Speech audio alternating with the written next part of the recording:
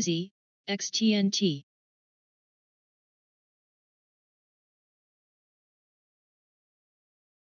ERA.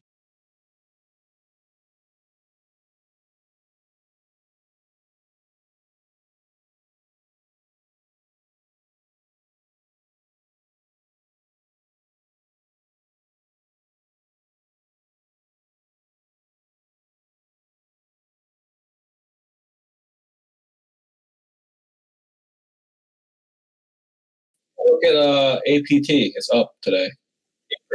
Look at Zoom. Holy. Sweet. I still have my position from yesterday. I'm still holding from yesterday. Nicely done, guys. Damn. CVLT. Zoom, IDT. great call on that, man.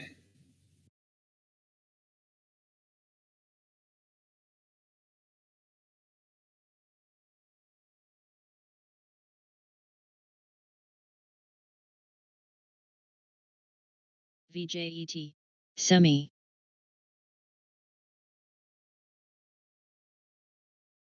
TWLO.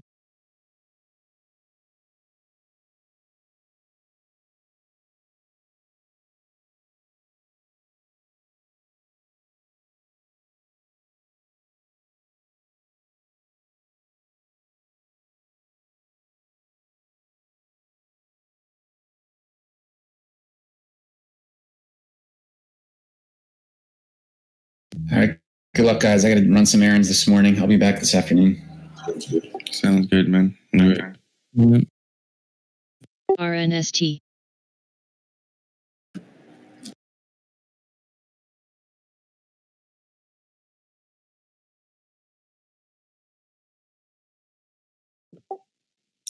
RSI on Zoom is pretty much 90.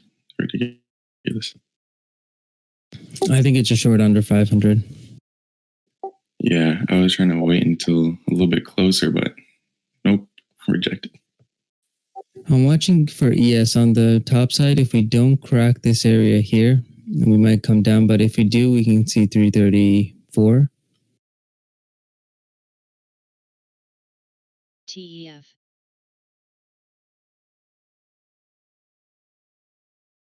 THRY.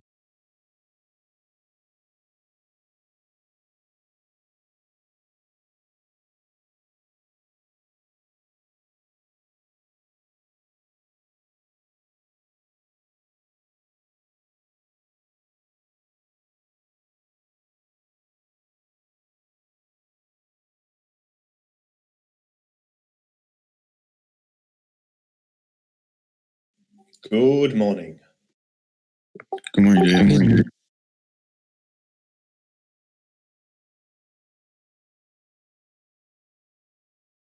OMI.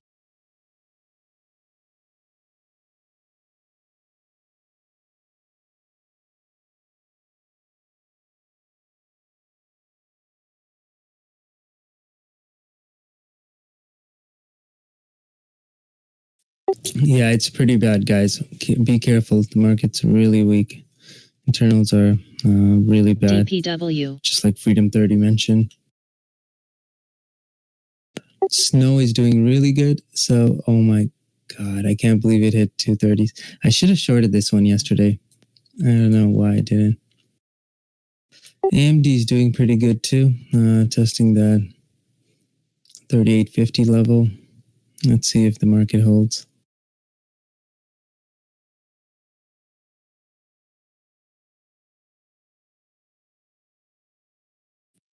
I low-key want Amazon to tank so I can load up some more. Ago.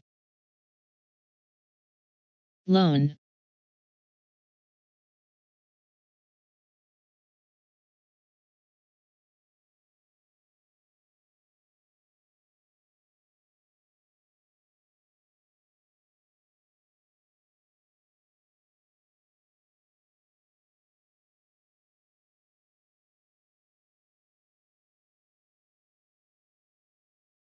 CFFN.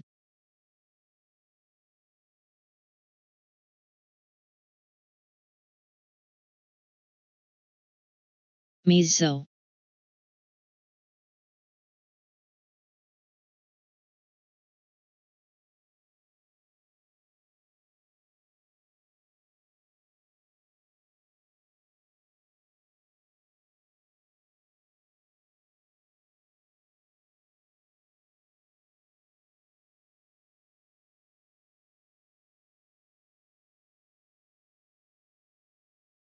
BBBY.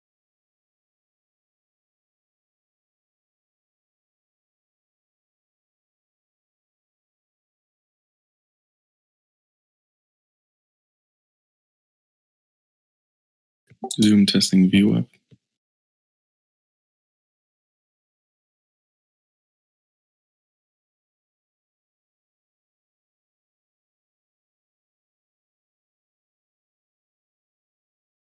Testing under 490.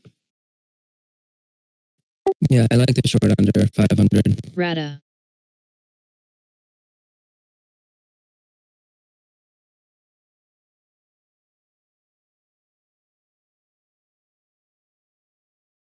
CODX.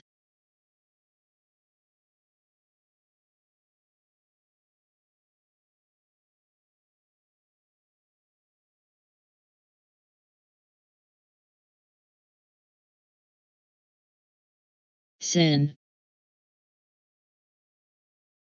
JHG.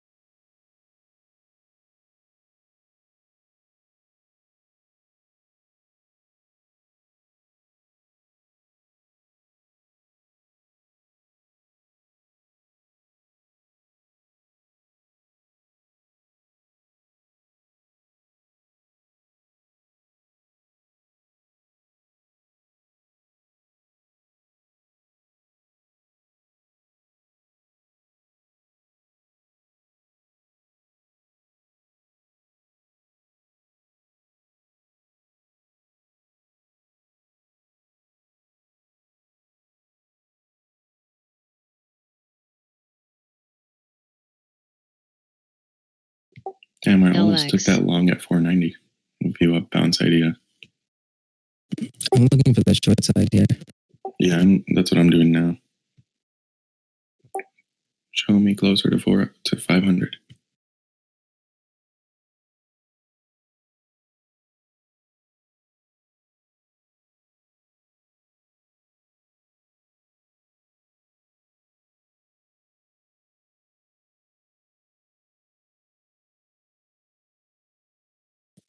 Took a starter on it. XTNT.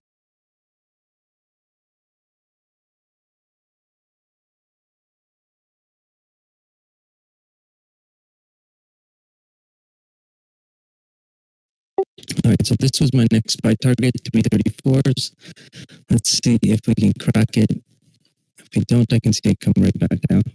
Yeah, TJ, your like before your mic was VIRC. working fine, and then now it is breaking up. IDT. Oh, it's pretty bad. Yeah, you're breaking up. Check your wires.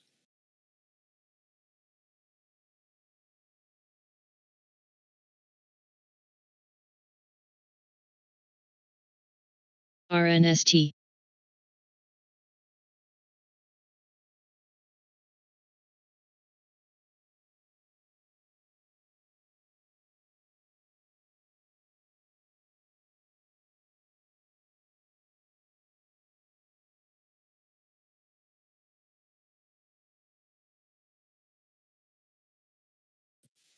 Is it better now?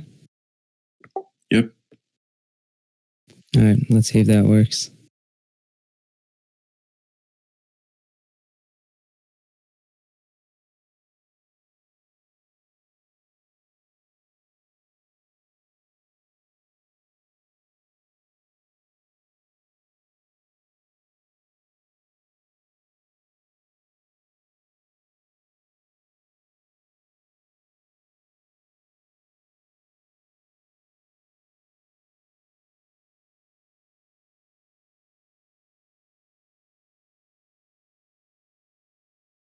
Come on, Zoom. Tank here.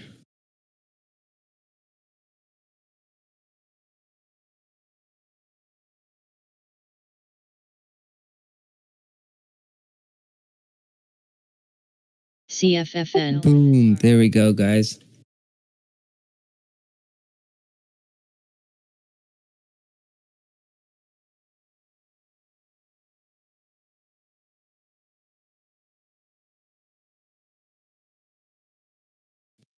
Took half off. DBO.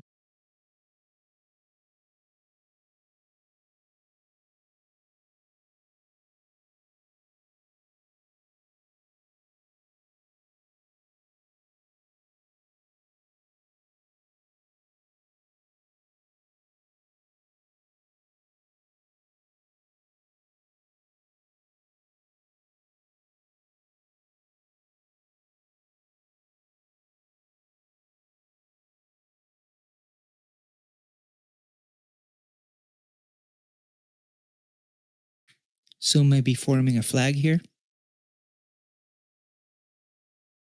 Yeah, I see that.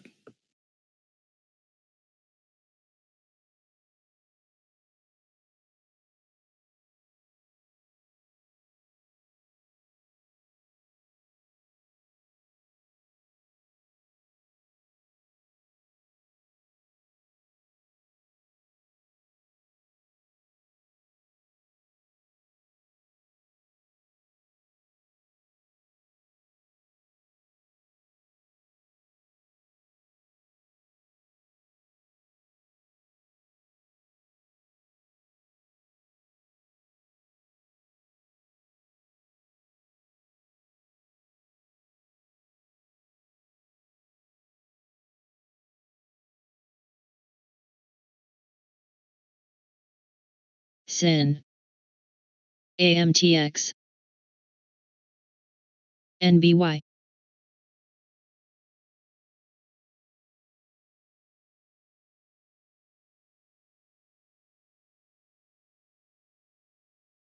Yeah, it looks stronger right now.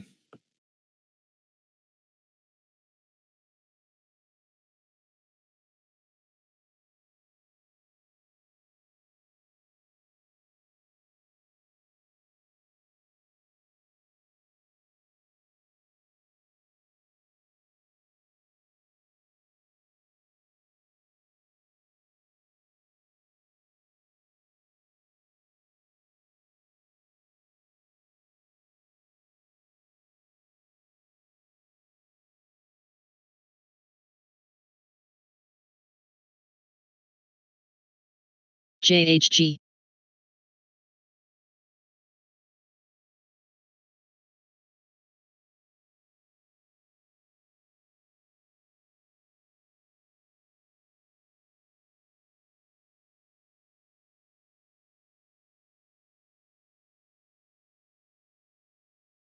KJ, what do you think about a long here on Zoom? TWLO. I do it over. Well, I already have the shares. I'm just like trading. I sold the 500 calls. But as soon if it moves up over here, breaks highs, I'm gonna get out quickly. Might reverse it actually.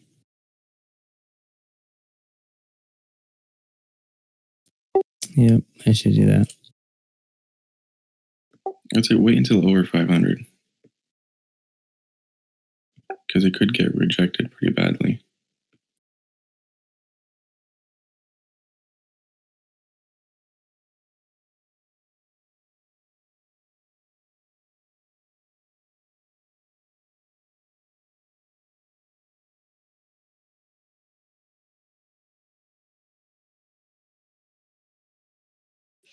DDOP approaching all-time high.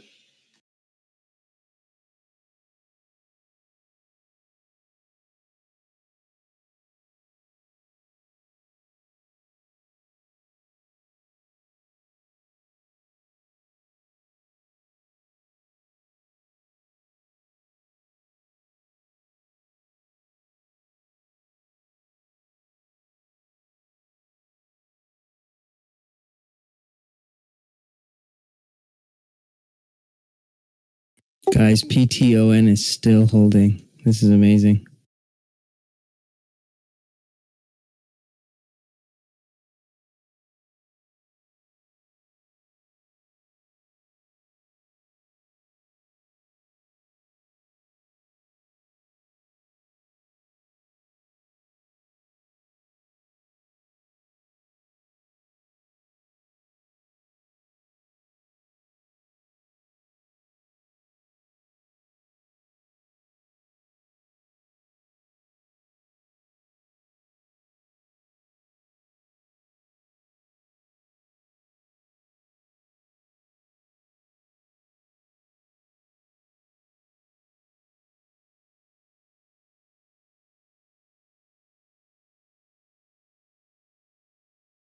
DDOG is doing pretty good, guys. It's at almost testing 107s from the alert at 100.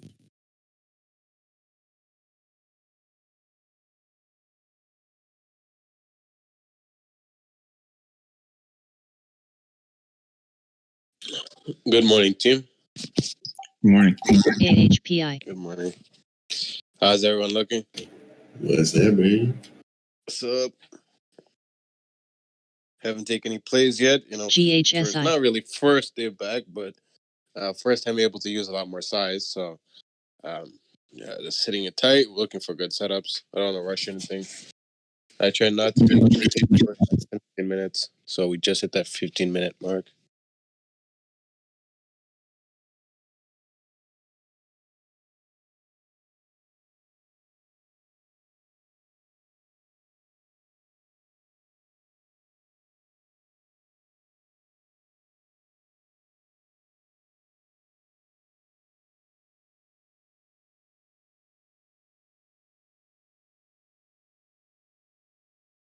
There we go on ZM.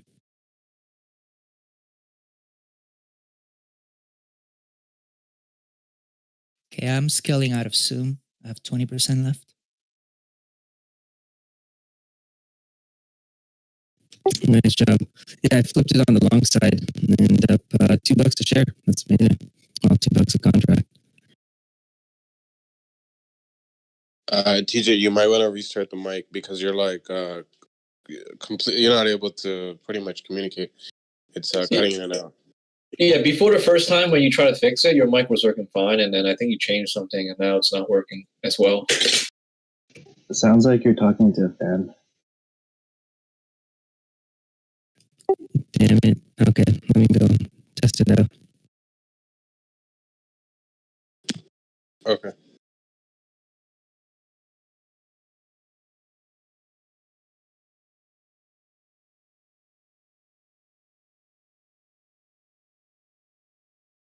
And I had like so many good setups, but I only got into one trade. Oh well. Zoom is at a pivot here.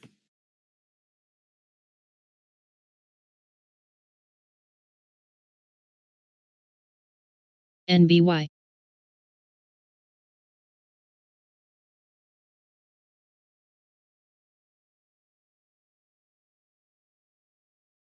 TNAV.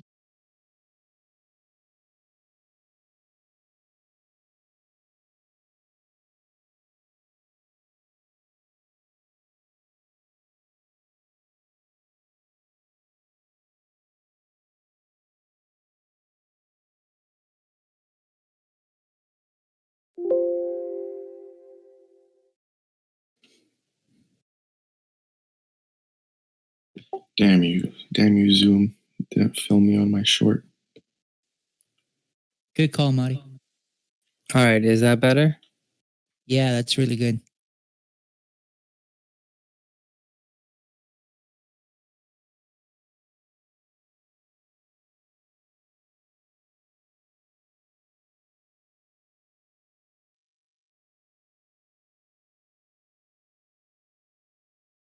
And that was a $6 pullback right there. Yeah, IDT. literally. Hey, Doc, you might be a short here. It's at yesterday's high.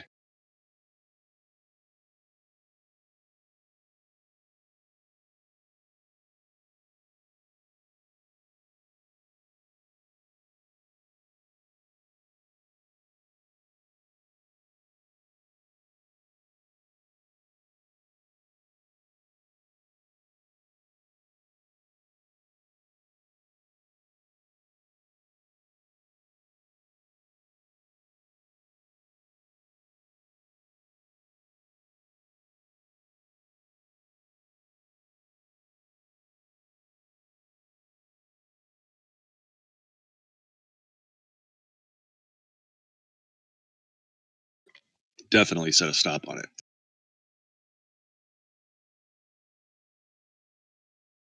That short would have been epic. I'm so mad. I know, me too. Why didn't it fill me?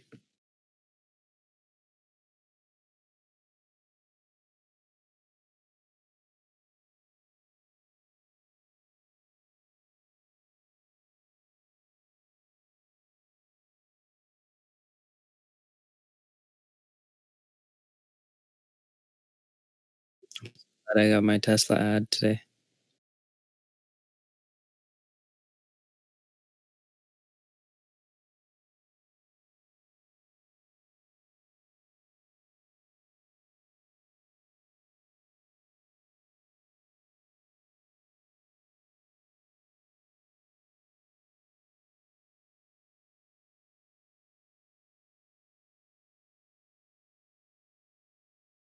Market's coming down pretty hard here. AHPI. We're testing VWAP right now.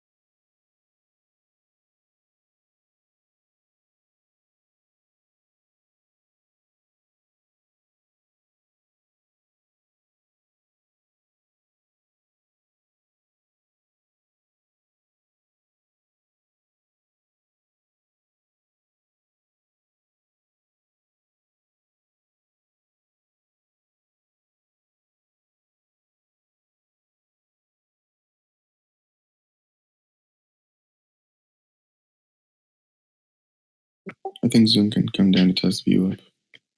Showing a little bit of weakness here.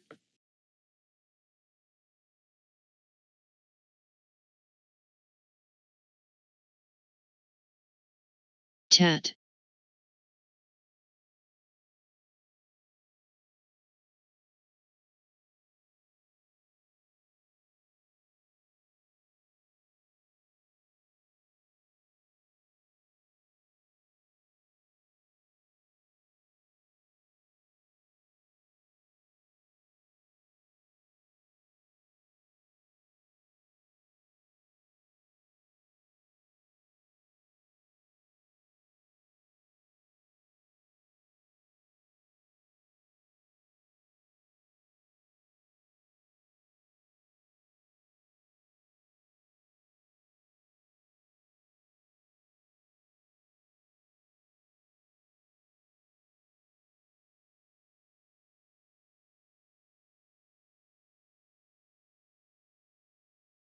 IDT. XTNT.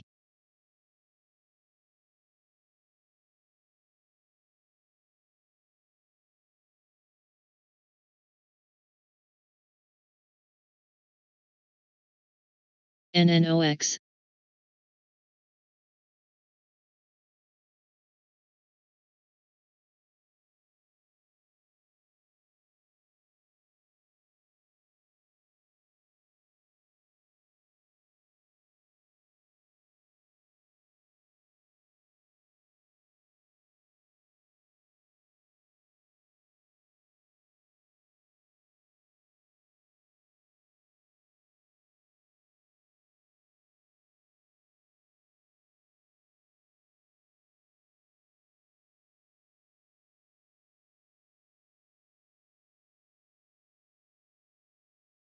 I do see a negative divergence on the MACD for Zoom and on the RSI and the 1 minute.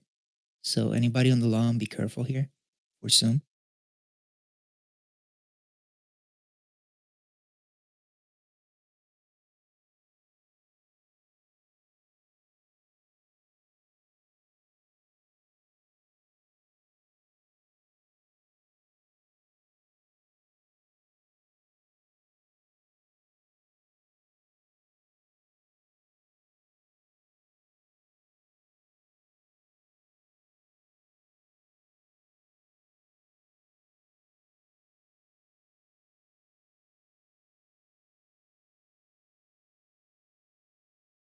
IDT.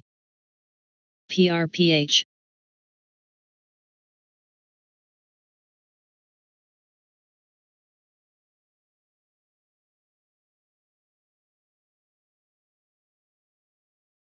DPW.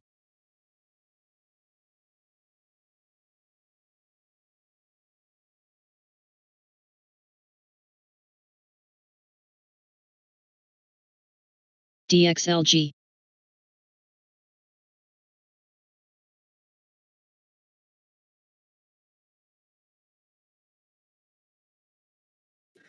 That is flat, and tick doesn't have any direction right now, so I think we could come down here. QQ's testing supports here. We break down and break 220, 277.50s. I can see it going down to 277s.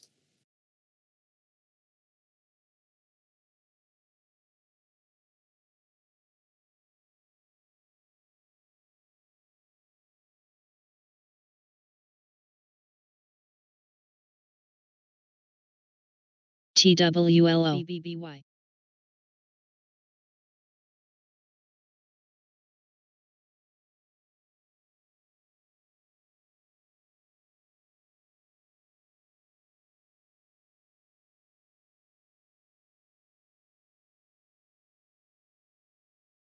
This could be a double top area on Zoom.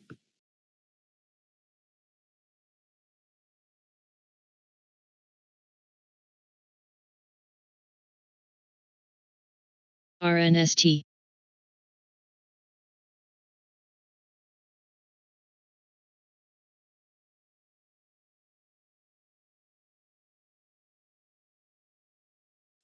Okay, I just got about a little over $6 a share on ZM, locked in profits. HMHC.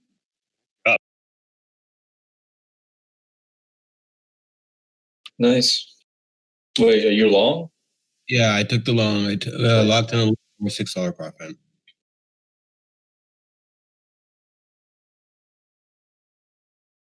Oh, Vivi got a way better entry than me. I got a little under 500.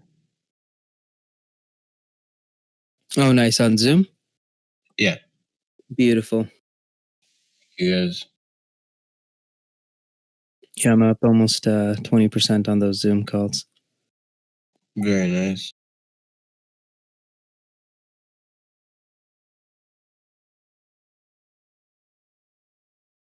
I'm gonna try the short here. Tight stops. I like the short here in the video.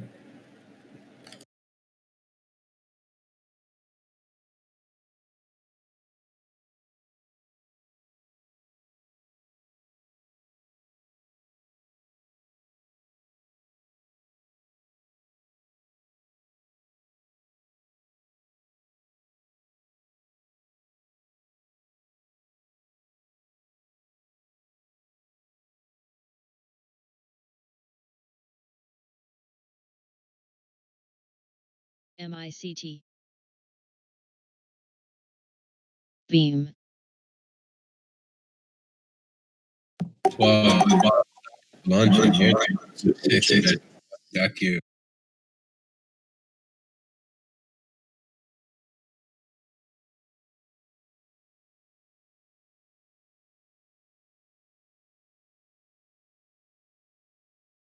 XTNT.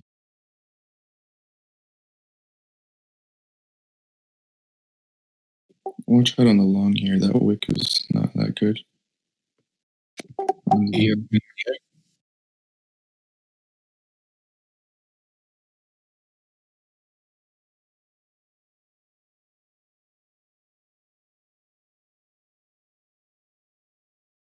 DNLI. DOG is still rocking, guys. Glad I took that entry, and I'm gonna take some off over here. That's close to $7 a share.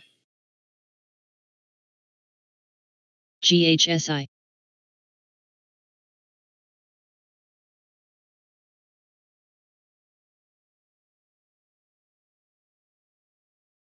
NNOX.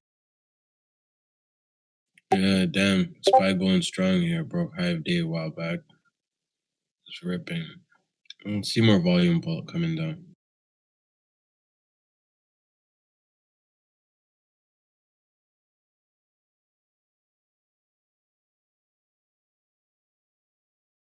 ZM coming back. There he goes in short working out.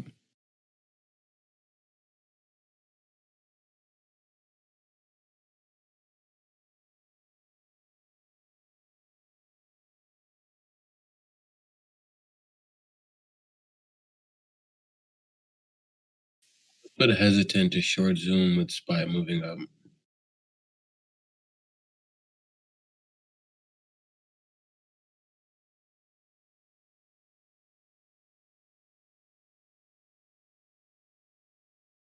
Yeah, QQQ is flagging as well.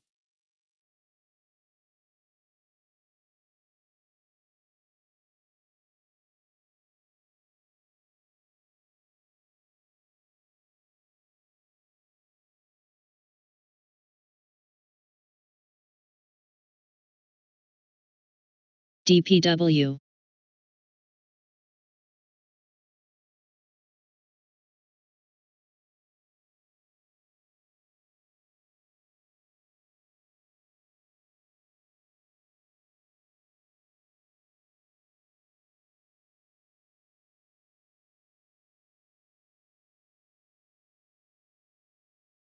ADRO.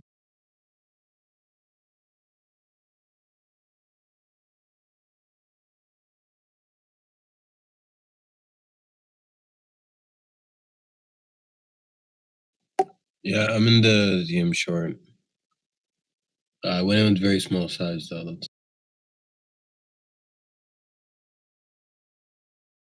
You doing shares or options? Shares. Okay, good. The options are crazy. I wouldn't even dream of it. What is your target for the short? My first target is 500. Okay. Thank you. Yeah.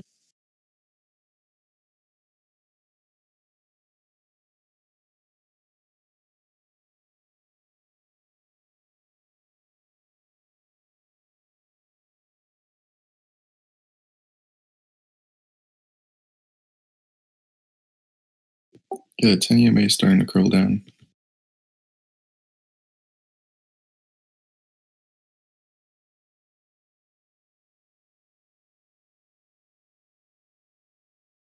DNLI.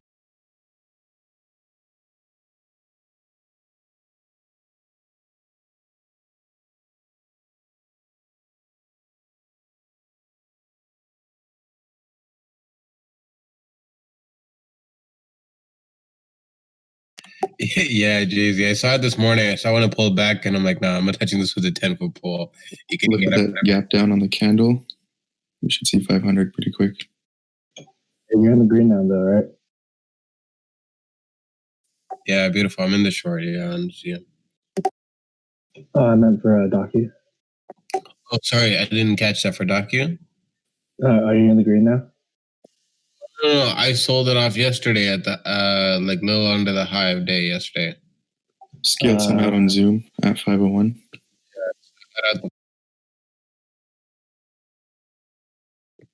Well, that was a nice play to start the day. Let's keep it rolling, Come on, boys. I want more. I want a Let's little keep bit it more rolling. short. Yeah, I only have one contract left. Kind of want to hold this to 500. I use the theoretical options price on the study on Thinkorswim. Yep. I don't find it too useful, to be honest. Okay, yeah, I just found it a couple days ago. No, I'm taking my profits on all that. Nicely done. I'm all out too. Bang, bang. Boom, dude. That was a nice move. Yeah, that was 25% on those contracts. Yeah, I had an average on that one, but it's still very nice. Were you doing the 500 puts? I was doing the 505 expiry today. How much did those move? So I picked one up at 505, one went to 507, won $100 against me at like $5. Oh man, I'm playing next week's contract. XTNT.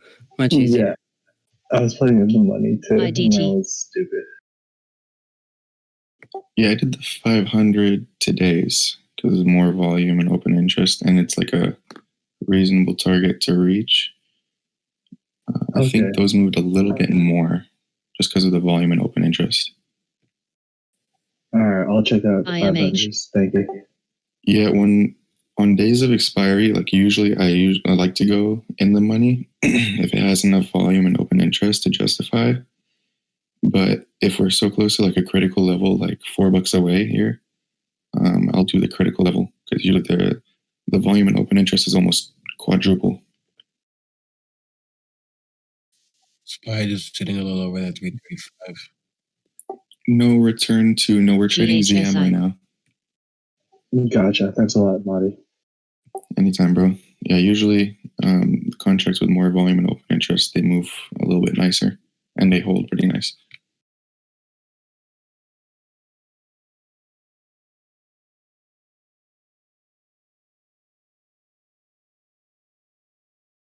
Bands are getting tight on Zoom. Short again at 505.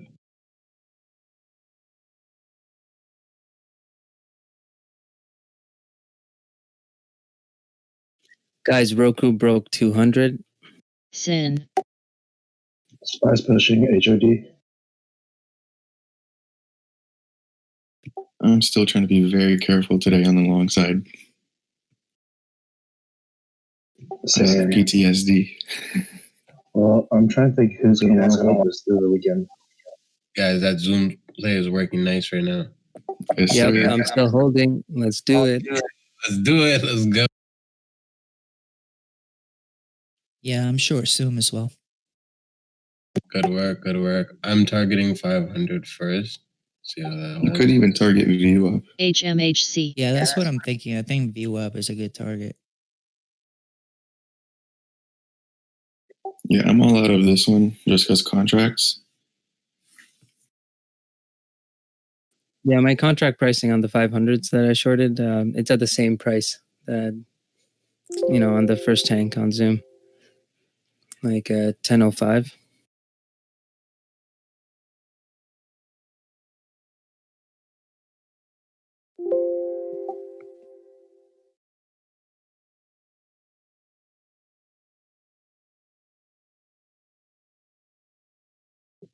Guys, I just applied for futures with TD. Might have to join the night crew soon. Oh, great. Welcome to No Sleep. I think I went to sleep at like DDS. 3 o'clock yesterday. I was trading ES.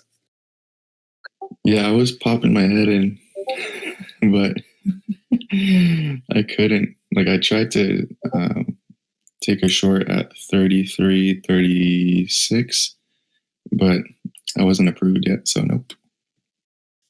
Damn. It would have worked out.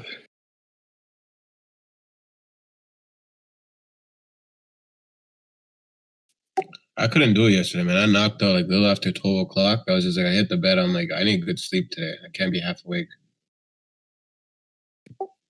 Yeah, see, I finished class at 9:45, and my friend was like, I'm picking you up. I just broke up with my girlfriend. I need to go grab a drink. So I was like, okay. Fair enough. Life situations call for it. Yeah. And then I got back home at like 12:45 and just knocked out. Woke up at 6. Damn, it's still pretty early though. I got used to it now. I'm like, I can operate at 100% after like 4 hours of sleep. It's so weird. Yeah, like when you're in school, like I don't know, that's like a normal, you just get used to that. After that, I'm like, no, I can't live like this. It's not sustainable. See, it's not even the schoolwork for me. It's just I don't like sleeping too early. But I mean, early for me would be considered 11 o'clock, and that's late. Oh, you're wild. You're wild. You're on some different shit. For me, I used to do like 4 to 6 in the morning. So like 12 is like early. Jeez. And I sleep like maybe like a few hours and then keep moving. So I think I catch up on some more sleep like after the market closes. I usually take a nap. yeah, see, that works. You take a power nap. Yeah, that's fine. Yeah. Sometimes it's a little bit more than a power nap. On that 30 minutes, it turns to 3 hours and you oversleep the alarms. Yeah, beautiful. Oh, and ZM. What?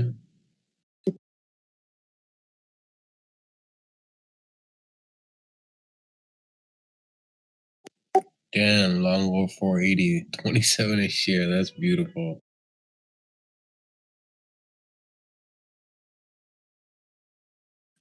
I was sitting on my hands for the first bit, so it's okay. I missed a couple plays, but it's all good.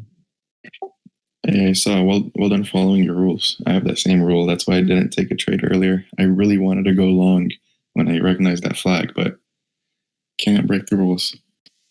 Exactly. Yeah. IMH. Like there are a lot of good setups that I found, but I was like, you know what? It's my first day coming back with size. Let me slowly, ease into it, stick to rules. I decided not to go with size for the first few trades. I might size up later on. Not like crazy size, but more than usual. Let's see if there's any really good setups. If I can find some A1 setups. Later on, we'll XTNT. see.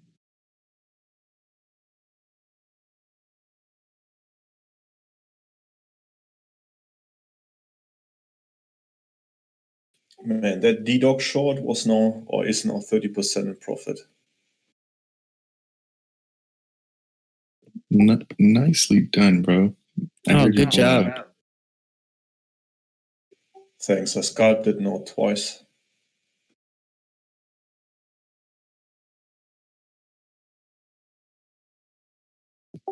Yeah, put on the towel. I'm at it, guys. I'm at it. Towel It's like actually- Dr. Trading Doku. It's like Superman's cape,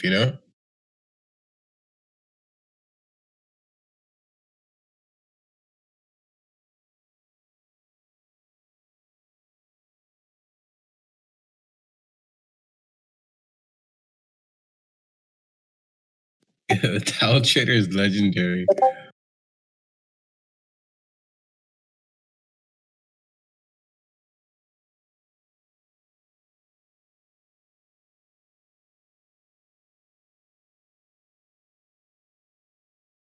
Beam. Nova.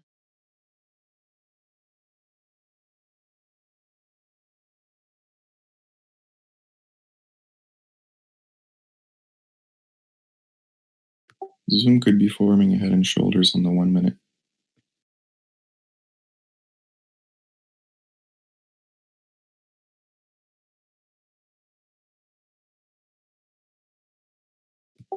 Can anyone see that?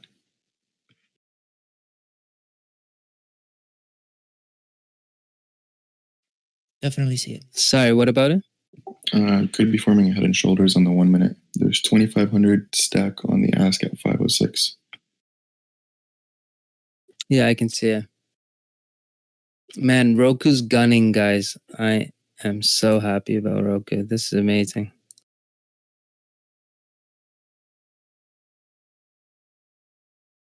Might re-enter the short here. NNOX.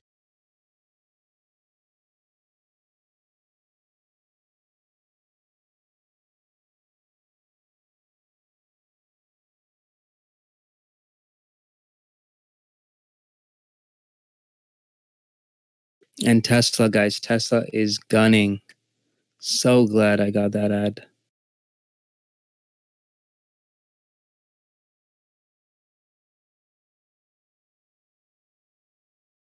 My P&L just did like a whole 360. I was down so much this morning. Then market open and now I'm back to profits. Good stuff, TJ. 360. Great job, TJ. Again. Was it because of the ES short you held overnight? No, it was because of all the stocks that I was holding. It came down. So unrealized went down. Gotcha. But yeah, I was down, I think, like 3.4. Now I'm up 160K. Very nice. Nice. Nice.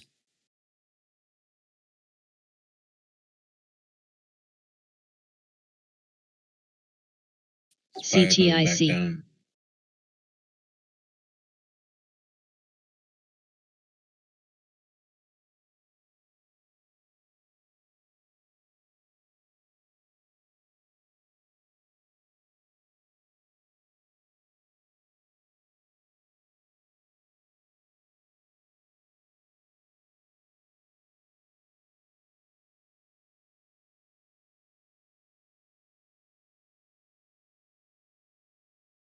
that Head and Shoulders is coming into fruition here, you might be able to see under 500 if it does fully complete. That sounds exciting. Let's do that. What do you think about short on Roku under 202? Let me see. Yeah, I'm short TJ at 202 Roku. Spy coming down as well here as well. You would want Roku to break this level at 201. That's the 10 EMA riding trend on the 1 minute. So let's see if we can test. I think ZM's gonna melt too.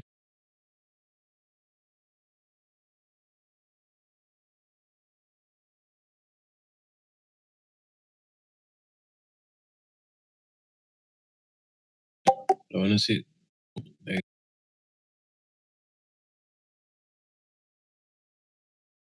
Roku. Yeah, watch for ZM here. It looks perfect for a pullback. Let's go. I want that 500 test. There we go. Boom. And I'm closing it.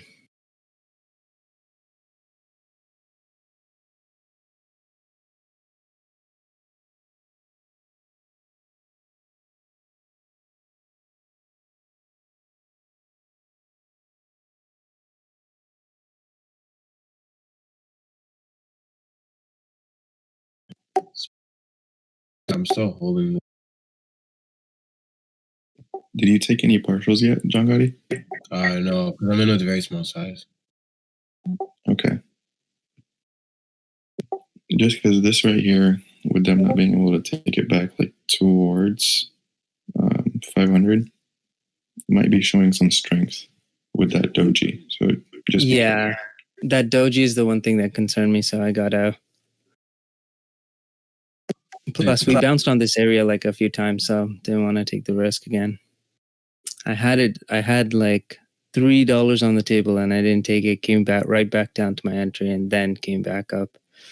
But yeah, this time I was like, okay, I'm gonna take it. Well, yeah, I did the same thing to me, and then I took another ad. A small ad.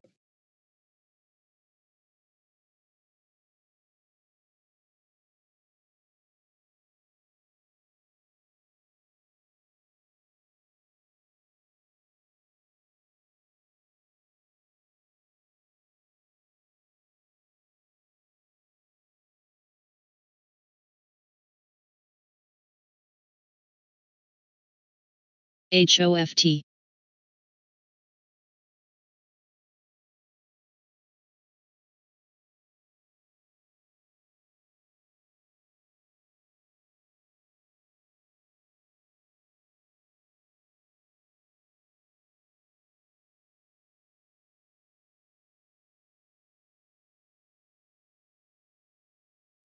Amazon 3190. I'm so sad I didn't get my ad on it.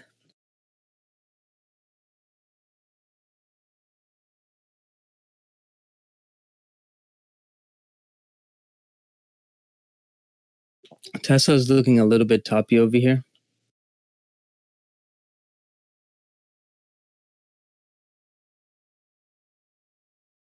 All right, I'm gonna go for that Roku short.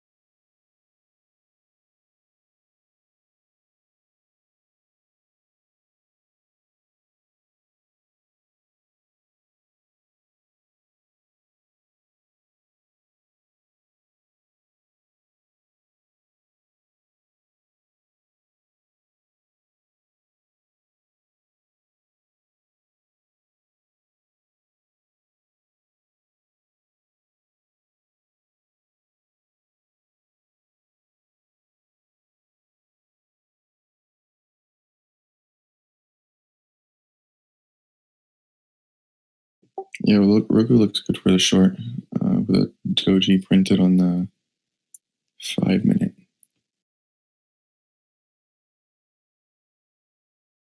ZM is looking weak over here. QQQ is like barely holding.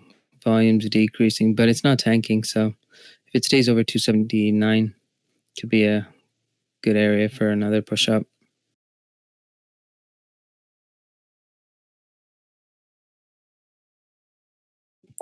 Andy, I believe the numbers came out and they beat it. They barely beat it.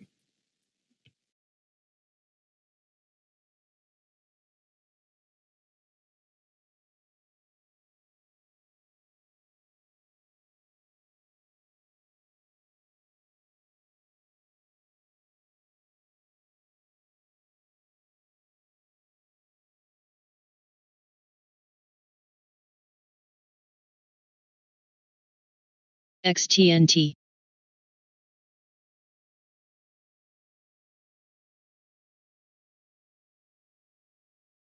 GHSI. Yeah, I'm in the Roku short.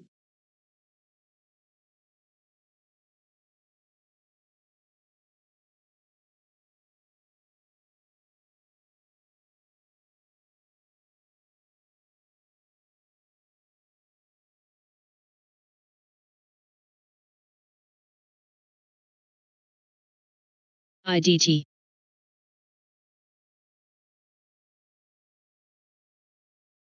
Spies is melting here.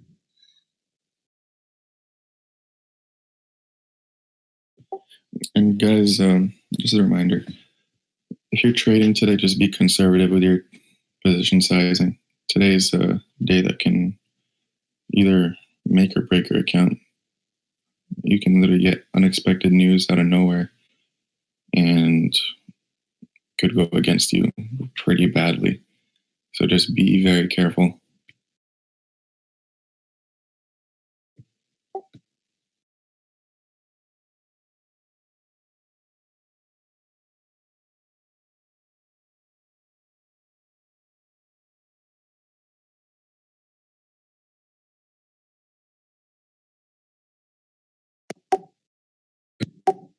Roku coming down.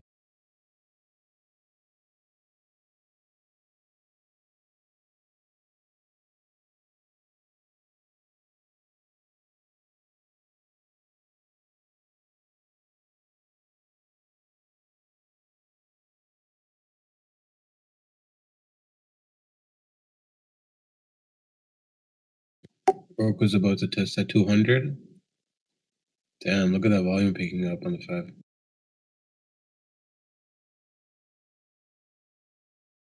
And ZM coming down.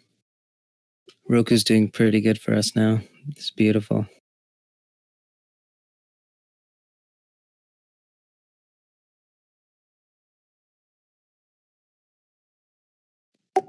ZM is about to test VWAP here.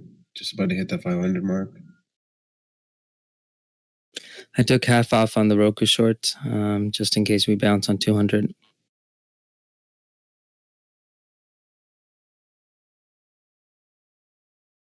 FGNAU.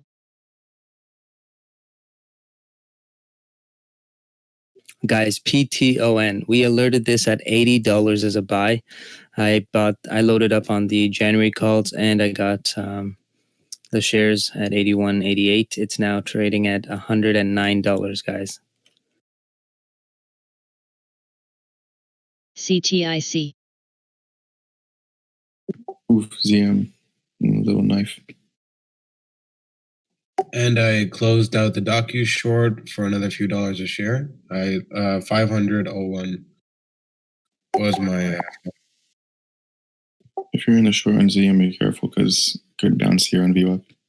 Yeah, I closed mine, so I literally got out at 500.01. Could have done. Thank you. Could have held it a little longer, but now that I'm in the Roku play, I just want to focus on Roku. So total, I think we did about a little over, I think close to $10 a share total today on the long and short with ZM. Good job. Thank you, guys. I wish I held on to mine. I didn't, but good hold. Thank you, good sir. I'd look to reverse it here. Reversing it on Roku or on Zoom? Oh, yeah. So we have VWAP test just under 500. So let's see if it breaks up. If it breaks VU up, if it breaks 498, I'm out.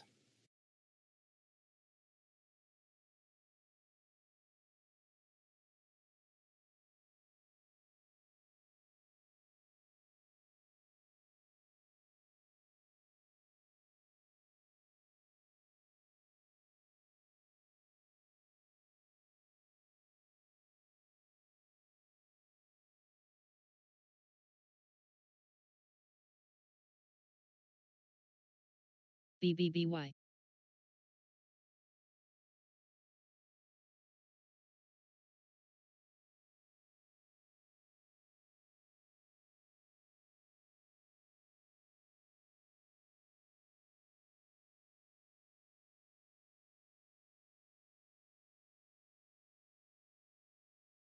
I'd still be a little bit hesitant on CM with SPY here. Thank you, JC.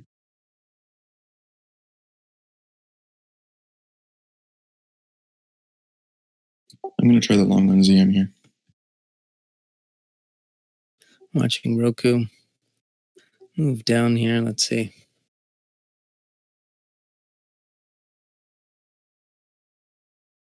Guys, we're fucking destroying it today. We just killed it. Like the amount of dollar per share we just made is ridiculous. Look at the gap on the Zoom candle, mini gap. I closed my Roku short here at 200. I took the ZM long. Nice. What's your average on that?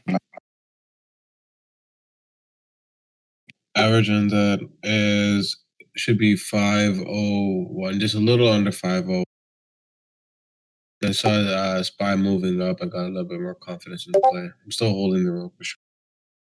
Your entries are a little bit late. You want to really time it on the support because think about it this way: you don't want to stop out unless it hits 498, right? So your risk tolerance is your risk is a bit higher. If you bought it like just below that VWAP area, your risk is literally capped. You can literally lose like $1 a share. Right. I just hesitated a little bit with how SPY was doing. It started moving up again. I was like, okay, you know what? I'll get back into the long. So yeah, I hesitated a little bit. Thank you. So to be honest, I think that might be just your fear of like a quick stop out, a quick loss. You shouldn't have that fear, honestly. Just it's better than getting stopped out $3 a share than 50 cents. Yeah, like when you see a low risk setup, you have to take it, like hands down, take it because your loss is capped. Like as soon as I saw ZM there and I saw the VWAP bounce, I was like, okay, I'm just gonna have $1 stop, just trade it from there. So it's a lot easier to make money. Plus, you're buying at support, right? So your risk is capped. You can take like 5 losses if you took like that entry at 499 with a 498 stop. To the same amount if you just, if you did like 2 or 3 of the other ones, right? Yeah,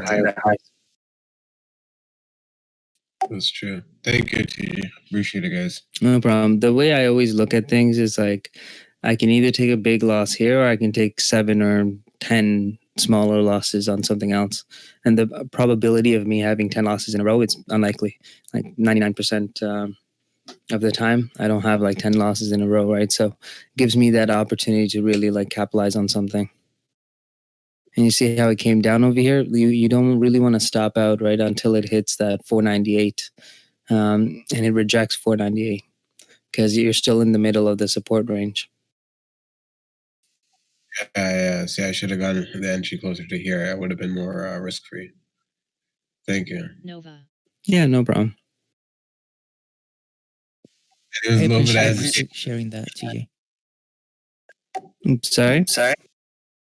No, I was just saying thank you for sharing that insight because that helps me out as well. Yeah, no problem.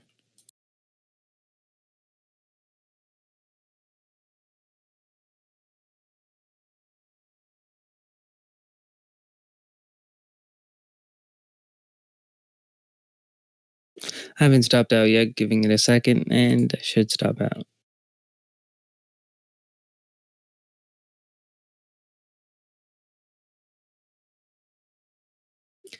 QQQ is still holding that 279. So if it holds, I'll stay in.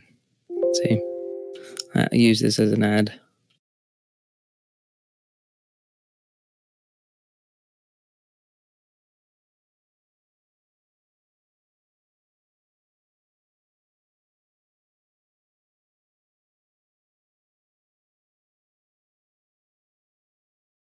I'm trading the next week's contract, so I have a little bit more time, but I have the 500 calls. Average price is now 1982.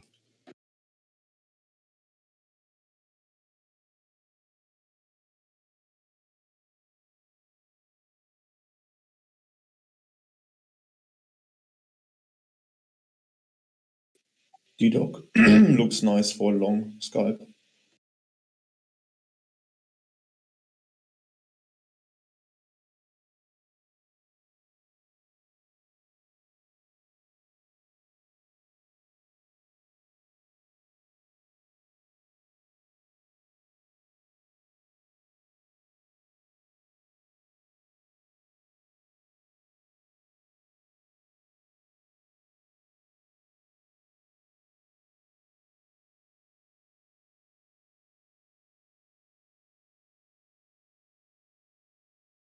And boom, Roku at that 200 mark. Let's watch this. Yeah. SPY coming down as well.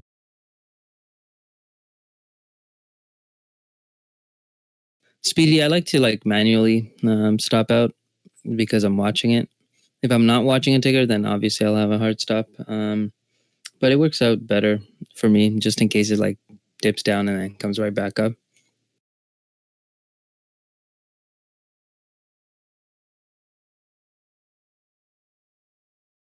But also, guys, keep in mind that's a tedious level of discipline. When you first start off and you do that, it bites you in the ass. So Yeah, that's a good point too. If you don't have the discipline to stop out, then it's going to be really difficult to do it. So hard stops do. I guess it does have a use, but if you have a hard stop, it has to be more than what you want to actually get stopped out on. 'Cause sometimes you get that little whiplash, and then it moves up in your favor.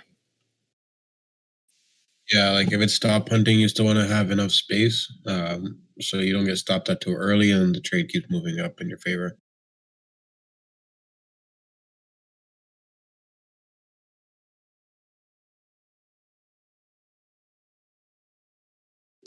As for Roku, I might close the rest of my position.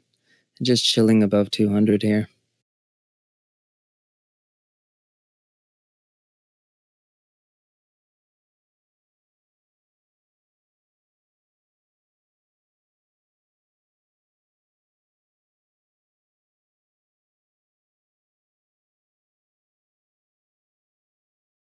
Tesla, I feel selling 460 calls or something. Expiring today. There's not a lot of premium in it.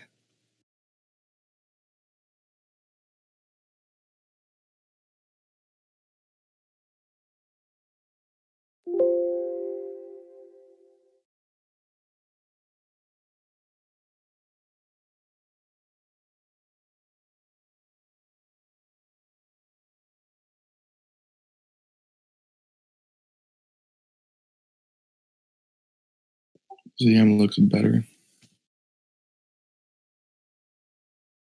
SPY's going to come back down again on the 5. Let's see.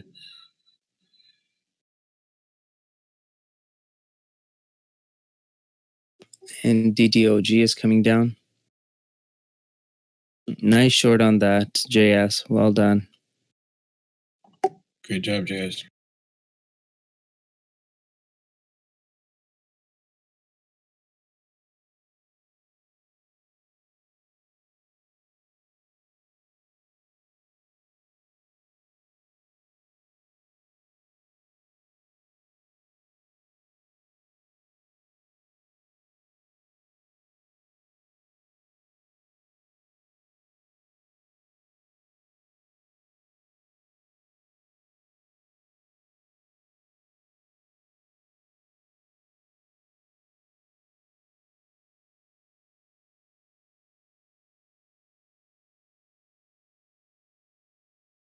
All right, just above break even, so gonna take off my ad.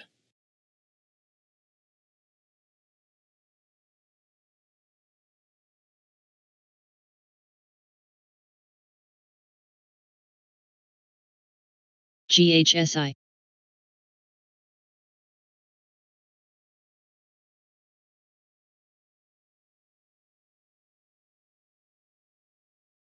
All right, took off my ad and just gonna hold on to the rest.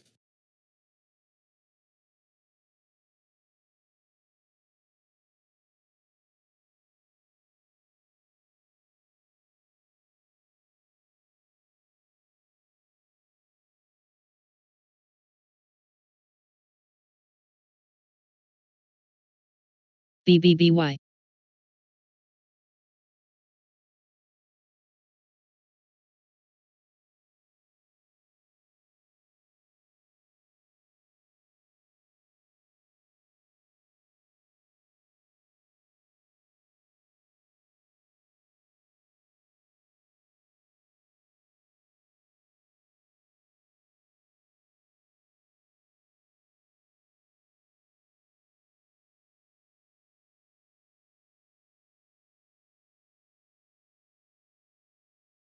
Watch as I push up on ZM squeeze.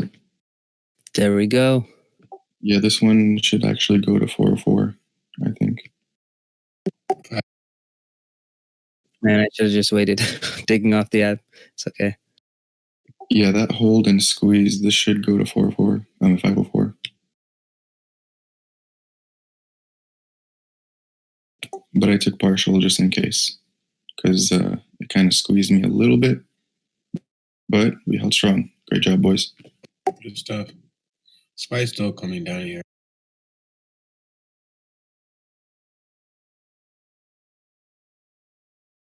Seeing the SPY contest at 334 and 334.15.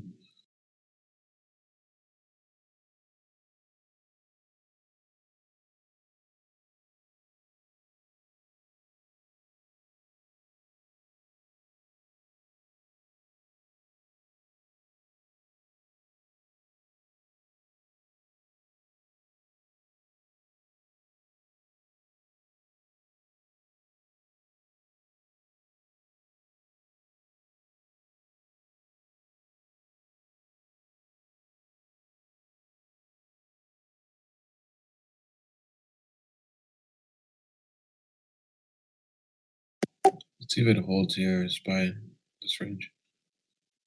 ZM2, they instantly rejected it. If they would have held, that would have been that most epic squeeze to 504.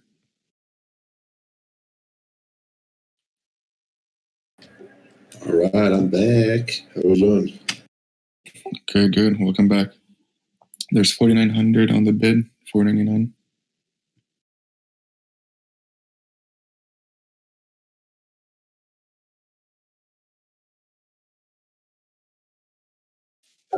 Go back at 200 here. Bid got pulled. Yeah, with SPY coming down. Focus on to look weak. It just gapped down below that 200 on the 5.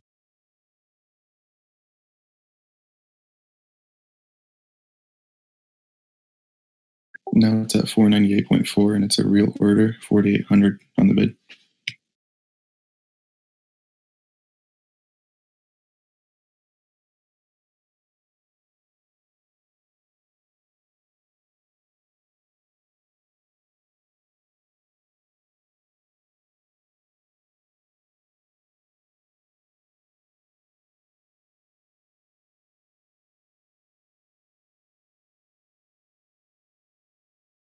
Got pulled again.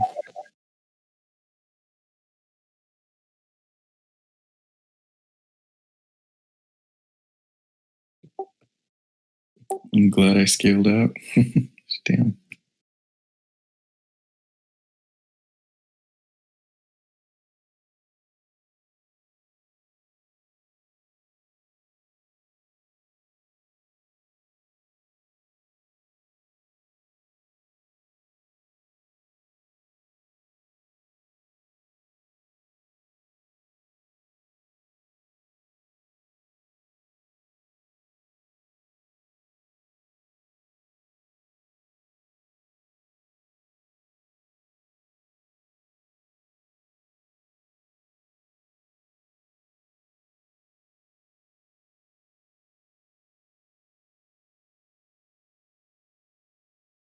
If we crack this next target on Zoom, it's 495.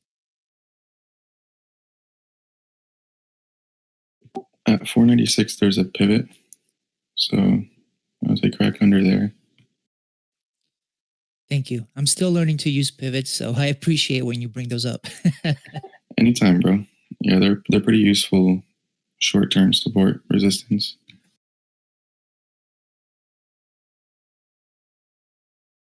GHSI. I'm gonna try re-adding some here.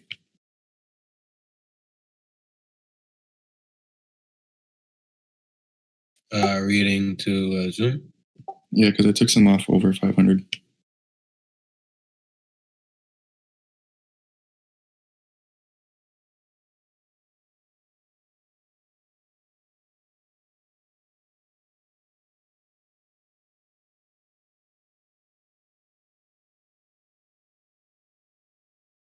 I want something with more range. And by the way, QQQ can bounce over here. We're at VWAP, well, just above it, 30 cents above it. So, this could be a really good entry for Zoom too, and some other tickers. Roku finally cracked the 200, so I'm going to aim for 199 on the Roku short.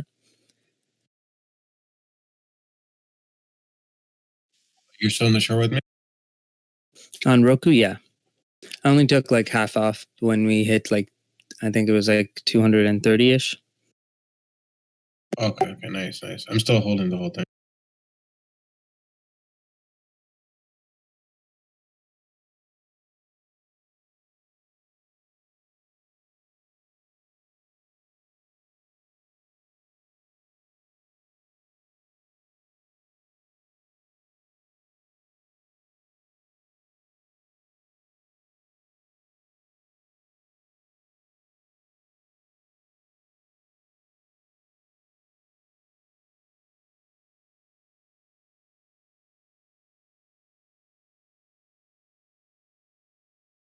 Our Intel is holding really well. I'm actually surprised that it's holding 51s. I took an ad on ZM as well.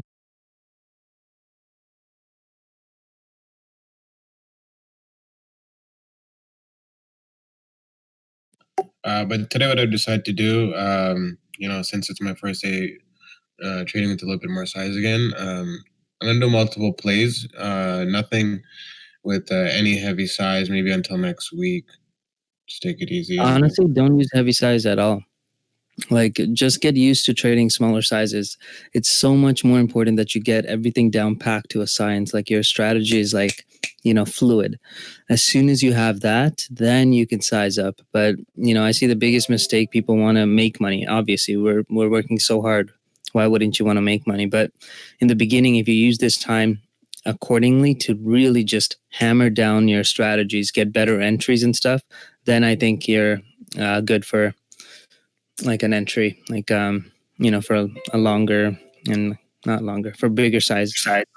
Until then, I don't think anyone should trade size. Thanks, CJ. Don't do it. Trust me. Because right now we have low cost to learn, right? Remember, you don't have to pay tuition like everyone puts it. It's up to you. Oh, by the way, this might be a nice ZM entry because QQQ just hit VWAP.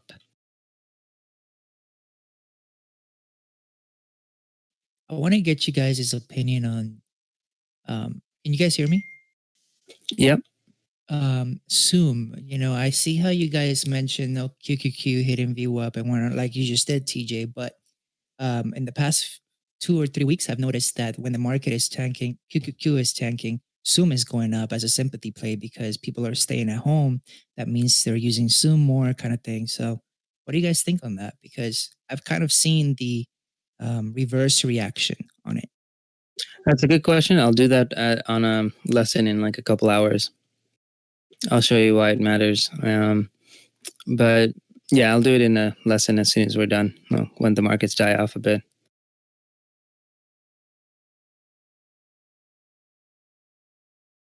Lag. Oh, and just remind me in a couple hours. I just closed out my Roku play. Oh, perfect. It just moved up a little after.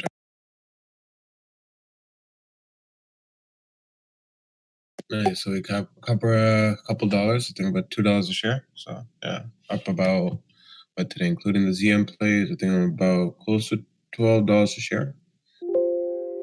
Boom! That was a beautiful entry on ZM. Amazing. Wow, Roku reverse after I closed it. Amazing. That is amazing. Did QQQ have a hard bounce? SPY is pushing back up. I literally got in right at the low of, right at the bottom, right before it reversed the Roku.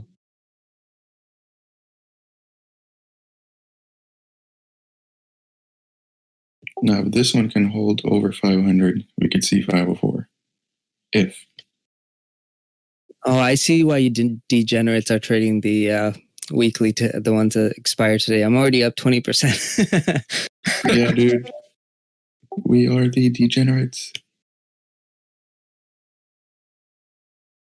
Wow, 26%. Holy. Same. Wow. Degen gang back at it again.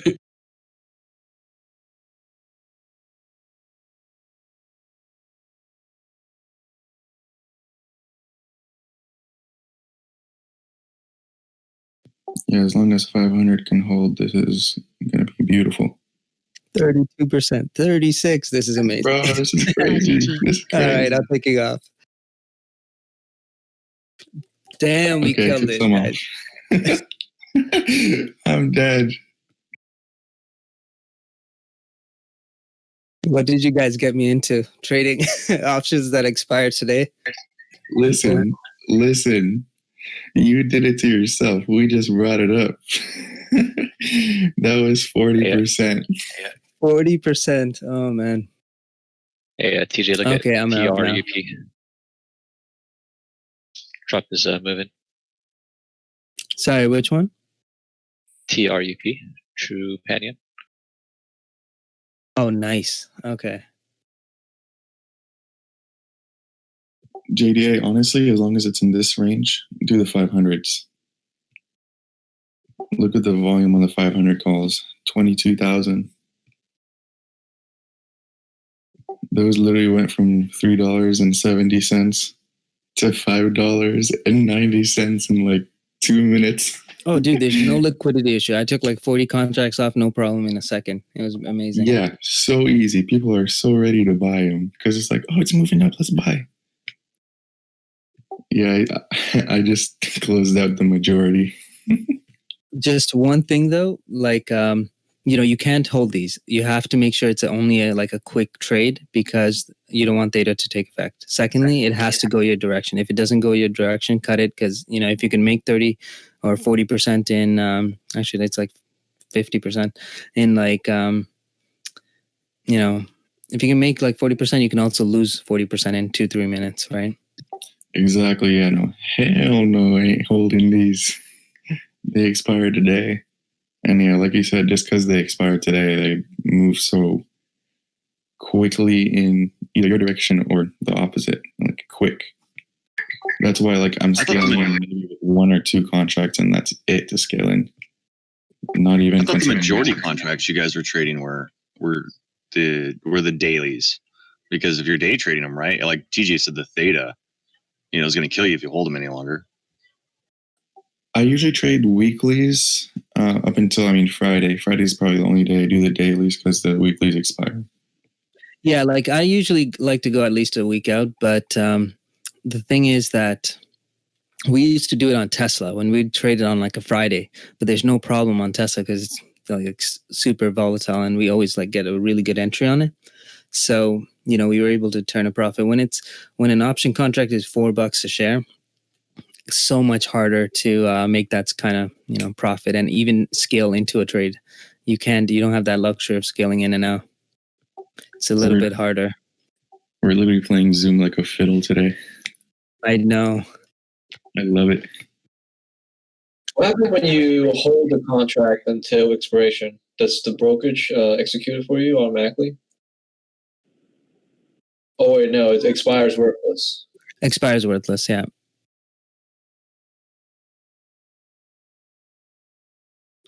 Oh man, that's why I have fears of trading SPY. There's this one time Man, I don't know what happened. I just froze and I just watched it going from like $1 to like 50 cents. Then I was like, okay, it's at 40 cents. I'm going to add. It goes up to like near my average. I didn't cut my loss. And then it tanks all the way down to like 5 cents. And I'm like, wow, great.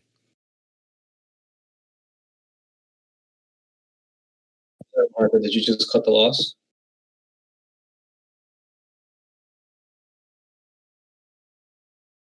Wait, was that for me?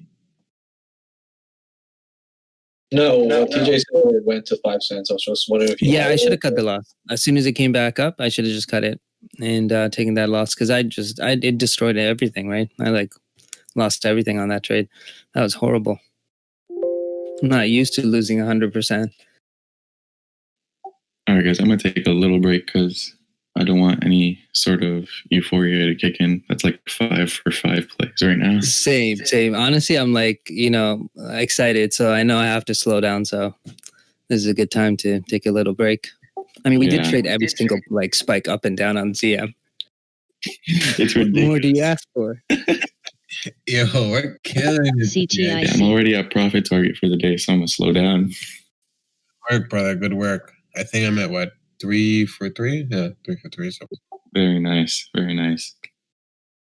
I hope some of the guys in the chat, guys and girls, are taking part too and took advantage of these plays because they literally every single one has worked.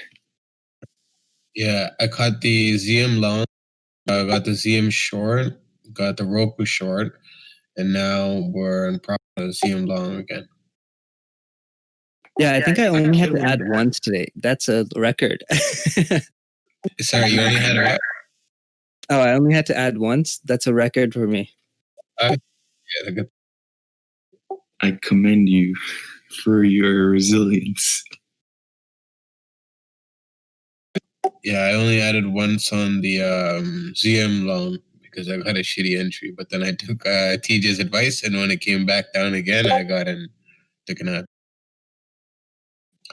Sorry about that, JD. Good job, buddy. Thank you. Yeah, like when we were trading the same thing, it's easier for me to coach you on the spot, right? You'll see the cause and effect. You'll learn a lot faster. That's why I always encourage people to come on voice chat, trade with us. Because, when we're trading the same thing, we're seeing the same thing. So, Monty saw that dip buy. I was like, I was a little bit hesitant. And then, as soon as I liked it, just got in. So as a team, we can tackle these trades. We see things that normally I wouldn't even touch it because I'm like, maybe ZM will move like $1. But as a collective, group, we can easily tackle these trades, mitigate risk. Some of my best trades, like Rob was mentioning there, is just breaking even. Just being able to attempt a trade and not take a loss. That is a win in my books.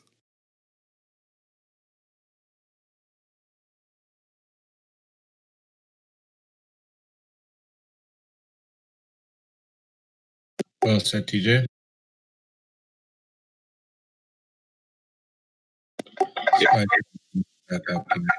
I remember when I first started too in United Traders, and I was talking in the channel about how I was taking a loss, and Johnny hit me up. He said, "Hey, why didn't you just double down here at this point?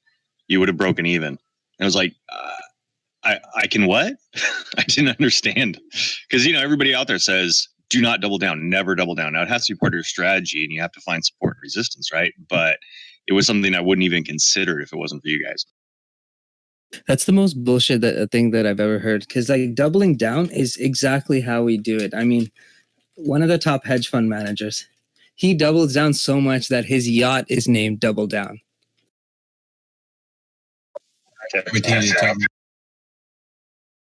Here's the article. There it is. I agree with Rob. Like, there's a lot of stuff that, especially the Twitter penny stock traders, that tells you it's like the opposite of some of the stuff that we learn here. It's because they're trading penny stocks. I wouldn't double down on a penny stock because it can go anywhere. Realistically, it's like one big chat room says, scale out everyone, and then it tanks on you, you're screwed. But the stocks that we're trading, we know the range. We're buying at support range, right? If it drops a little bit below support, we know it's at a level that at least it'll test it back, right? If it's like a trade where it's just going down like PLTR was, no, what is it? PLTR. You know how it tanked out of IPO? That's a different story. Doubling down is not going to save you. But when we have like trades where it's more volatile and we have some zigzag action, then it's a lot easier, especially if you're trading within like a channel. And one more thing, guys, you have to remember this here. Let me quickly draw a nice little picture.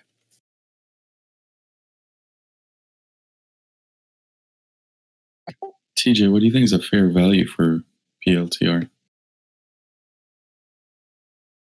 $2. Like not even 10. Because it's at 919 right now.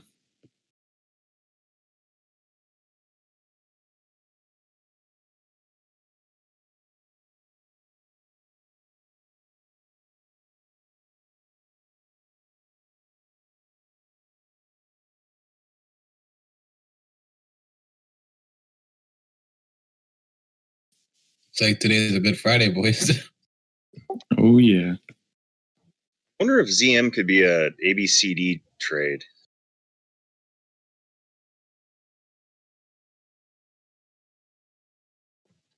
It kind of looks that way.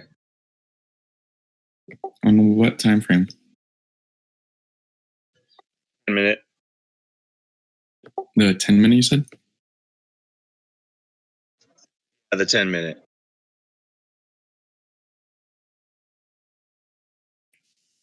Blonde, I don't know if you're on. If you are, the stats you posted, what ticker was that for?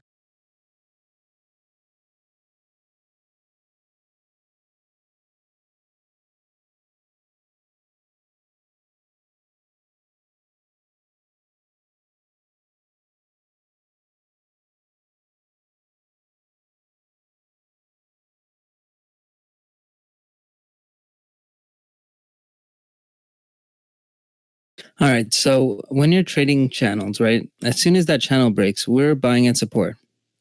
As soon as it establishes a support, if you double down there, guess what? You're going to get out anyways. You're going to at least break even. That's the plays that we're looking for, right? That's why we trade price levels and we monitor those price levels just in case we miss something. We can, at least have the likelihood of breaking even a lot higher. Well, I guess the probability of breaking even much higher.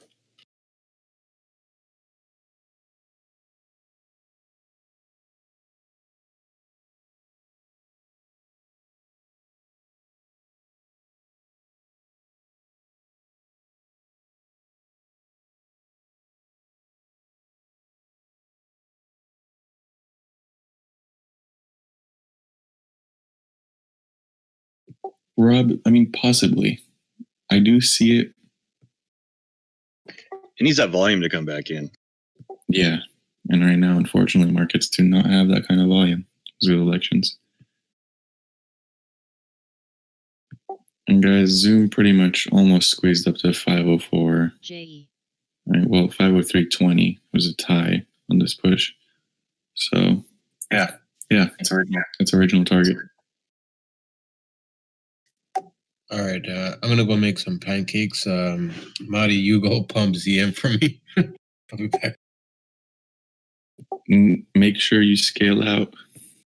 Yeah, no, I'm using very small size. I'm in profit right now in ZM, but yeah. Okay, good. Melting, SPY's melting, QQQ's melting here. Be careful. Oh, I think my brother got some waffles. I think I can make some waffles. For some reason, I'm very hungry right now.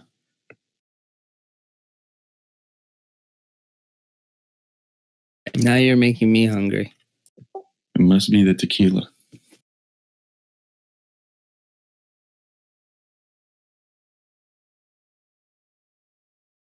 Yeah, this will help you guys. I hate you, TJ.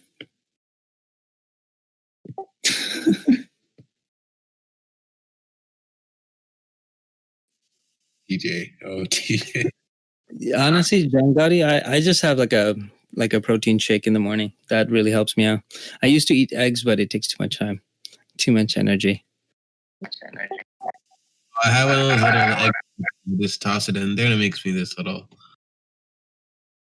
Yeah, I You take just try supplement with MCT. Yeah, MCT is great. Yeah, in the mornings. Yeah, just for the high fats. I try to just do like eggs and turkey bacon in the mornings, or I just do a shake and then I take my other subs there with vitamins and a little bit of caffeine in it. Usually I do a shake with 2 scoops of protein, about 400 grams of oats, half a banana, peanut butter, and that will fill you up. Oh, I used to do it in the bulking days. I was competing. Now I don't need that much in the mornings, and it makes you kind of sluggish when you have. I know oats is clean, but in the mornings, like I don't know if you've tried it. In the beginning, it's a little bit hard when you just switch over PRSC. to high fats, high protein in the mornings, and then like carbs later in the day when your brain can, I guess, afford to be a little sluggish. Actually, well, you're in classes, a little bit different for you, so. Yeah, see, it depends. Like on Tuesdays and Thursdays, because I have class, I try to hit the gym early, so I want to get a meal in early.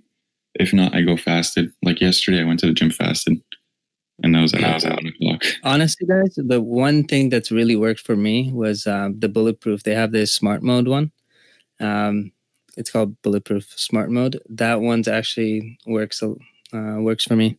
And then I have their MCT oil as well because it's apparently better. Wait, are you doing keto?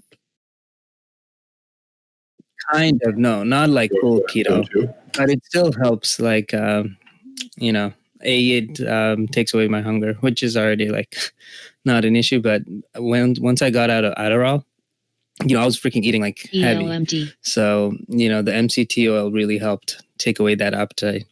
Gotcha. Because with modafinil, you still get hungry. What's the smart mode that you're referring to? What is that exactly for? Smart mode? Yeah, north of Nick, intermittent fasting is something I swear by. I've been doing it ever since I was like 18. Do it because it's inefficient to have 3 meals a day. Sorry, TJ, what was the thing you said for smart mode? You were doing MCT oil in smart mode, you said? Yeah, it's Bulletproof Smart Mode. Just Google it, you'll find it. Yeah, I thought you were referring to Bulletproof, something about Dave Asprey. So he came up with the Bulletproof coffee. Yeah, that's the same guy. Man, I still remember when I was advisor at BMO. I was reading his blog and shit, trying to hack my way into being smarter. So when I was sharing that stuff in our chat with Dave Asprey, I thought you guys are like, fuck that. But I didn't know you guys are actually like, oh, okay, like Dave Asprey, he's a man too, Because he's huge into biohacking stuff, right? I follow him and a few others on biohacking.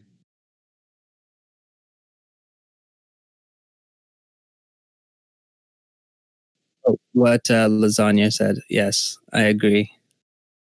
Yeah. Well, I do tea. I don't do coffee because the tea is natural. B12 is one of the best cures for hangovers, by the way. It's actually amazing. I take B12 by itself. B12. I will keep note of that. It's interesting. So he does coffee with L-theanine. So L-theanine, it bounces out the negative effects of the caffeine, right? So I just drink tea because tea has L-theanine in it, right? Even the supplement that I take, it has green coffee and green tea in it. And it's powderized. That comes with the antioxidants, and it comes with antioxidants and something else. I'm trying to remember. I used to drink coffee. I don't really anymore. I mean, to be honest, modafinil does the trick. Plus, it's way cleaner than Adderall. Like, I have no side effects with it. Adderall, like, if you miss it a day, you feel weird. I've never tried Adderall, so honestly, it helped me get through school. It helped me get through a lot of reading material. When I was reading the CFA Level 2 books, believe me, it is the most boring shit you'll ever do, and half of it is just repetitive stuff. Like, math is not easy, and the only way to learn it is just repetitive repetition. I mean, so Adderall really helped at that point, and I gotta say, probably some of my success is because of that alone. That was the one thing I constantly did. That really helped me. But then now I found out that they have modafinil, which is way cleaner, not an amphetamine. Getting it was a little bit harder than it was to get Adderall, which made no sense to me. But yeah, if you guys can, it's one of the best ones. Most of my friends tell me it's so easy to get Adderall from school. Like you just literally go and tell them I have trouble focusing, and you can specifically say I feel like I need Adderall to focus, and they'll just prescribe it to you. It's insane, but I don't think I'll ever try it. You ever seen the Oh my movie? God. I just saw this Dave, what's his name? Asprey. His, I just searched, what is it, modafinil, and it literally says that I started taking modafinil while doing my MBA at Wharton.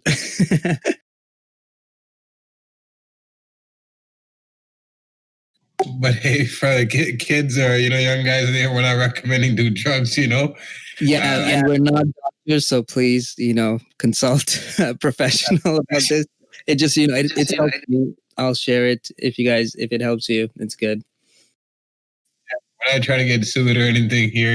We're just talking about our own experiences, and keep in mind, TJ said that he stopped doing Adderall because it was unhealthy, and yeah. Oh, like if I knew about modafinil, 100% I would have made that switch faster.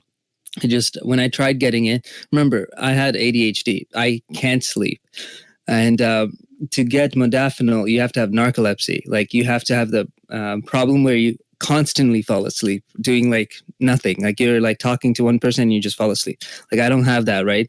So for me to go from a doctor who knows that I have ADHD to, prescribe me modafinil, it took so much research. I literally went to his office, printed out documents stating, hey, this is a really good, better alternative to Adderall. I would like to try this. There's no risk. It's not even a scheduled drug. And finally, he's like, okay, fine, you can try it. I printed out studies just to show him.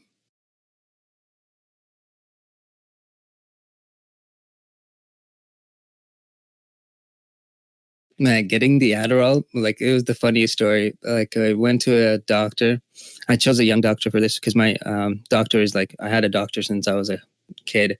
So he would never prescribe me Adderall at all. And I tried multiple times when I was in high school. So I went to this new doctor, changed my family doctor to him.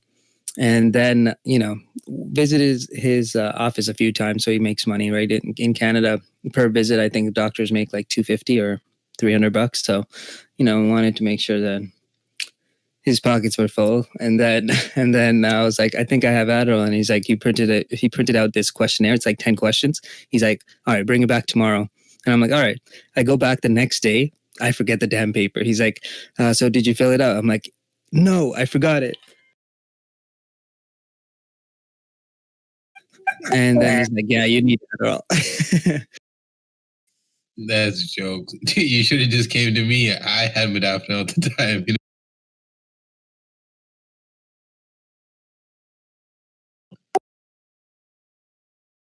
Yeah, I just hit up a friend that was working in Big Pharma. And, IDT. Yeah, they have some good connect. Yo, Lucho's jokes. LNSR.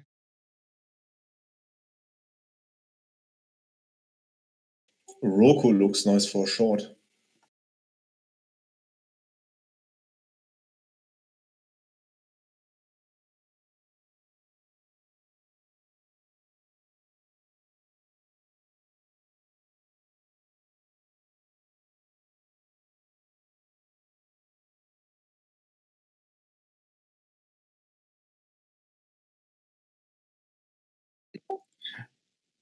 ALETR, a letter or something. If that's how you pronounce it. That is hilarious. Because that's so true.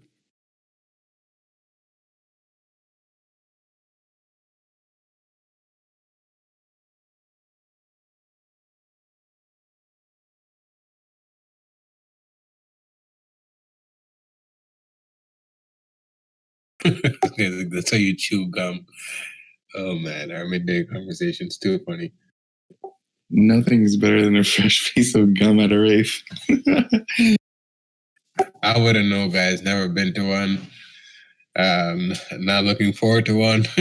Maybe you guys can convince me one day, but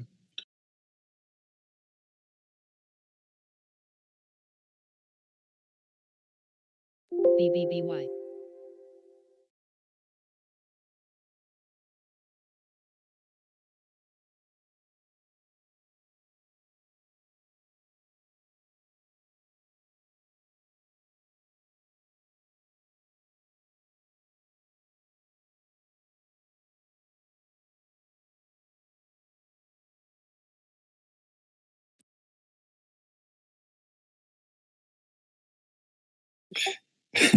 That gift. Too funny.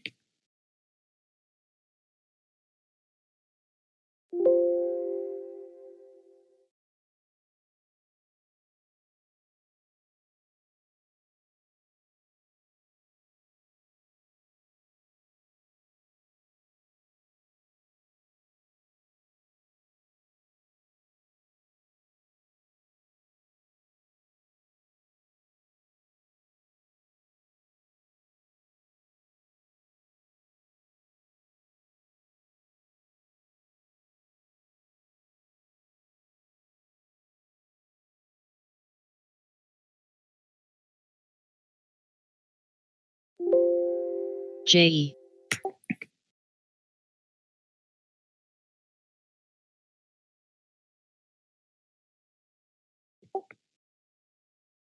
Oh, since we were talking about like supplements and like food suppressants, I feel like vaping has suppressed my appetite a lot too. It's kind of weird. Yeah, it's the nicotine. It does that.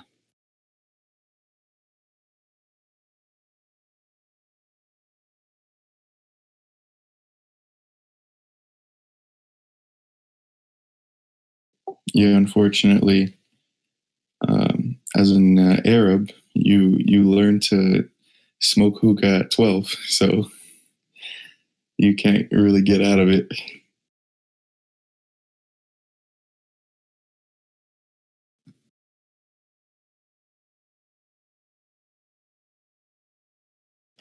Honestly, for me, it was like smoking cigarettes, but luckily for me, I quit. oh yeah, cigarettes. That's just nasty. That's one thing I never did is smoking cigarettes. I'll have one when I'm drunk, only. IDT. And it has to be a menthol cigarette. Oh yeah, menthol cigarettes were my shit. Yeah, no smoking with cigarettes, guys. Only crack. Oh, shit. Oh, man.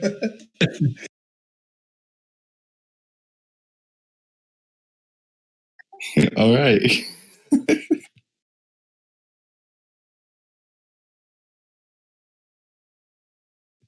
Me no smoke cigarette, me smoke crack. Better alternative, Yeah, a bunch of degenerates in here. I'll see if I can find some of my supplements stack. I know. What did we do, guys? I mean, we went to trading daily contracts, talking about crack. If that's not the definition of degenerates, I don't know what is. Listen, we needed a little break.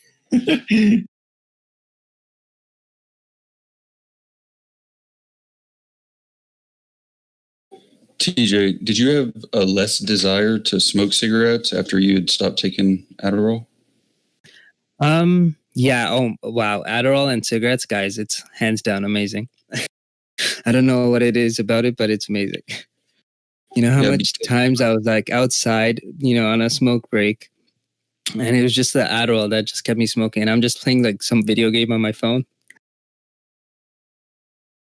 Yeah, I've dipped since I was in the military years back, and taking the Adderall has always, been a good match with it because the dip kind of takes the edge off per se. But since I quit, I have much less desire to put a pouch in. I vape now, so I got this really good one, Caliburn Cocoa. Bro, you're kidding me. I freaking love it. And I have this one juice, guys. Like, it's not even funny. I'll take a picture of the amount of juices I have on my table, and it's only one brand, Lemon Drop. It is the best brand that I've ever found.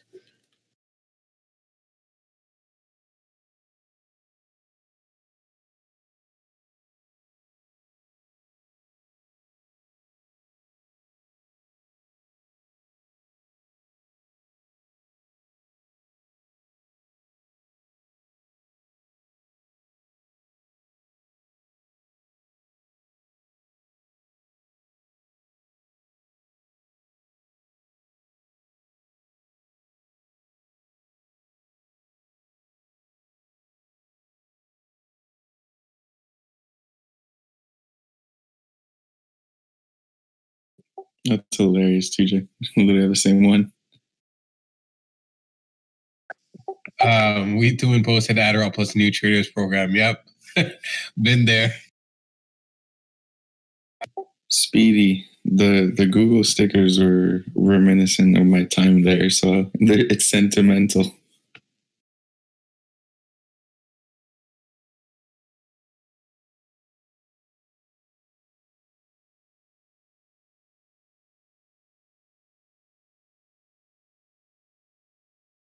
So I'll share with you guys some of my protocols. So all this is like pharmaceutical grade stuff. They actually sell this to practitioners. So it's like 4 times your like Walmart quality.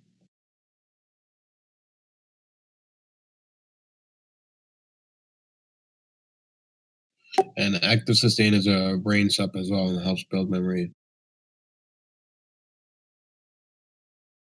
5-HTP is good. Yeah, 5-HTP.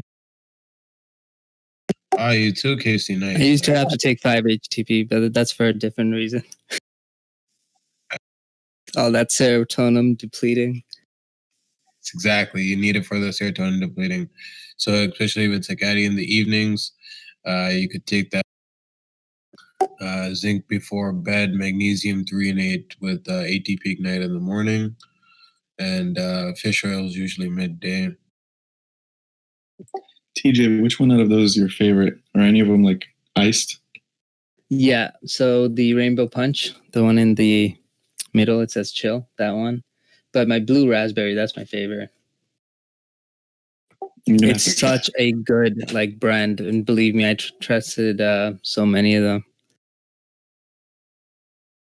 I just stick with the naked 100 juices. I like the berry blast iced. That one's by far my favorite. And just broke through trend resistance. Oh, I use Salt Nick. Yeah, it's Salt Nick. 100? Yeah, it's called Naked 100 or NKD. Oh, okay. I thought it was 100 mg. That's crazy. I'm doing 50. Oh, you're crazy. I'm doing 35.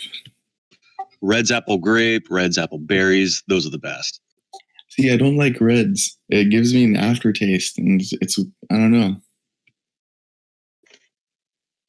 Yeah, I've been using that for a while now. I tried the naked one before. It was all right. Yeah, I'm looking for. Have you guys ever tried like the lychee ice puff bars? I have not. By the way, guys, watching ZM here as well. Setting up. Damn, Roku took off. Holy shit. Thank God I got out of the short at the bottom. I should have got it on the long after it gapped up. It's all good. Your ES near high up day. Tesla bouncing over here.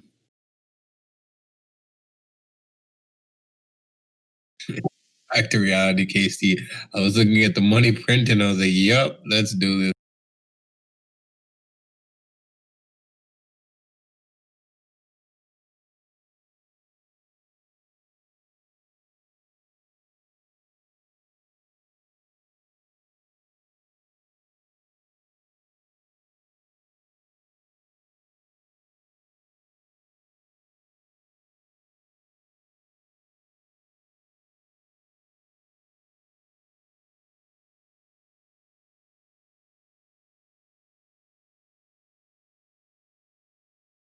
ZM rejected 504.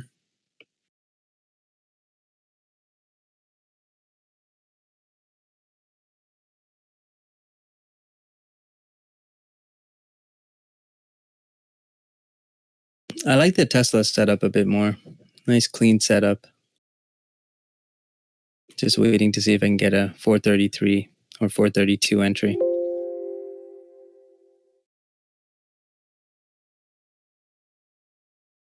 Also, AMD's not looking bad here either.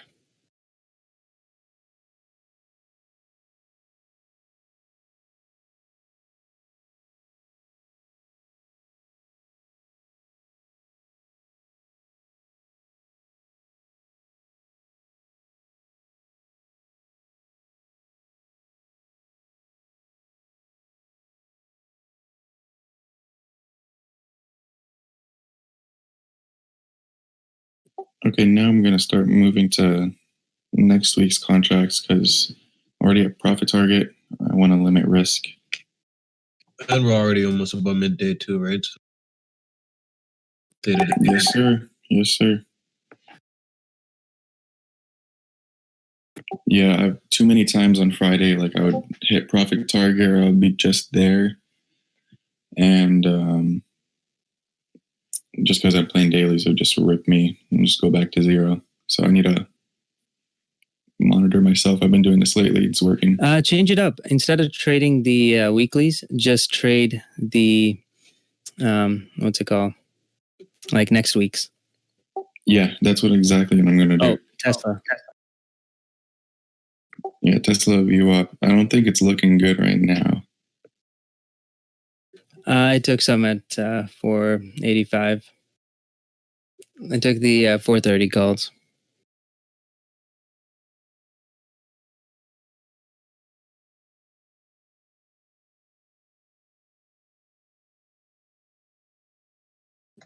Look at that 1 hour on Zoom. Pretty clear resistance there. I'll check it out in a second. I'm actually looking at Tesla.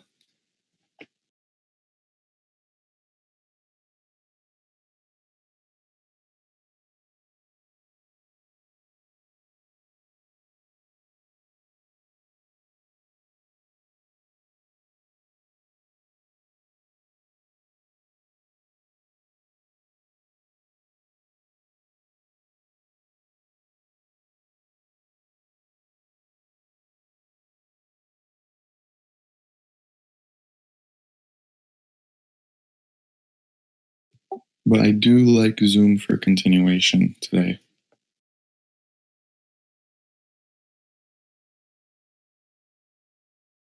SESN.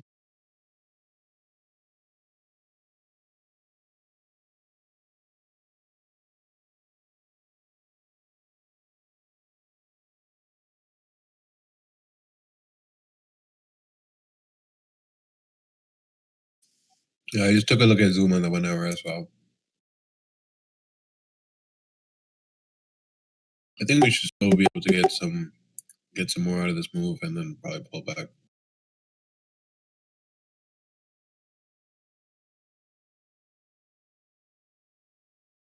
The only thing I don't like about that hourly is it's at RSI is at 74.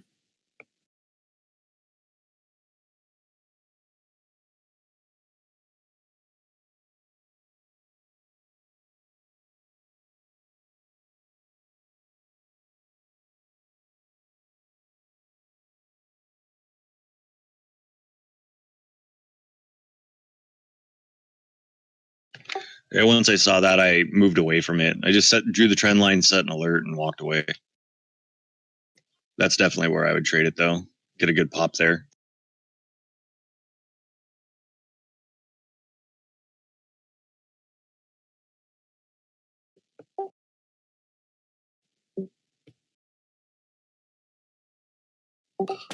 Z Slim, have a good day, bro. Enjoy your weekend. Take it. What was that? Sorry, you cut off John Gotti. Yeah, sorry. Who was it on the mic before that? I always get it mixed up, man. It was Rob. But I wasn't stopping trading. I was just setting an alert on Zoom and moved on to something else. Oh no, I was saying have a good weekend to Z Slim. He just posted that he's taking off for the day.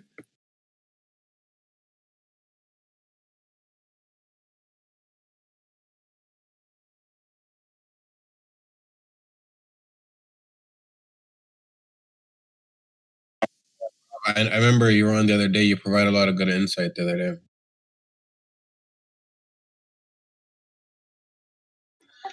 I'm usually in here. I just don't get on voice all that often. Gotcha. I can't remember if it was after hours though, or if it was during. But yeah.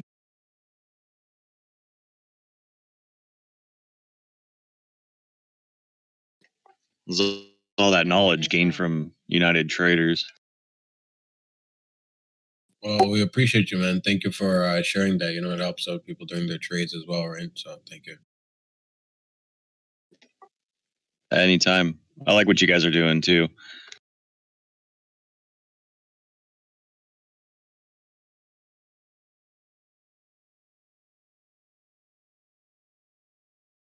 Hey, Jay-Z, are you on? Where's DX at? No clue. I haven't heard the laugh yet. Yo, he's probably pumping RKT on the low. See how that thing is doing. If it's doing good, you know what's happening. Oh, it's actually doing good. All right, so you know what?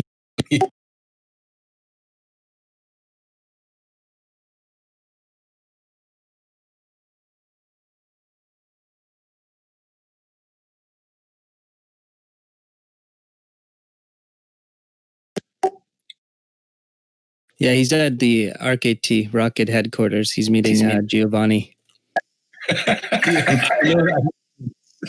Damn, son. By the way, Roku is coming down here and volume's picking up on the 5. Same on Tesla.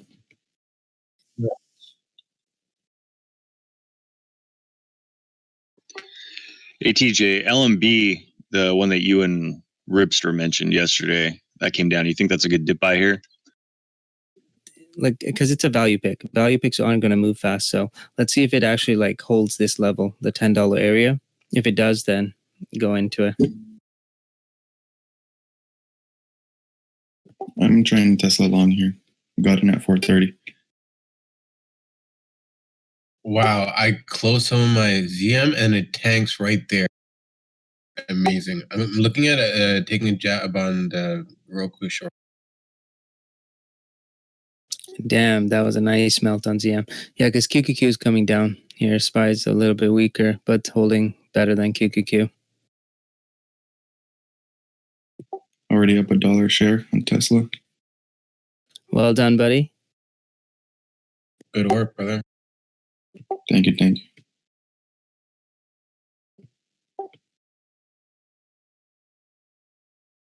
Let's see if we can get view up.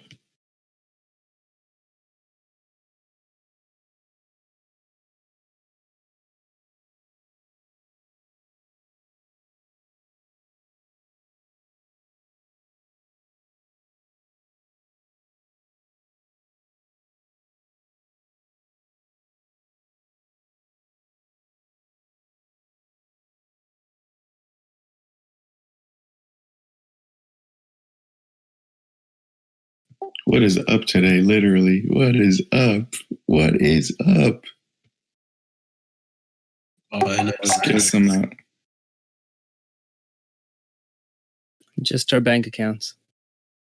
Exactly. All right, I'm out of Tesla. I don't like it anymore. Continuing to hold that 10 EMA downtrend. I'm targeting the 200 area on Roku for this.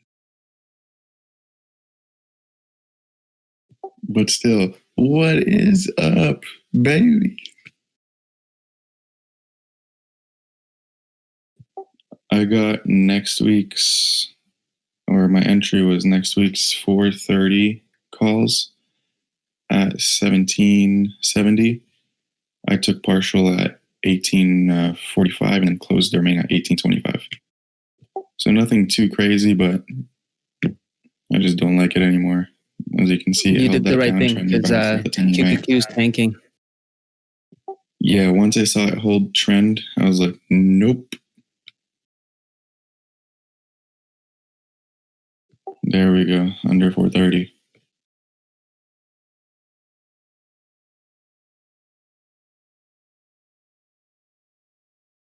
Oh, amazing! And that Roku short is working too. That's beautiful. Yeah, I nearly got stopped out of my Roku short. Oh, that's beautiful. I'm still short on it. I got out earlier and then I shorted back at the top, so I'm pretty happy. We're gonna do double the profit on Roku today. Nice. Nicely done. Nicely done, gentlemen. Thank you, and you well, guys. Killing it too. What a Friday it's been so far, and we're only 2 hours in. Jeez, only 2 hours in. That's nuts.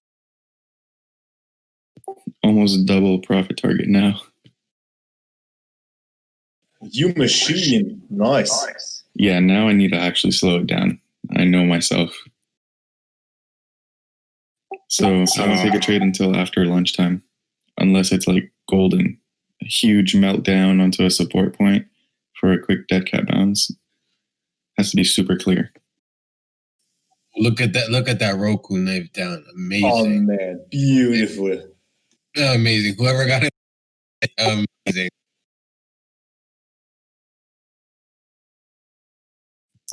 Great job. Well done. I just saw that. Damn. Thank you, guys. TJ's laughing too right now because we were both in the Roku short. Huh, I should have reversed Tesla. Oh, I'm so glad I cut ZM where I did. Oh, it tanked right after that. Yeah, see, that hourly RSI was speaking to me. Yeah, you did mention the RSI on ZM. I don't have RSI on mine. I used to use it a long time ago. XTNT. So I wasn't even looking at that, but I just didn't like how it was holding. So I was like, all right. And I saw how SPY was moving, and Yeah, today's a day where you don't look at the longer moves because literally we're expecting news. We're still waiting on some of Trump's people to get tested. Also, Pelosi needs to get tested. So more news is imminent, I feel.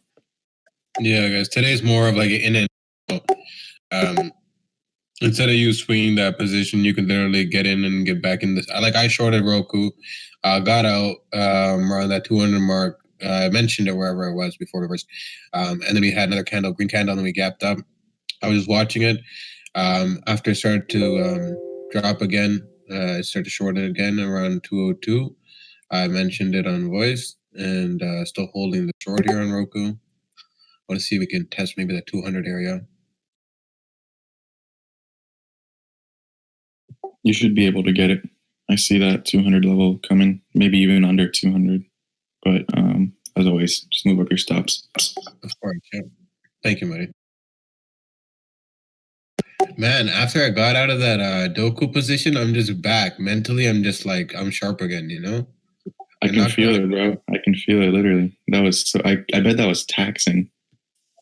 So mentally taxing. Yesterday, I felt like a new trader. Like, I felt like I didn't know how to, yes, okay, I got out and I was, watching the chart, but like my emotions, I felt like a brand new trader. Even actually reading price action, I felt like a brand new trader yesterday. After getting out, I'm like, okay, my edge is back. I'm good. I got a solid, 7-8 hours sleep. I planned for that, right? I literally went to sleep like 2-3 hours early yesterday so I can have a great Friday. We got news. Trump might do a TV appearance to reassure the nation that he's okay, according to the Daily Mail. Thank you, Armis, for posting that. And Turkey Dirk, that's just the little California in me coming out with the enunciation. Thank you, Armis.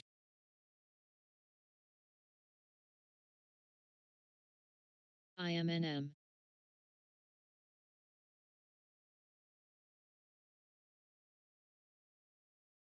INPX.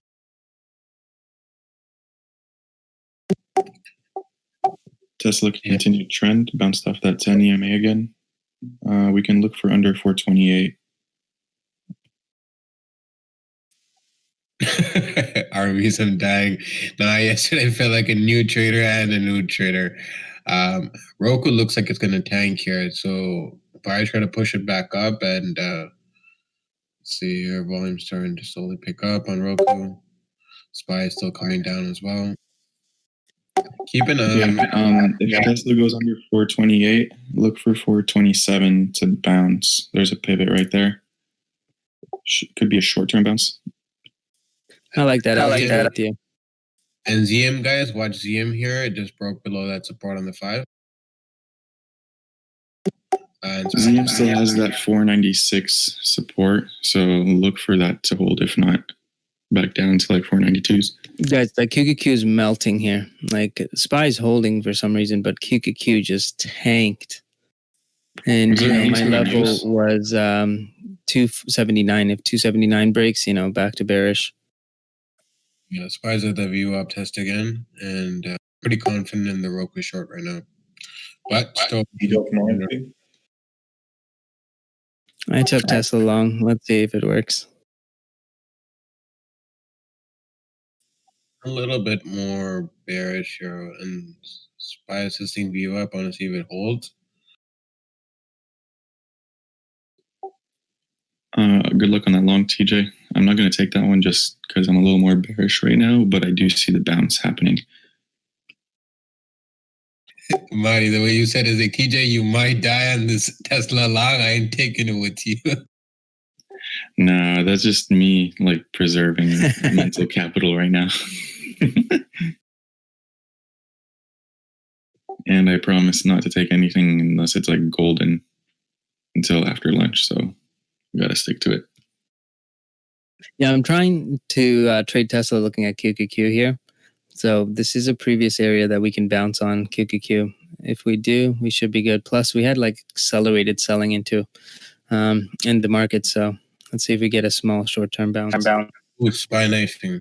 Disgusting. And so is Roku here. I'm looking for that 200 test, as I mentioned.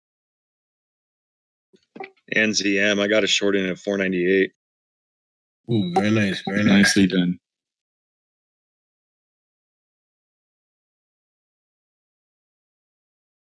So in ZM, that next key level is 496.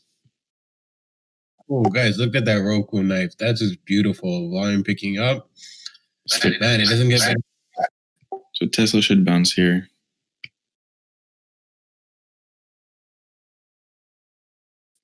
Oh, and that little gap down on the 5 on Roku. Man, guys, pancakes, maple syrup, Roku on the short.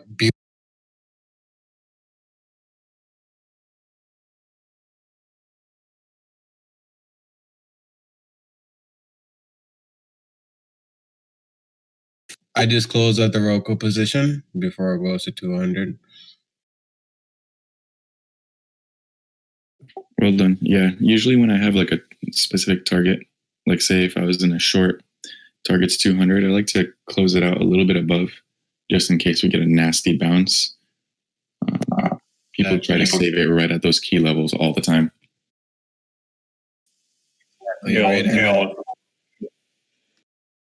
SPY made that little the risk. And look at that. Roku did actually make a small move up after I got out. So yeah, it had that gap down move, and I was like, all right, I think I'll take my chances here. So we captured about $2, almost $2, I'd say. Not $2, a little under $2. Oh, that was a good place to close it out. I mean, you're looking at the previous high, previous closed, and 200 psych level. Exactly, yeah. That was about $1.60 on the move. So we're looking at probably, yeah, we're racking up today. I think about like 13-ish. Probably I've lost count at this point, but pretty good day. And watch out below on Tesla. Correct that 427. And ZM is holding this area here, if you notice. If you pull up the 5. Man, I closed my AMD short yesterday. Boy, at 84.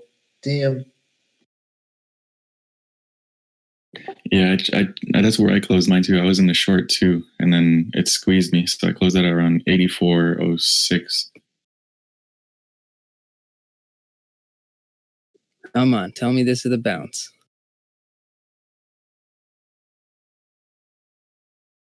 Well, there it is. Let's see. It has to break up over this level ONCR. to break trend. Then you can look for like 430. Yeah, I'm targeting 430, 432. After I closed the Roku position, after it gapped down in the 5 minute, I got out and it reversed right back up. Perfect. Perfect execution. Thank you, sir. And because I looked at buy too, and I was like, it doesn't look too good here. I've caught a good chunk of the move. I caught it on the way down earlier too. I didn't want to get too greedy and wait till it was at that 200 because everyone's sitting there at the 200 level, right? So.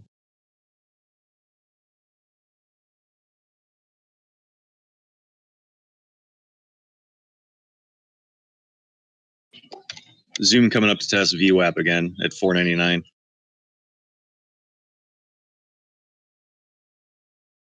XTNT. Tesla's trying to break over this 10 EMA to break that downtrend. It's above right now. I took some off there. That was beautiful. Candle needs to close above 428.45.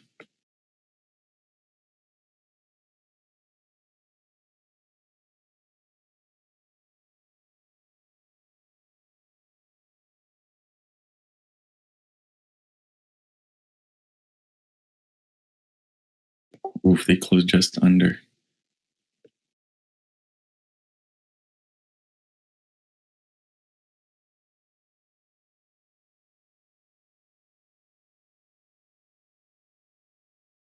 I'm just sitting on my hands for now. Well, pancakes, literally, but it doesn't get any more Canadian than this, as KST said. I'm just going to see if I can get any high quality setups here. I'm just going to chill out for a bit. We are approaching 12.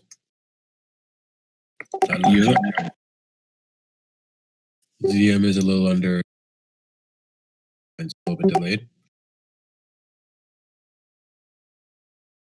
Tesla's trying. There it is. Boom. Who is your daddy?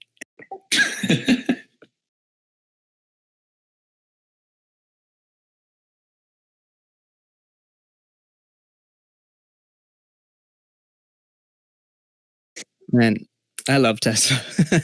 We say it so many times. That's our baby. That's the baby.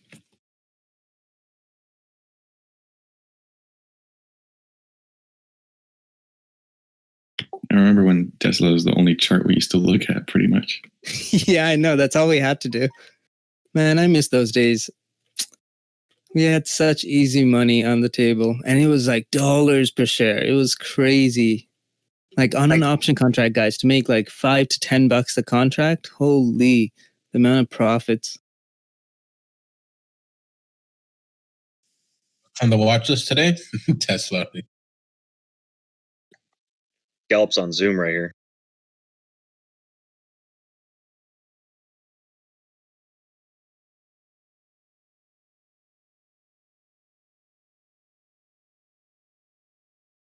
Yeah, right now I think the one with the best range is like Snow, Tesla, and Zoom. Actually, Amazon isn't bad either, but yeah. I've never traded Snow, so it might be a first today if it's a good setup. It's not like it doesn't have enough like consistent volume, so you Okay, gotta so like got really news. time your entry. Sorry to cut you off, TJ. Senator Mike Lee tests positive for COVID. Oh boy. Like everyone's testing positive. We got a little. Yeah, they have to, because think about it. Every morning, Trump has the briefing with their security advisors, right? Every single morning. So that's the military officials, the CIA, NSA, all of them in one little bunker, right? The Situation Room, or whatever it's called. Yeah. I just found it funny. It just sounded like a little COVID tea party, you know? COVID tea party. Oh, that's so jokes. Oh, that's cute. I mean, you got COVID, or your friend got COVID, or who else got COVID? We're gonna see 3 more announcements today. You know, uh, obviously, I don't want to hear anyone getting sick. Like, I'm not happy for that, but it also sounds like a little bit of bullshit to me. But hey, that's just me.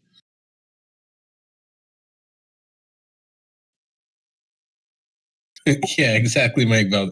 That's how it sounds in my head. It just sounds funny. You get COVID, you got COVID, you got COVID, you got COVID. You know, Spy's pushing back up here. We did break over that view up. And I don't want to interrupt TJ earlier, but yeah, I got in on the Roku long. I'm out of my Tesla here. I took majority of it off. I have like 17 contracts left. Nicely done. The bid's looking a little bit better, so we could see over 430, maybe view up. Yep, there it is. Projected. Yeah, ZM view up.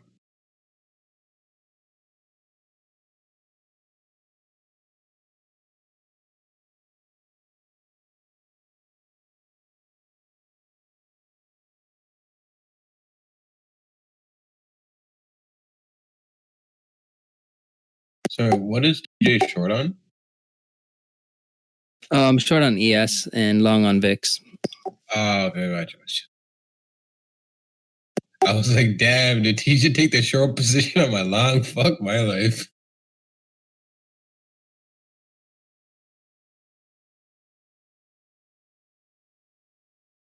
And keep in mind, guys, I'm playing with the profits from today, and I'm actually still trading around the exact same size. I haven't done anything crazy, so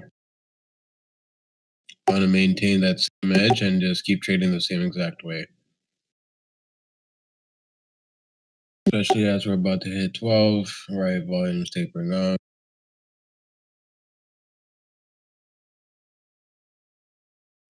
Yeah, honestly, if I ever hear TJ or Johnny say they went short on my longs or longs on my short, I'm like, fuck. Then automatically you start doubting your position, you know? It's just a natural. Yeah, depends. Like, you know, Johnny scalps, right? So for me, I just like stick to like my long thesis if he's short on it.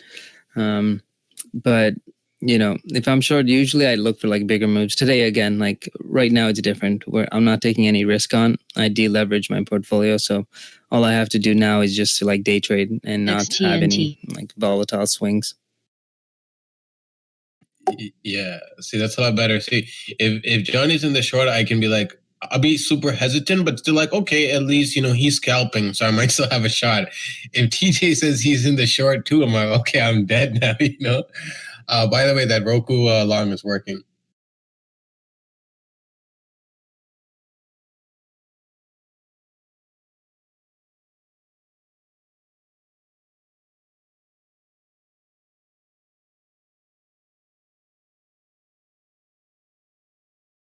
And the GM is a view up here.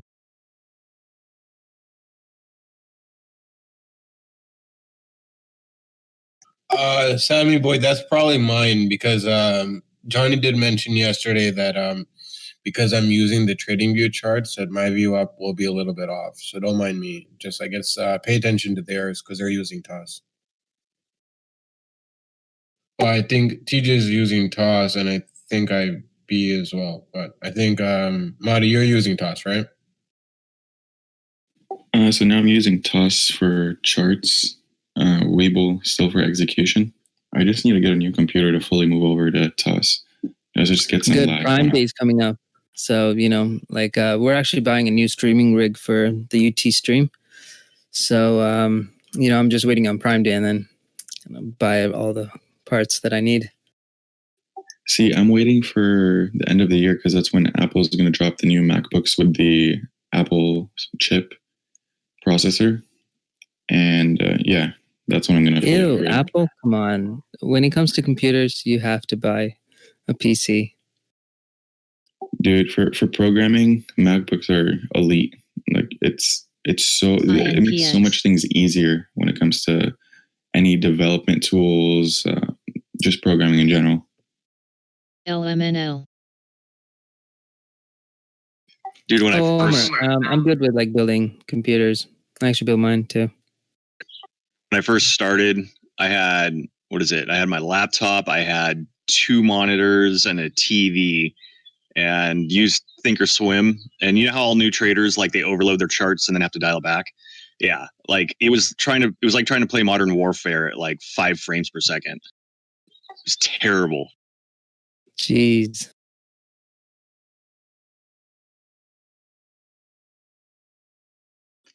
And I got a new computer and everything was great. Wait, so isn't there like a lot of breakthrough graphics card coming out? Should we wait?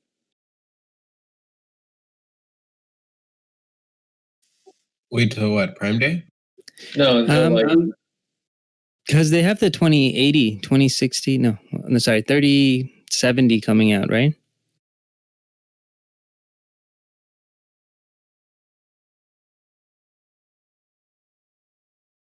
When is the release date?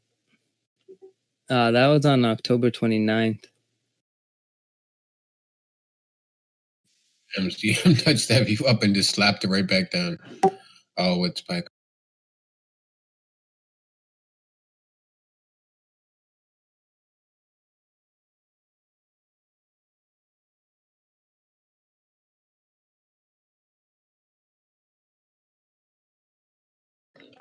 That 496.50 level on Zoom's pretty good. You know, like the 3070 for $500, that's a steal.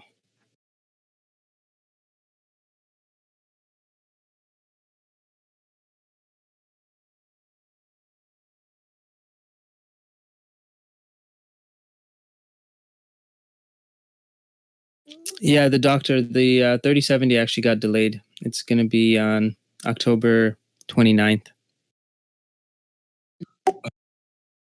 They want to avoid that same situation where the 3080 just like sold out. Guys, look at that spy knife right now. Disgusting. So glad I got out of Tesla, but we can do the same trade again. Zoom crack support. Daily. Yeah, I'm seeing that too. Oh,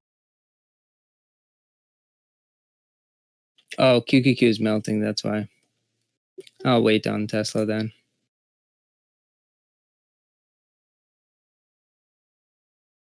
and Roku.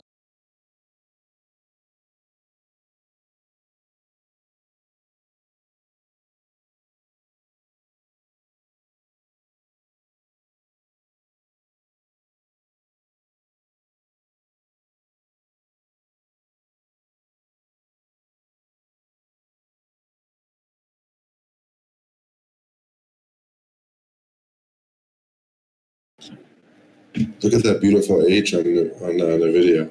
It's like the prettiest H you've ever seen. Roku finally broke 200. Oh man, AMD's just been straight bleeding.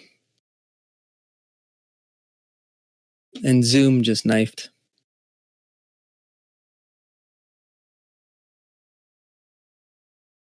I should have taken some off on TRUP. I'm greedy, mentioned it. I was being greedy. I was going to say when greedy mentioned and you got greedy.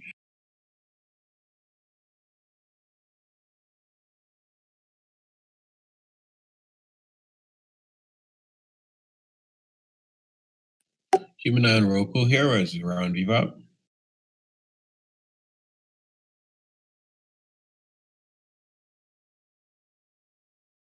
Spy's melting. This is amazing. Let's see where I can pick up Tesla here. I'll try it over 425. Damn, look at the volume on QQQ.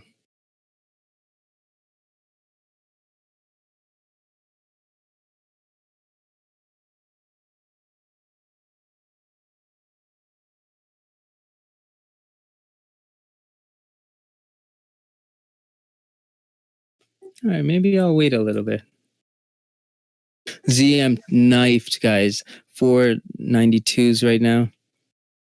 Jeez. TJ, I remember Johnny saying that he likes the 424 bounce on Tesla. Yeah, I like that. Like even 425-ish.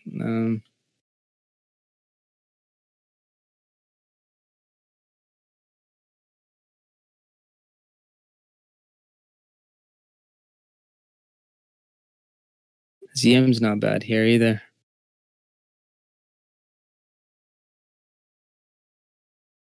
All right, I took some Tesla.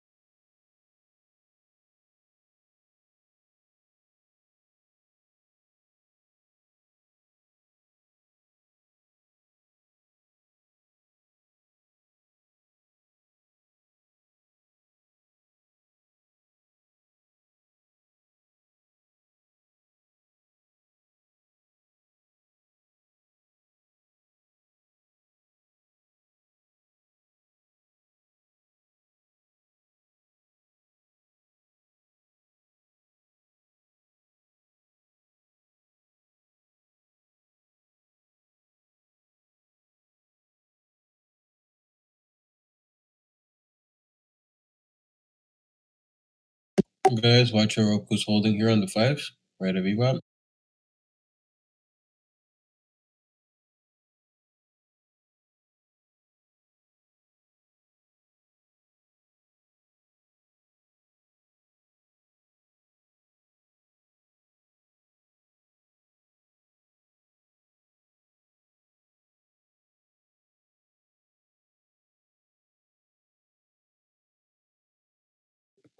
Nice bounce on Tesla from 424.40s.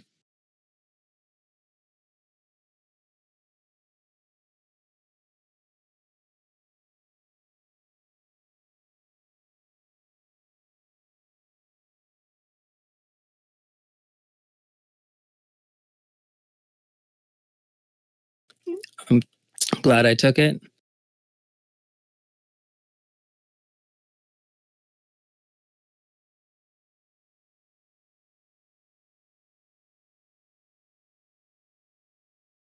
But guys, these are like fast scalps, by the way. You know, don't expect to get much.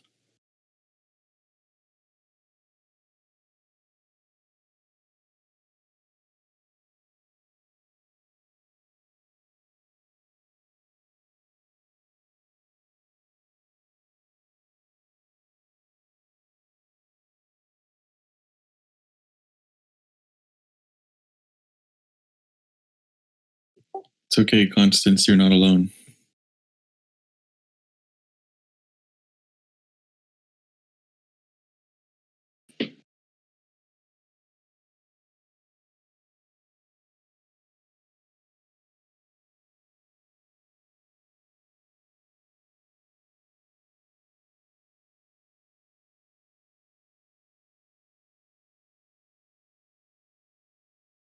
I'm gonna think about a ZM long at 490s.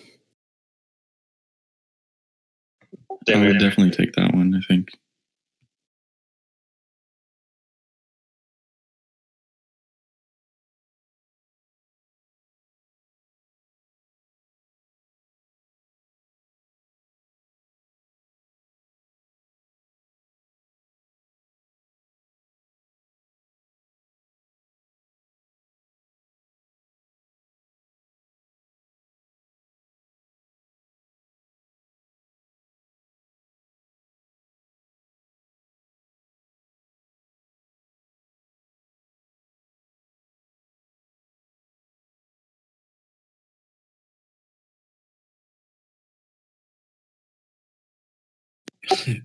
Someone posted JP. Thank God he's safe. Yeah, we need that printer running.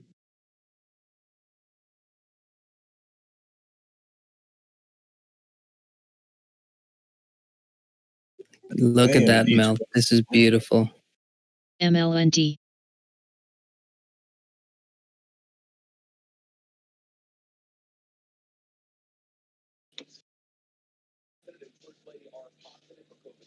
I'm gonna start covering a little bit of my XTNT. ES short.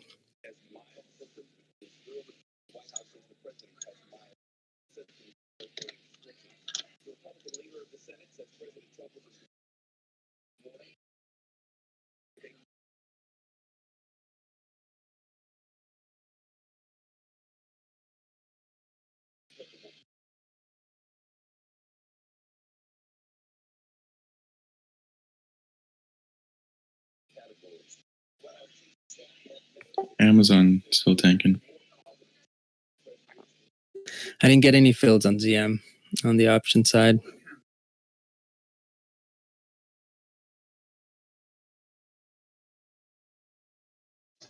And my long was at 490.60 and it went to 490.84 and bounced.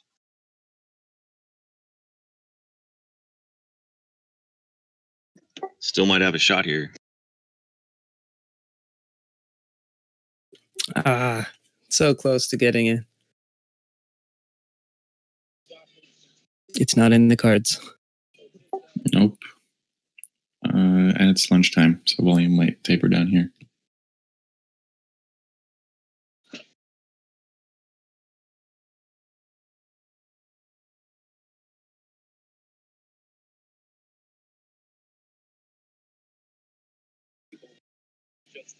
This is where QQQ can bounce. So, my level earlier was 490, 479. If we tank that level, we're going to go down. 474 now should hold.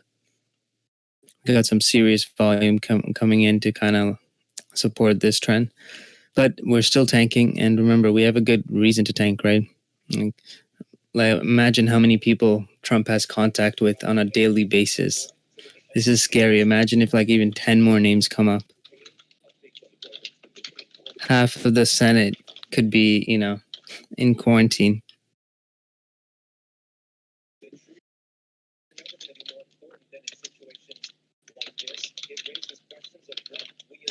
I think someone's mic is on.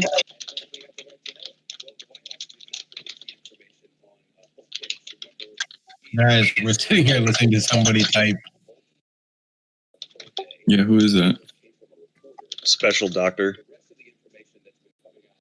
Special doctor.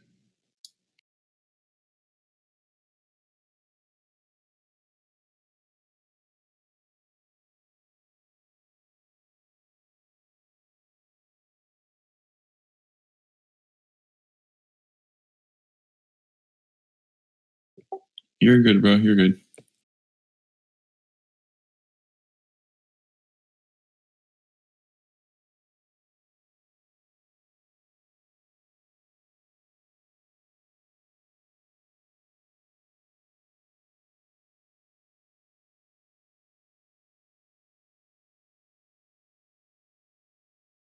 Yeah, Tesla could do literally anything over the weekend.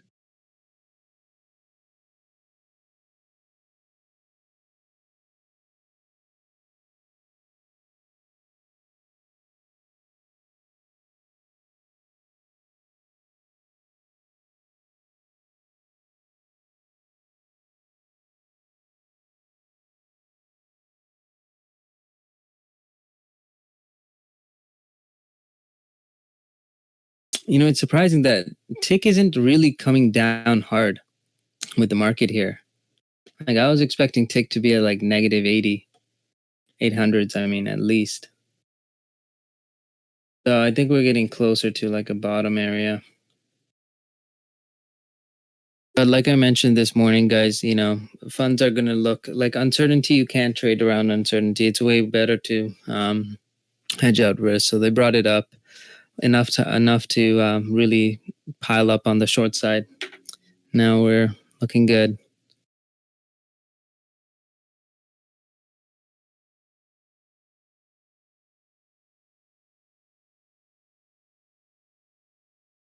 ZM took off without my fill. Meep. Thank you, Tony.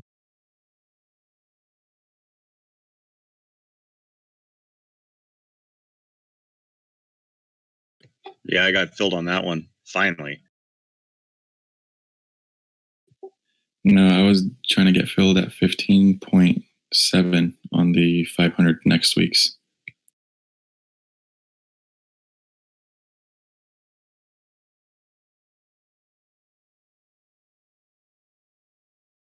Beautiful bounce.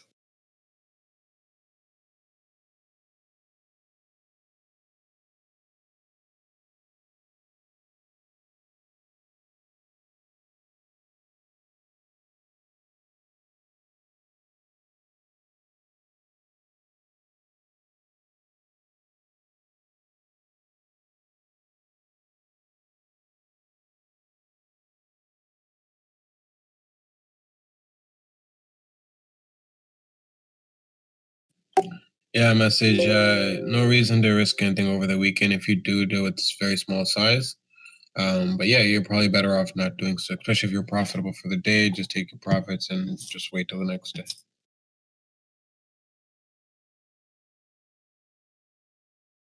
Wow, look at that SPY percentage. Unbelievable. I know. I'm It's like- so happy we caught this. We're going to name that the SPY Superman candle. That was a ridiculous rip. And QQQ, not as much.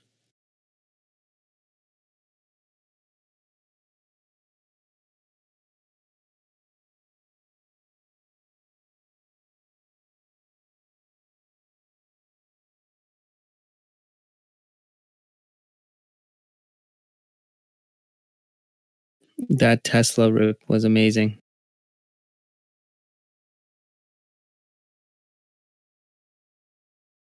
RIP SPY puts.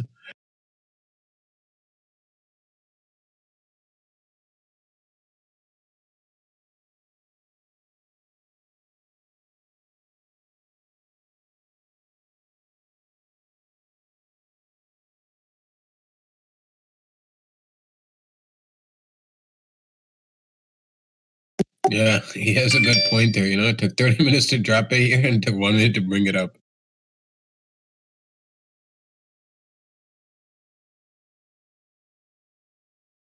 Usually it's supposed to be the other way around, right? I see a hammer forming on QQQ's 10-minute. Oh, nice. They got a relief for airline workers. Or those BA calls.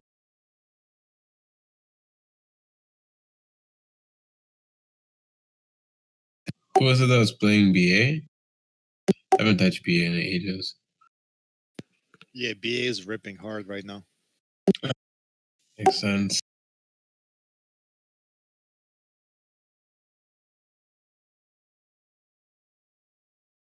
We got some really good flow coming into SAV. Save, I mean. Airlines, there's a lot of bullish flow coming in. Yeah, by that Pelosi news Nick Blaster posted. Just buy a view up.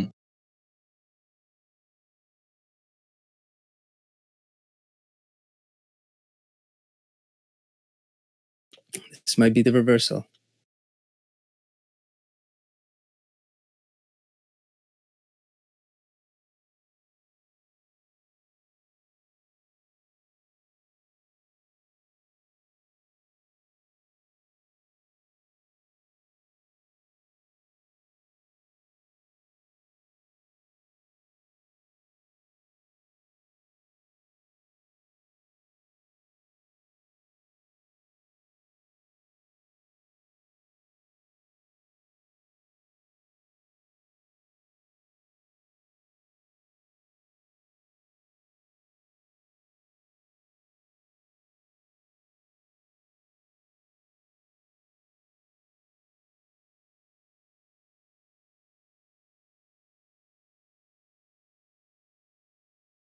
Thanks for sharing, TJ.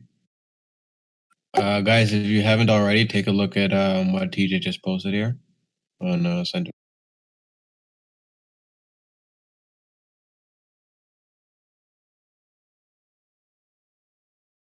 Yeah, there's huge orders coming in on Dow.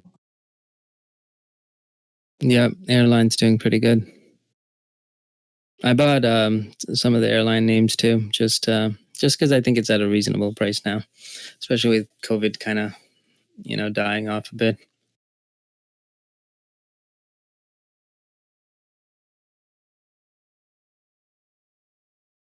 Roku just tested view up and came back down a bit.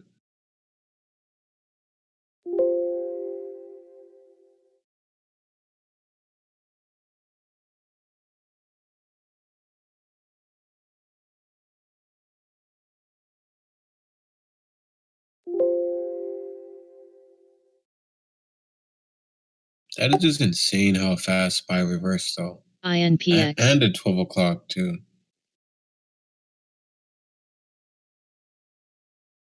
SPY over Roku over view up.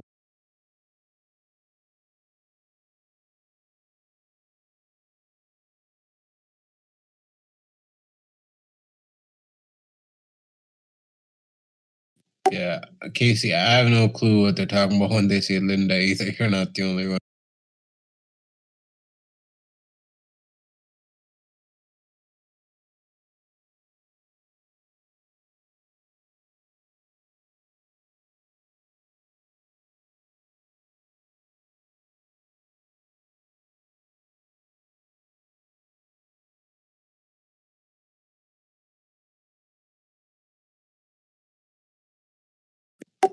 Oh, it's. I didn't realize. I didn't realize it was an actual person.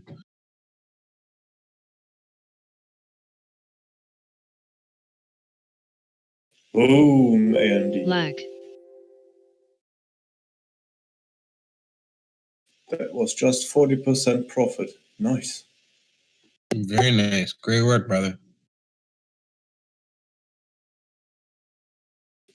Thank you. Ago.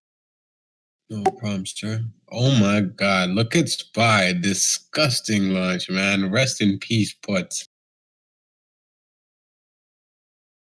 That was beautiful. I'm out of Tesla here.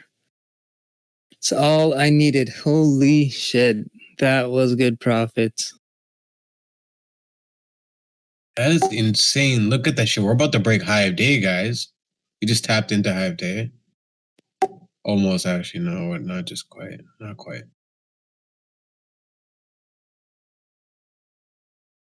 This is actually just incredible. Just to witness this. Took the whole day just to tank it and then bring it right back up in a few minutes. That's how it's done, boys. That's why we like always time the entries on the bottom, right? Because whenever you get that mean reversion, it is just insane.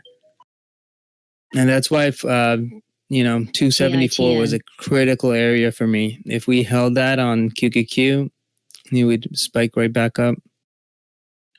And you did say to watch that 490 area on ZM as well. You called that. Yeah. I didn't take the trade though. I actually closed the order, but I should have kept it open because it ticked down just afterwards. Oh, good. Oh, good. Someone else probably took it. Oh, look, Coles took 25% profit. Nice.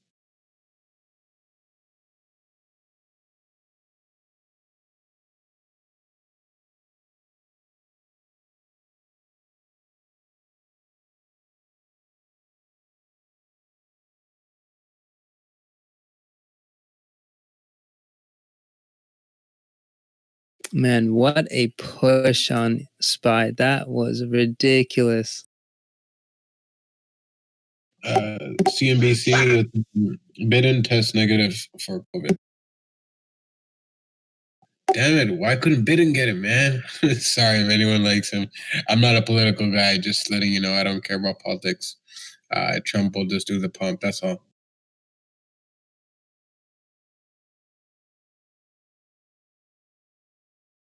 AMD still going. Wow. Who was bidding these jokes?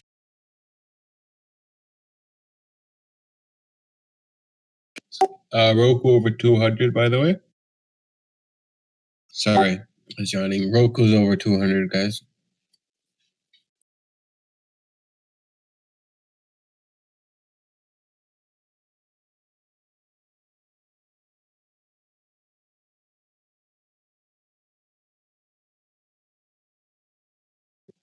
Biden, Biden, whatever, whatever, Tony, whatever y'all call him. I pronounce everything wrong anyway.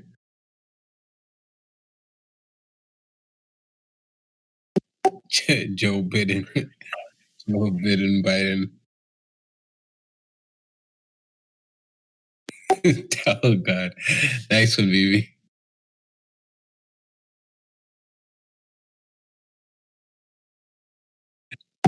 Guys, we are approaching high of day on SPY here. Let's see if we can break above. I mean, I expect some sort of pullback. This is just ridiculous. But hey, the market does ridiculous things, so.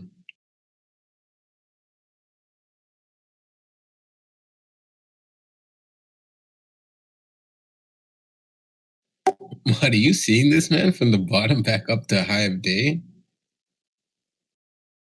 That's how we do it. Just disgusting. Holy, oh guys, look at Roku here.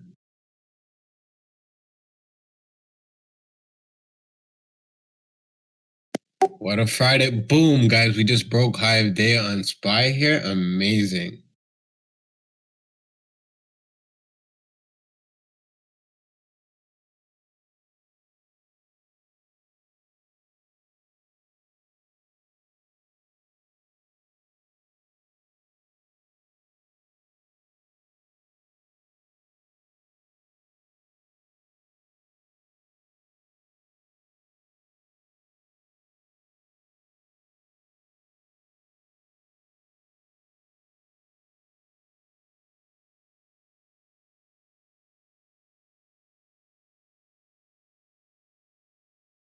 All right, TJ.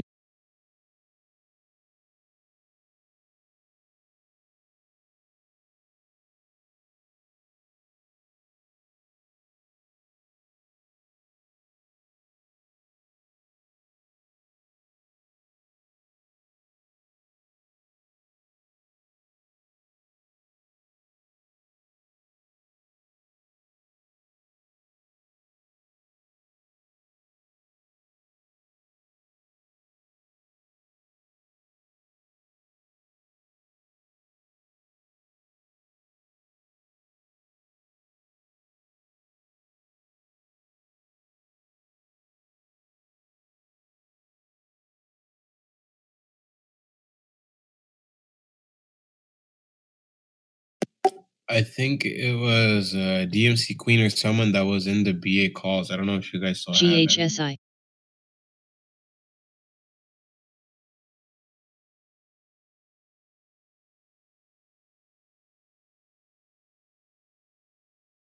Hey, DMC.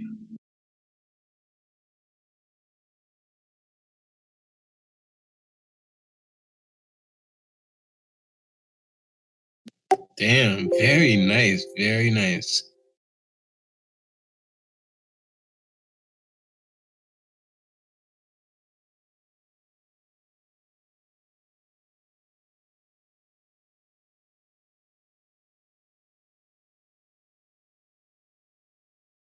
Holy shit, guys, look at SPY. We're going to the moon today. And I added to Roku too on the dip, so to one ad on Roku.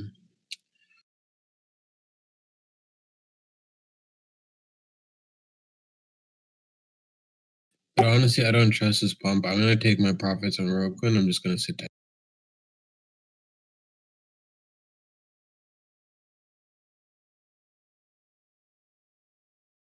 Yeah, I closed Roku.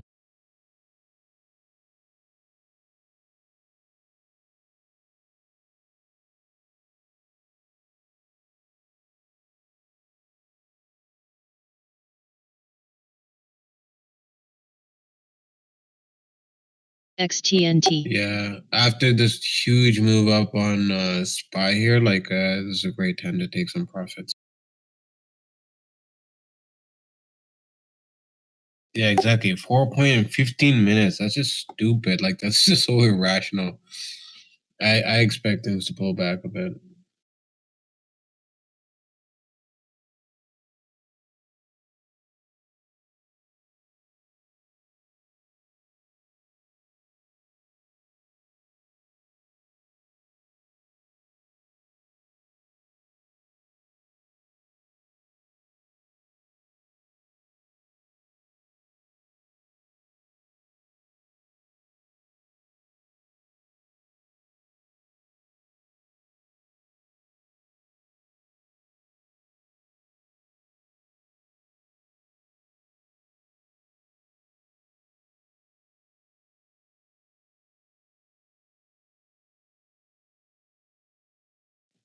Oh yeah, got out and Roku did its little pullback again.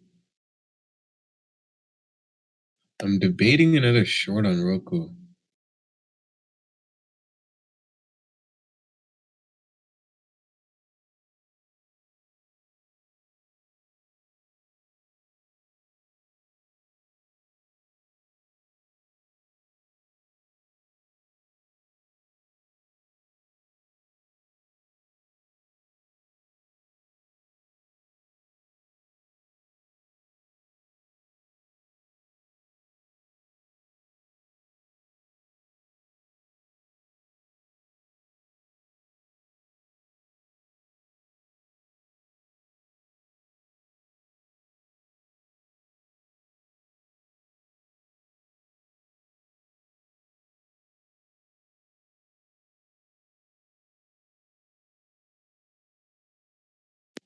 SPY coming back.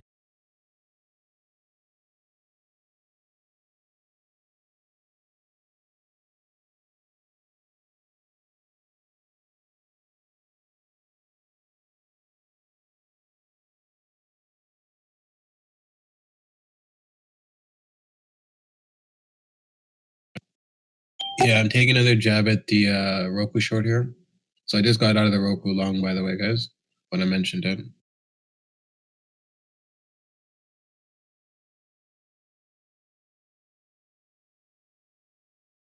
APOP.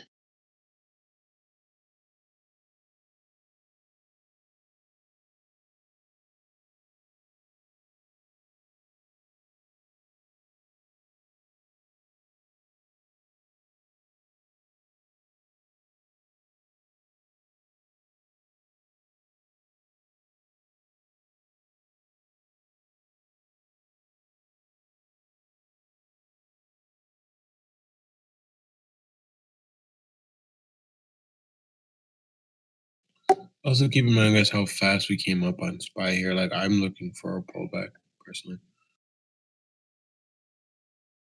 Let's see if we can hold this level here on SPY.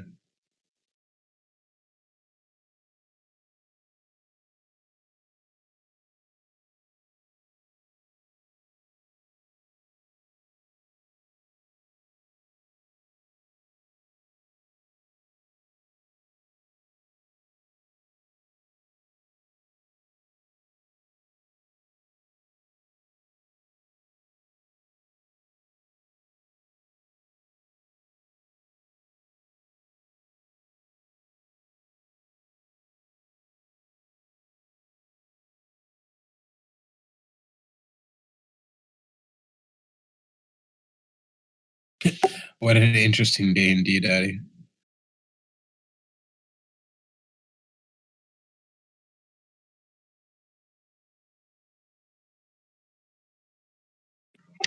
Zoom's bear flagging on the 10-minute. Yeah, see that, so.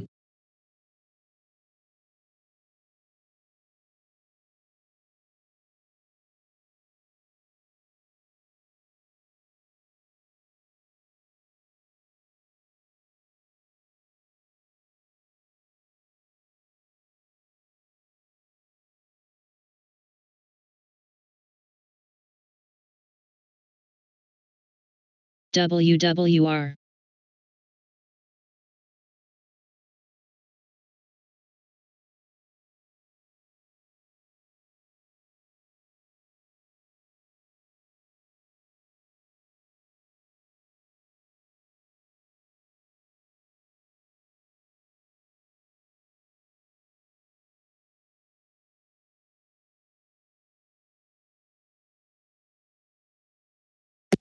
Just a reminder, guys, not to get greedy. It is a Friday. We've got a few hours left in the day.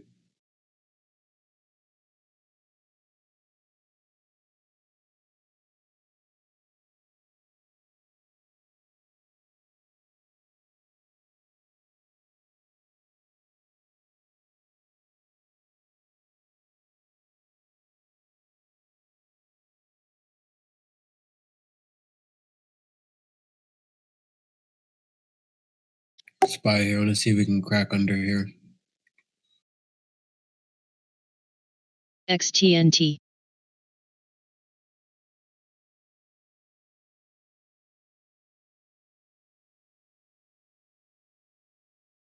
Yeah, and CM looks like it's slowly crawling back down.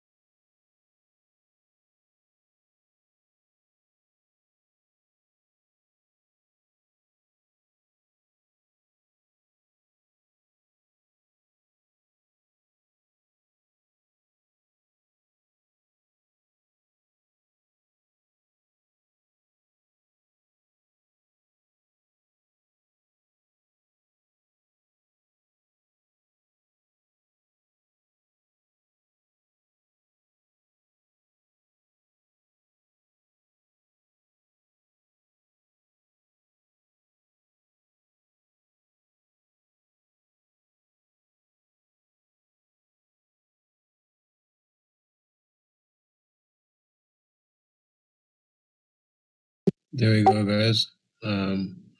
I'd SPY here. I'm looking to see SPY melt here as well as ZM. ZM should bounce right here at 490.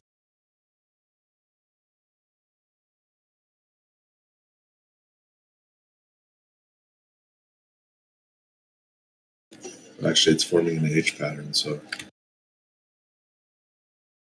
Yeah, look good to me here, and SPY is trying to come back down. SPY broke that level, and SPY is melting. There we go. Looking for ZM to crack here as well. Look for under 490. Yeah, 490 is that bounce area.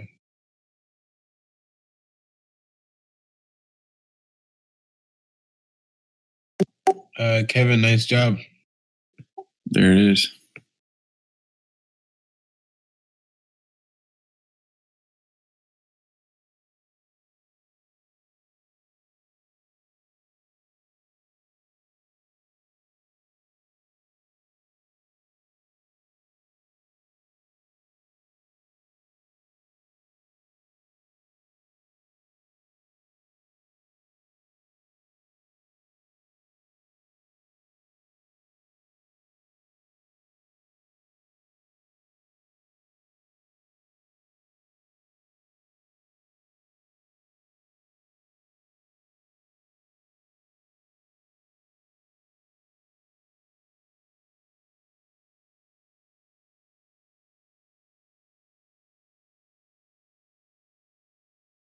Take it down, boys. Bring SPY down. Let's go.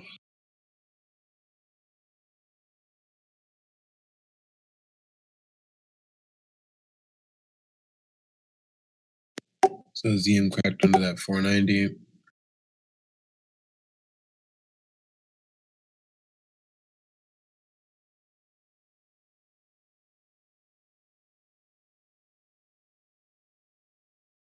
So buyers kept trying to push it over that level, but they failed to do so. Look at the upper wicks forming on the fives on SPY. And ZM is starting to tank here. 480.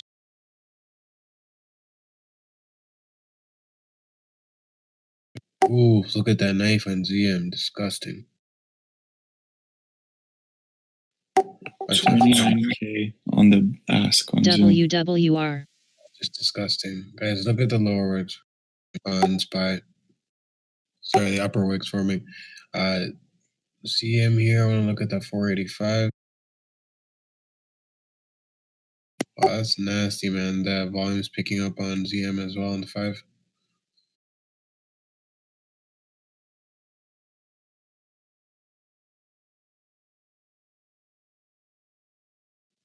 Yeah. Look for 483.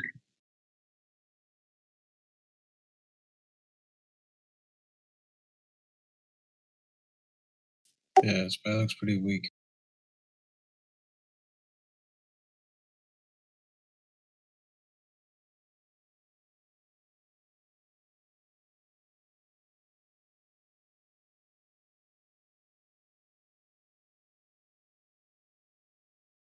Yeah, it looks like Bear is taking control here.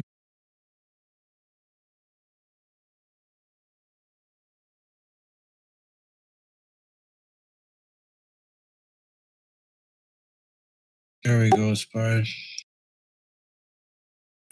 Timber. And there we go. There's that melt on Roku. Beautiful. Let's see what if Roku can test view up here. And I hope you guys took that short.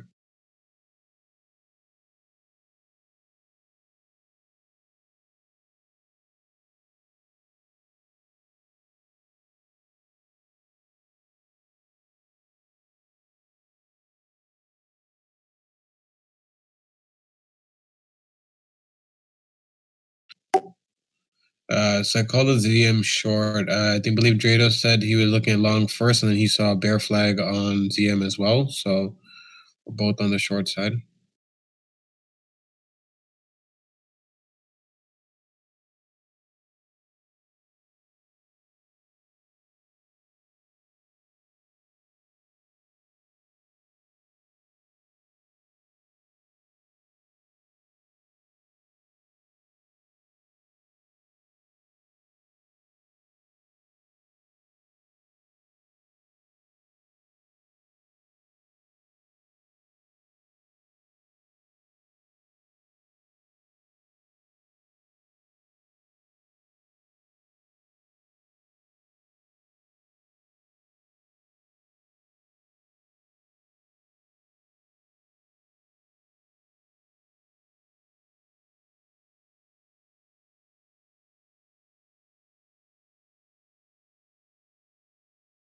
Oh, okay. So Joe Biden tested negative.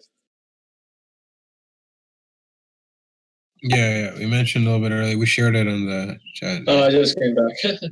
Okay. You took a little break. So I guess you would have to be like right next to the guy's face to get it because he was pretty close to Trump, wasn't he?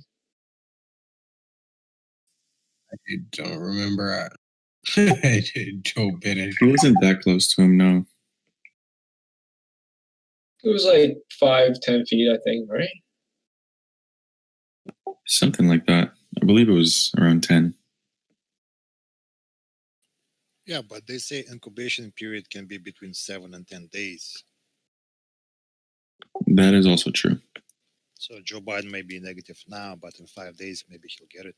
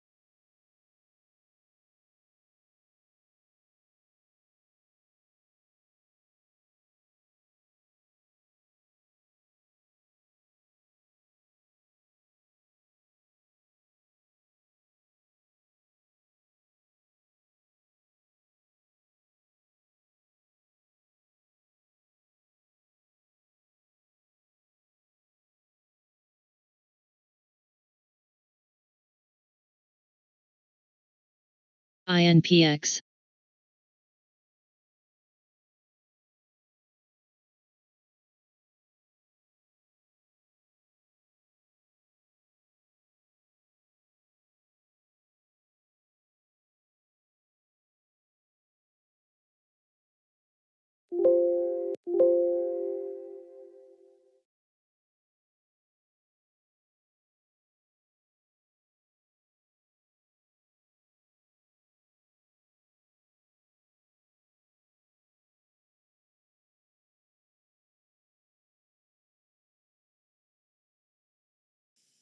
Yeah, Adi, I'm with you on that too. Let's see here how it holds up. It's a little lower support on SPY.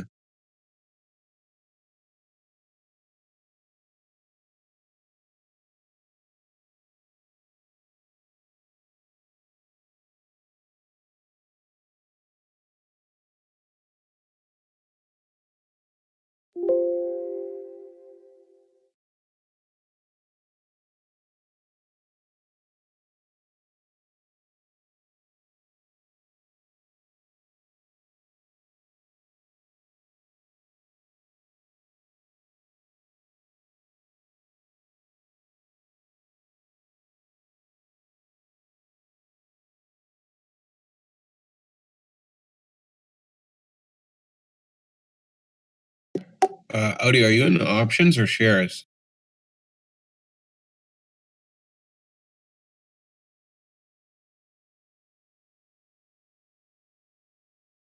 That's jokes, the Lucho.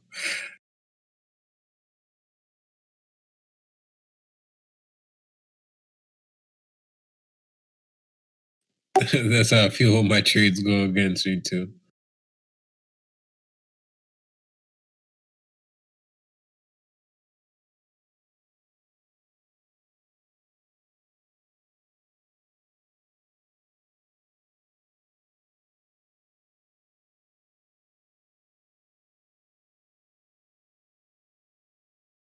TWNDU.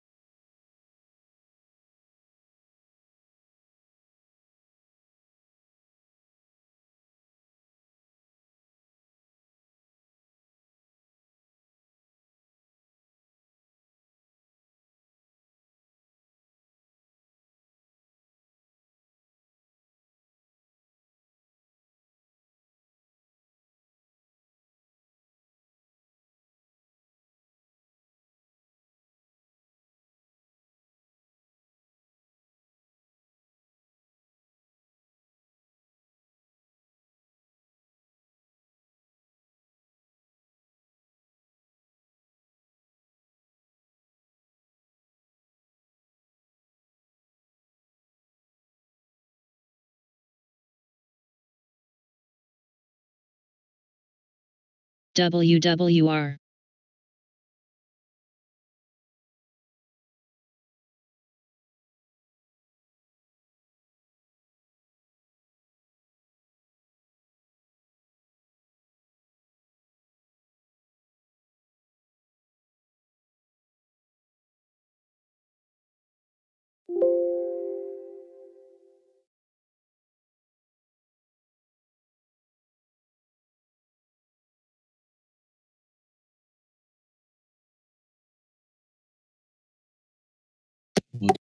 Isn't that a surprise for BA? Holy.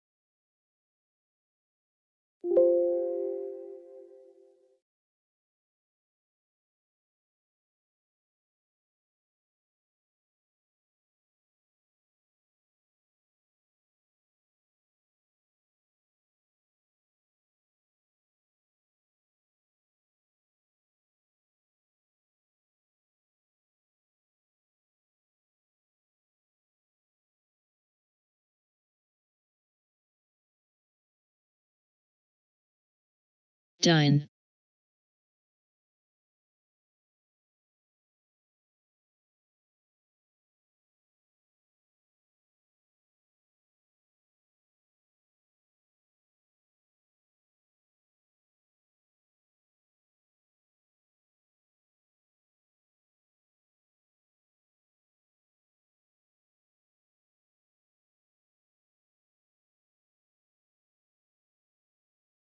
SLDB.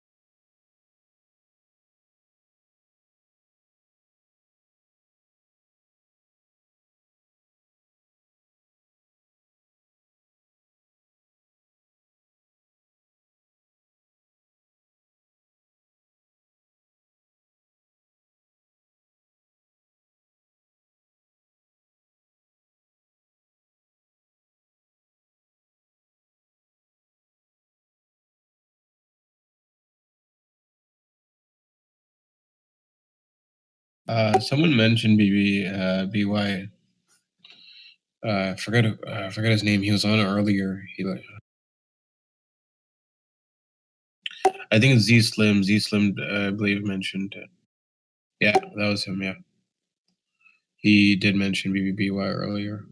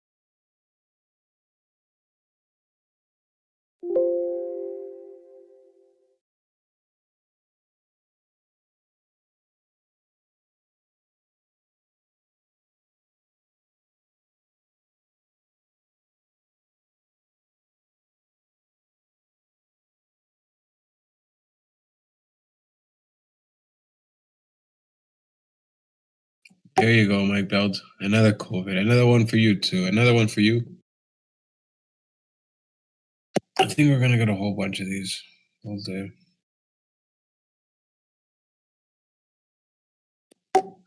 Trump was probably the most important. Trump, and if J Powell gets it, it's game over. We need to keep that guy healthy.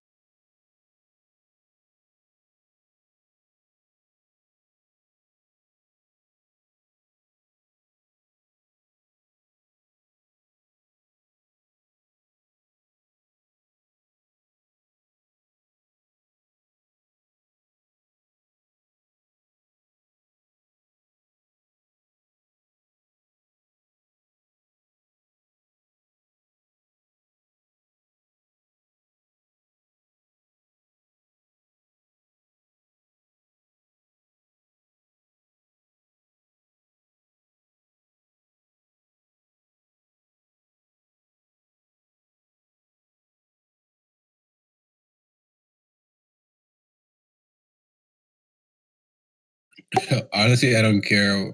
When it comes to politics, as long as this market looks good, that's all I care about. We're making money, good.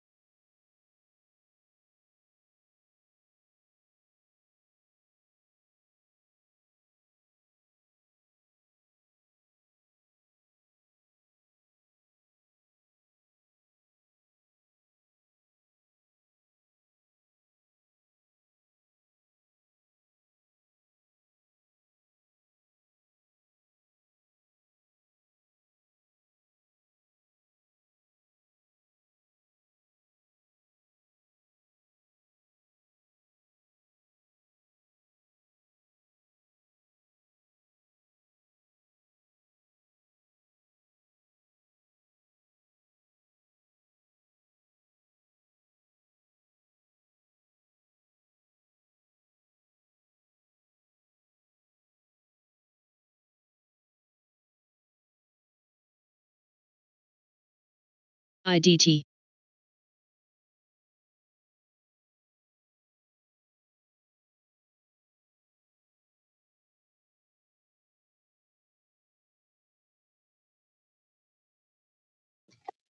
ZM could be bear flagging again on the 10. Nope, not anymore, Jay Z. I mean, sorry, not Jay Z. JD. Yeah, come on. Who is it that just joined on?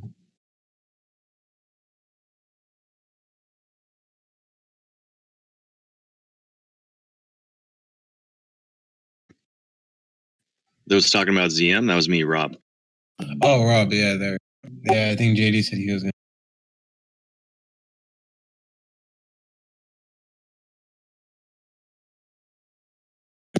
Yeah, ZM's coming back down again.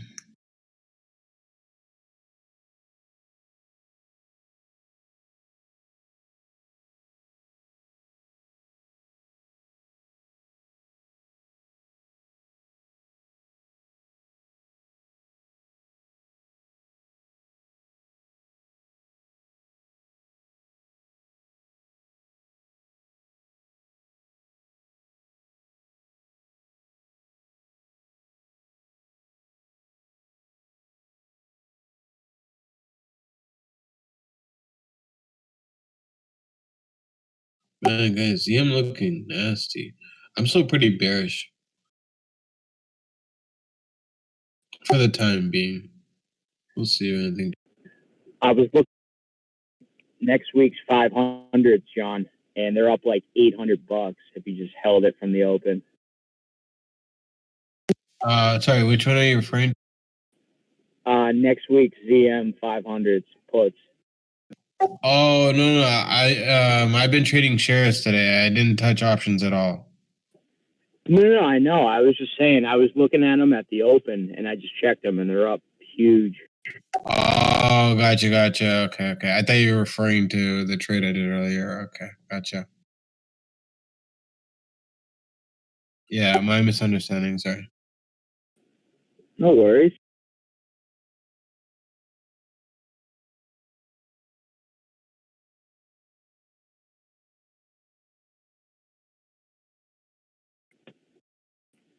I've been looking for the SPY Levi. short too, but I keep getting trigger shy.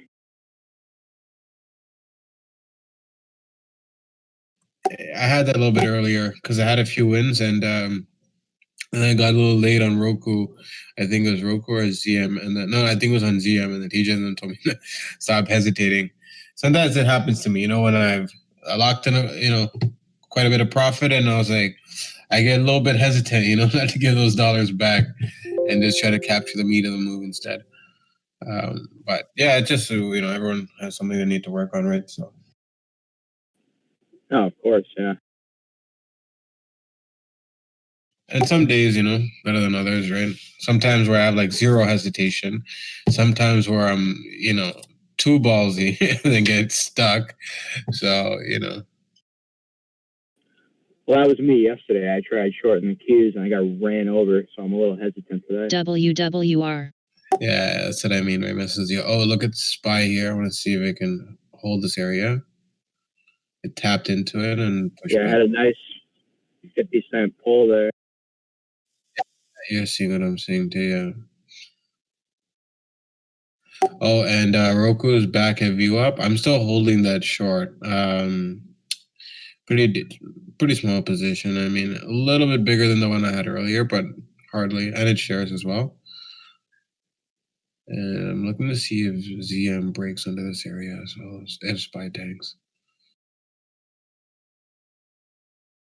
I'm gonna take a look at Roku on the 15 and gap down on this candle here that's forming.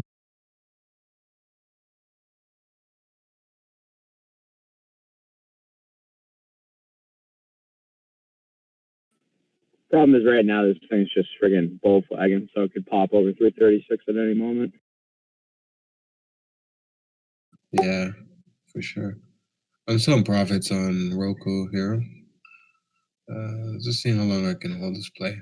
I mean, I feel pretty secure over the 200. There's a lot more room to the downside for Roku. So if you look at the ADD, right, it opened at negative 2,300. They got it up to positive 500. I'm kind of just waiting to see if they fade it again for the knife end of day. Thank you, brother.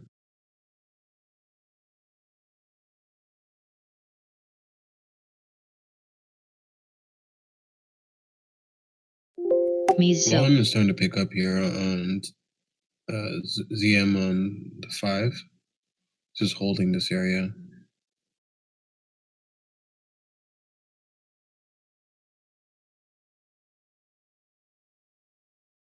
I'm not very confident on ZM, to be honest. I mean, personally, I wouldn't want to go long, but yeah, we'll see.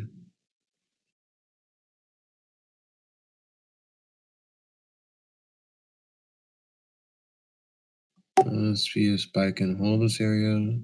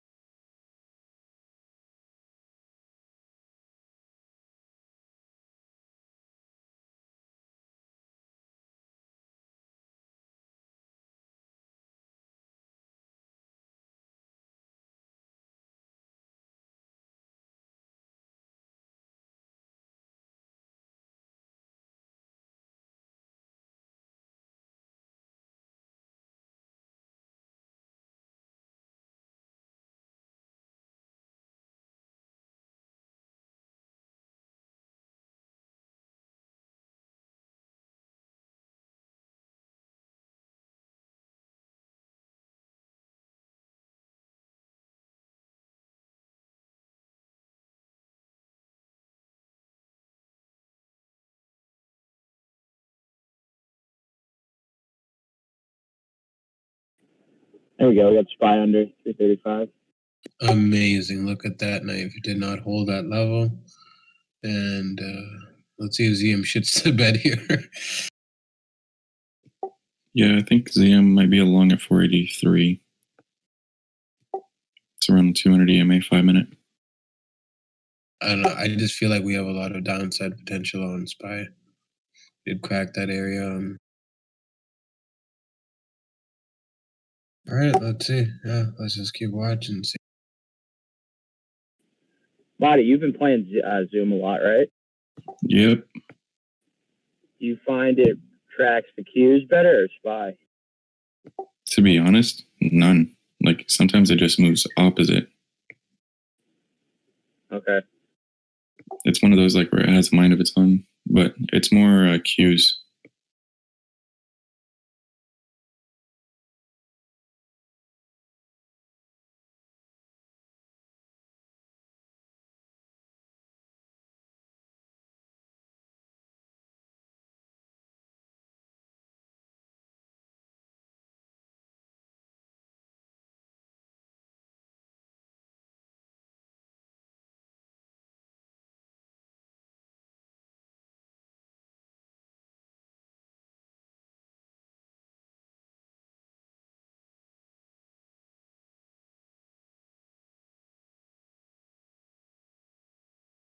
That's a double bottom on Zoom.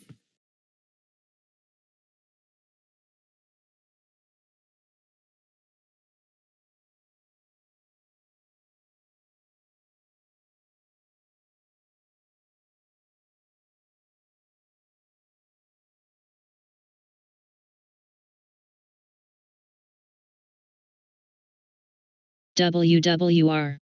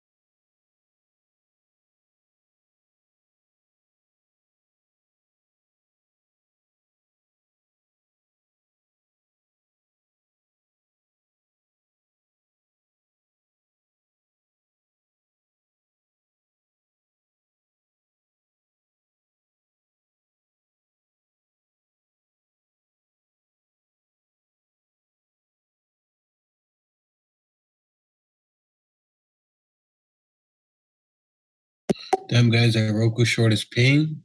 Damn, and I got gym time too. I gotta leave soon. Shit. No gym during markets. Yo, I had to miss yesterday. I was working all day.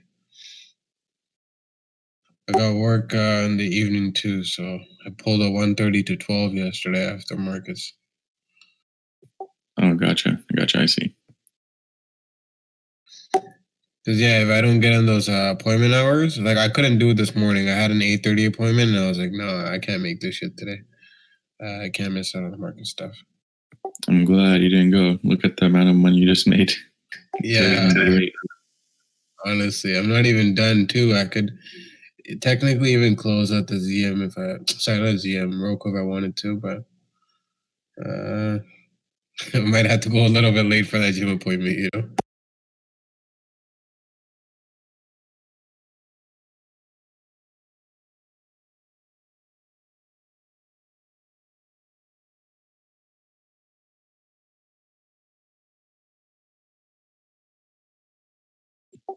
ZM, I mean, maybe it looks like a Head and Shoulders. It's not that clear on the 1 minute. Yeah, I don't like it when I can't read it properly. Like it's just not a. Let's see here, Roku. Roku's under VWAP. Like I like Roku's as a play better than CM.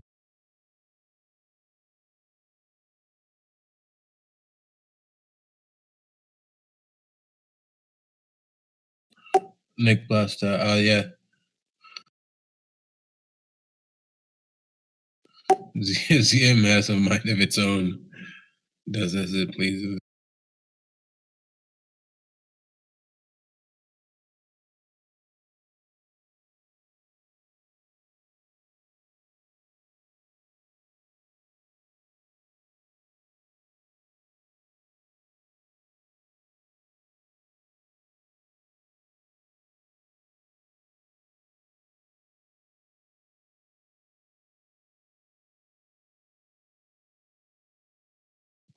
Yeah, Marty, I'm gonna have to go to the gym. You take over my trading account, all right? Just close the short when you feel it's right.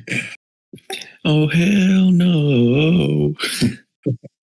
Leave you in charge of this stress. I appreciate you putting trust in me, but oh, hell no. Oh, bad. It's just equities, man. You got options to worry about. You just click a little trigger button, you know, when you don't see that 200 looking good. I got you. Good man. Good man. That's teamwork. So all in SPY puts expiring today. I was gonna say, No, you gotta get him back into docu, Marty.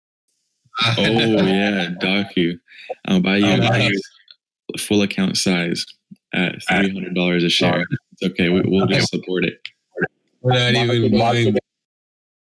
I honestly saw docu today, and I was like, that would be nice. I'm like, nah, don't even think about it, because I know my emotions will get involved, especially because it's only been a day since those bags.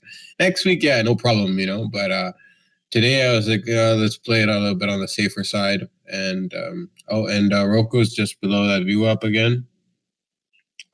ZM testing and support 486. Yeah, short-term memory. I want to see, remember, because 200 is that key level we want to look at for Roku, right? So we are under that right now. Let's see if SPY can melt here. Please, SPY melt. Yes.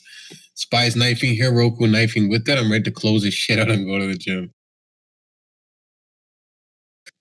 Yo, I hope we get that knife back down the same way we came up. That'd be so nice right now.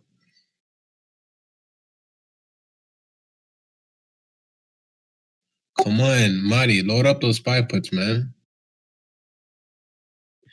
Only with your account.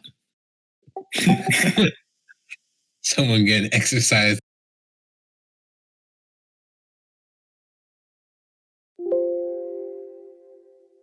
Give me 483 now. Let's go, man. This should break down.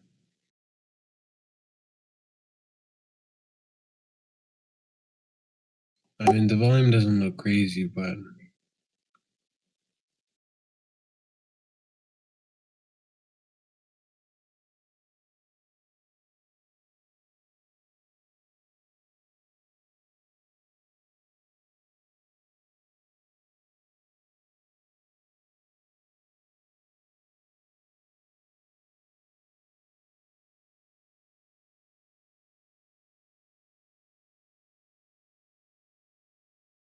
Yeah, Spy keeps knifing. We can squeeze out a couple more dollars here on Roku.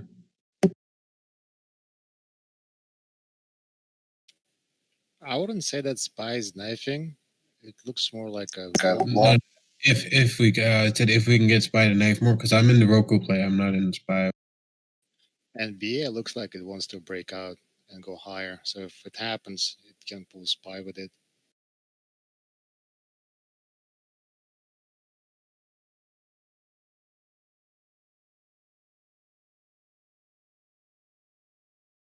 Yeah, Robbie, you're right. On the 10, that is easier to read. Yep.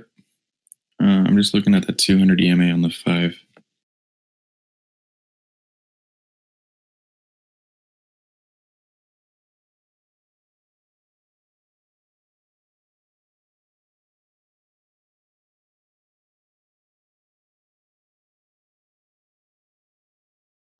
Alright, guys, my greedy ass is gonna close out the Roku short and profit. You just heard that, okay? I'm out of the Roku play. I'm off to the gym, guys. You guys have a good one, okay? Nicely done, bro. Good job today. Good work. You too, man. Have a good one. Enjoy your weekend. Or something. Yeah, I'll probably be back later on. Okay, cool. Yeah, have a good one, guys. Kill it. Go get ripped. Yeah. Thank you, guys. Enjoy it.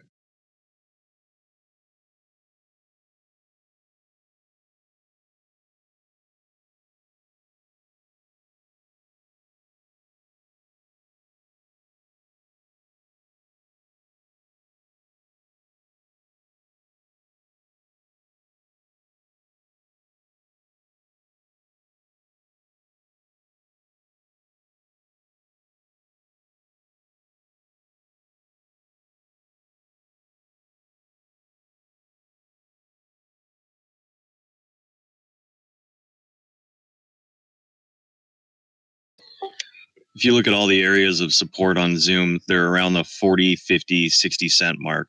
It's like the market makers are choosing the half dollar. Yeah. I do see that.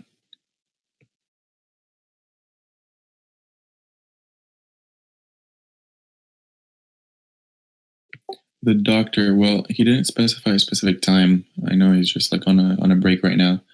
So maybe when he gets back, if the markets are still kind of slow.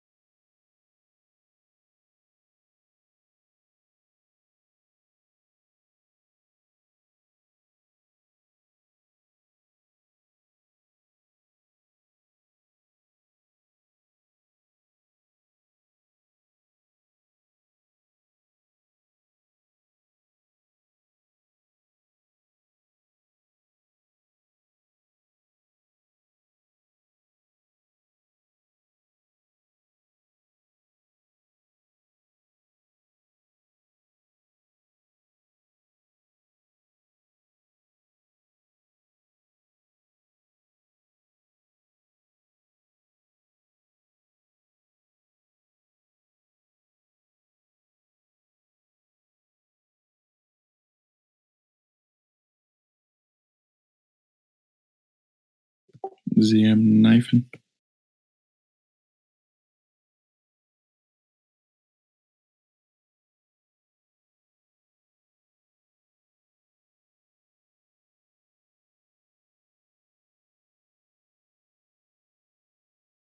Should bounce here.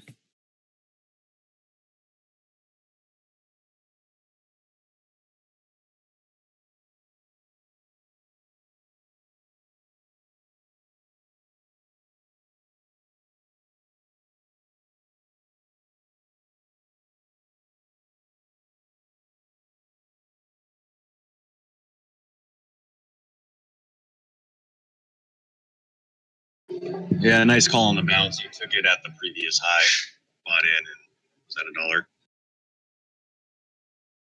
$1? Yes, sir.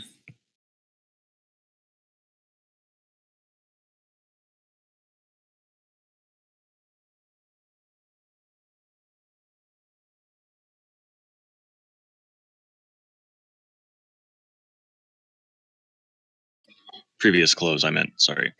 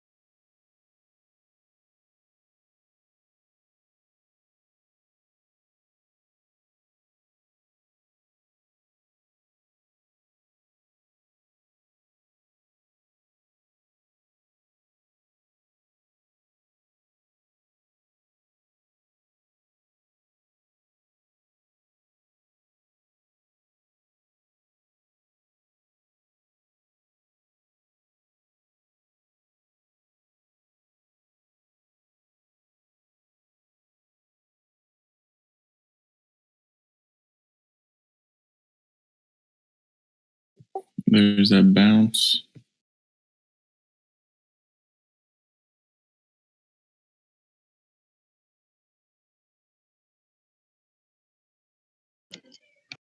Yeah, bounce from CYTK. 482.50 again. The $0.50. WWR.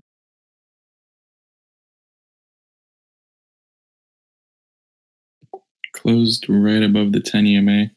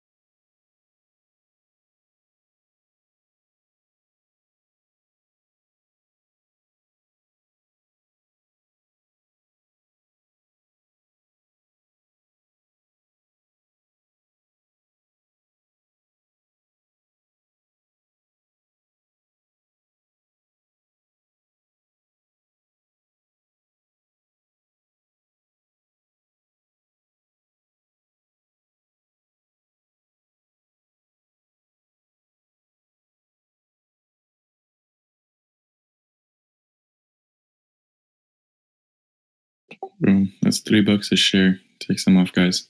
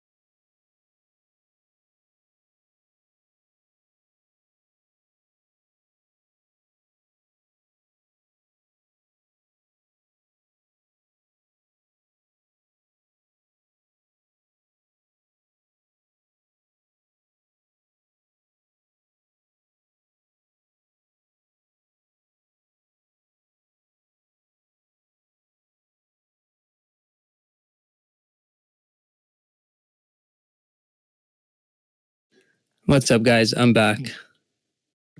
Welcome back, TJ. What are we preaching? What was that? Oh, John Gotti said something about preaching. Position size. Oh, yeah. That's everything. Can't make money if you don't have money to spend.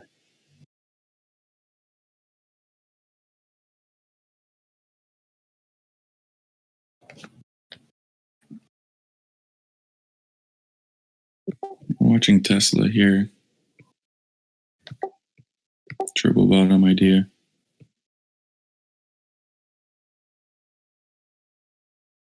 Oh, man, it's Friday.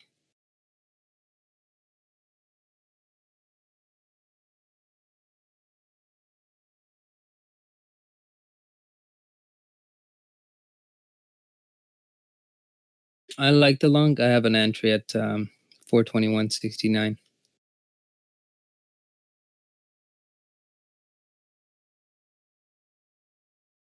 Well, let's see what the market is doing. Tesla tanking.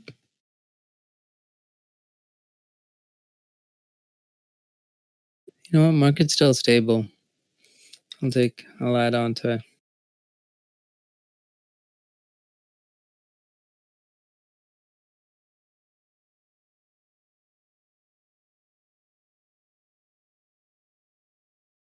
Shayu, yeah, it's the only profession that, you know, you don't want to take weekends.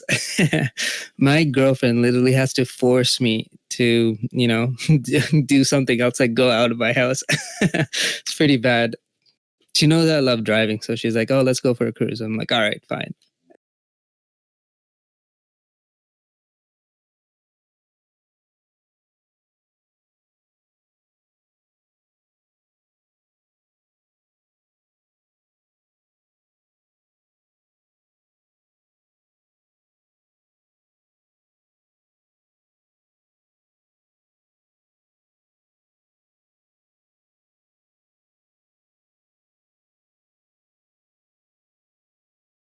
And what a beautiful day today. Just got filled in my Tesla line. My Tesla 460 calls that I wrote, 90% profits now. It's trading at 4 cents. Okay, I should take it off.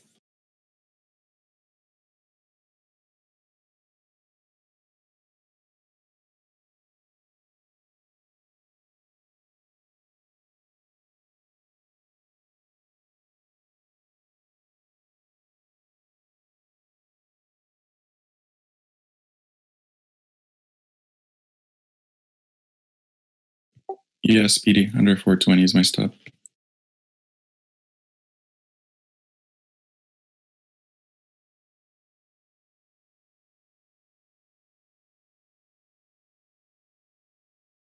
Yeah, Greenhorn. That's just selling like today's expiry.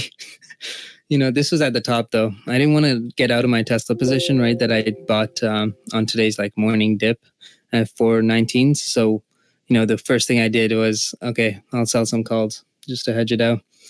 And then, it came down like $10 or $5 a share. And then I just closed it. Should have reversed it in hindsight. But it's so hard for me to go short on Tesla. It made us so much money going long. It would be disrespectful. Back over 421. Bang, bang. Nice entry, by the way. Thank you. I wanted to wait till 420.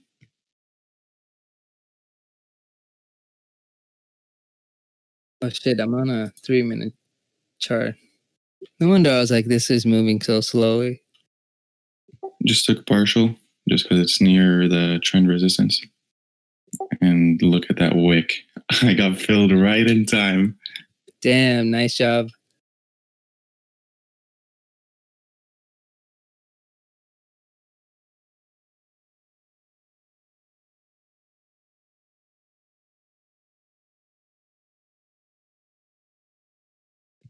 There was a quick 70-cent move on the contracts. I was playing the next week, 420s.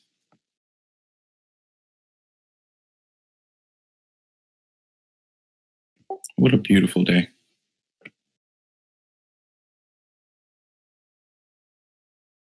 It's looking weak here. Yeah. I took not even, it was more than just a partial. It was like 70%.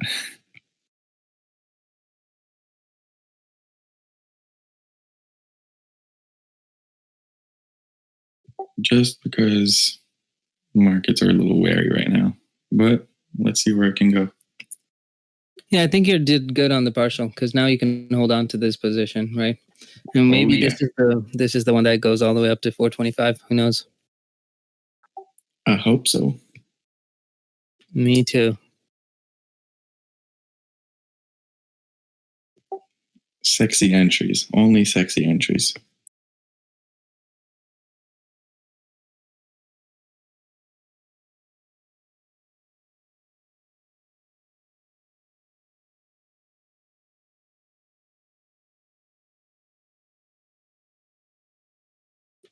All right. Enjoy the rest of your day, Mace. Enjoy it, Mace. I'm glad you enjoyed it in the chat today. I almost fumbled on my words there. I do that all the time with my ADHD.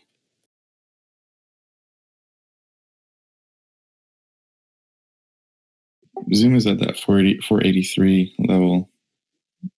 Oh, it just turned red. This was yesterday, around yesterday's close in the 200 EMA 5-minute.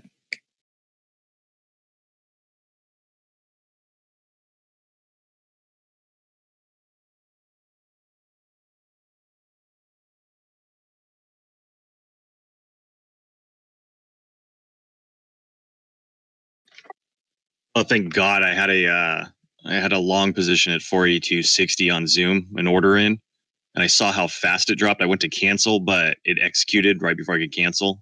Sold right away into $100 worth of profit. Nice. Accidental scalp. Those are the best when they're in profit. But I think this level could hold on Zoom. Yeah, I think so too. I was just second guessing myself. Yeah, and it's a possible double bottom area. Yeah, look at that. Oh, we have some good volume profile around here too. Look at that volume profile at 480-ish, 484, I mean. You guys see it? Yep. So yeah, it could be a nice entry.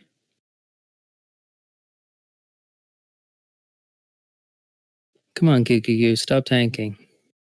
Dude, Zoom is going. Yep, and so is Tesla. Let's see how far this can go.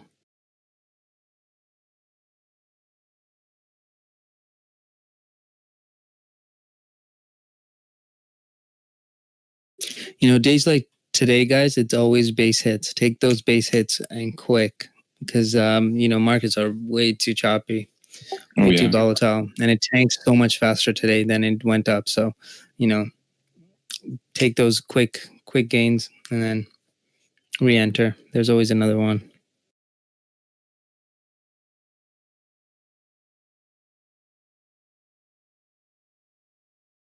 Just remember scalp law.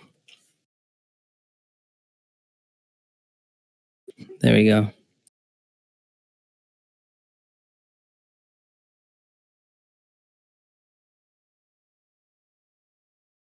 You'll notice like during the morning times, especially because of this law, you know, we're scalping way more faster, way quicker. And then as the day progresses, we get to hold on to plays. And that's because in the beginning, it's just price discovery. And then after you have price discovery, that's when you have that, you know, breakouts like into the afternoon session.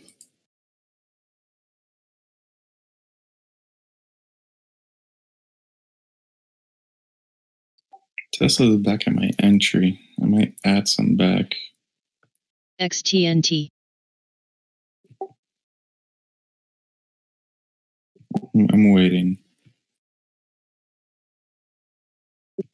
Speedy.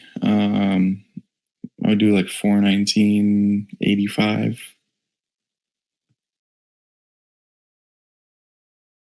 But yeah, look at it. Look at it go. Oh man, I should have held that accidental. WWR. Yeah, dude. The Zoom right there was just a beautiful spot. I didn't get filled, unfortunately. Yeah, I tried to as well. But as soon as I put my fucking order in, someone has a dark pool scanner for sure. Because as soon as I put it in, the things shot up. Look at it, $3.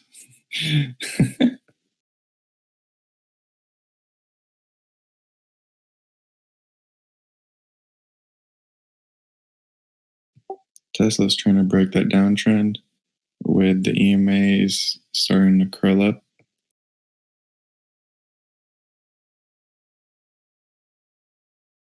Prepare for a liftoff.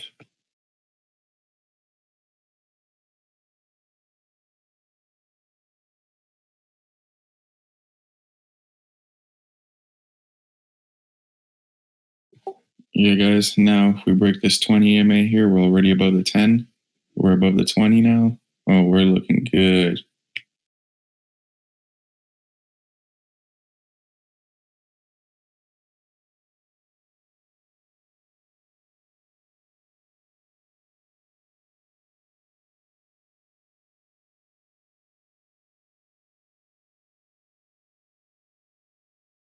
If we can't break 422, I would say take some off.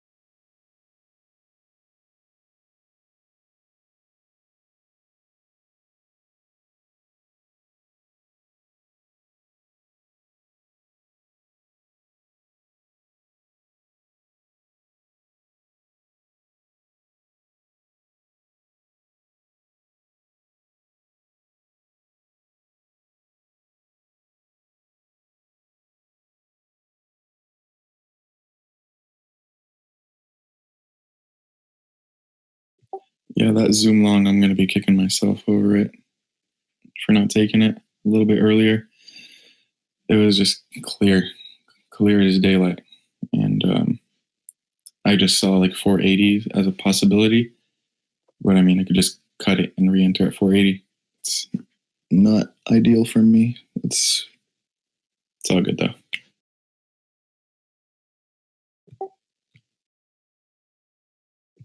I tried getting filled, Jay-Z, but nope. Did not get filled, unfortunately. And yeah, you guys see how we couldn't break 422 all the way back down.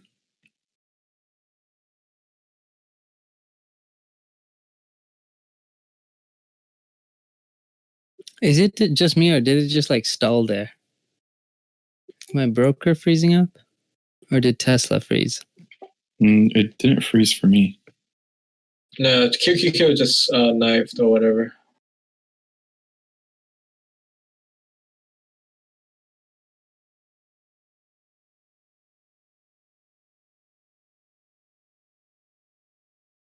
That might have been a stopped out. Hold on, let's see. No, someone got filled heavy there. Someone's holding that Yeah. 420. You're welcome. Was that you? It always freezes when I take large sizes. It sucks.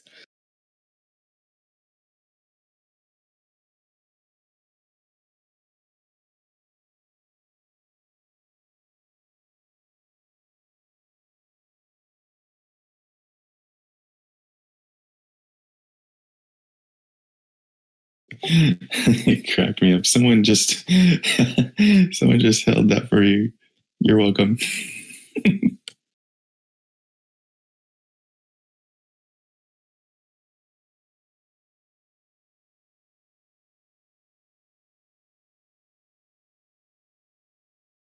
No, All these guys this are just stupid- taking it down. All this stupid news about this relief bill is like ridiculous. 1 second, somebody says something. Another second, somebody says something. Oh, I know. It's just ridiculous. And the market is just going crazy on that news.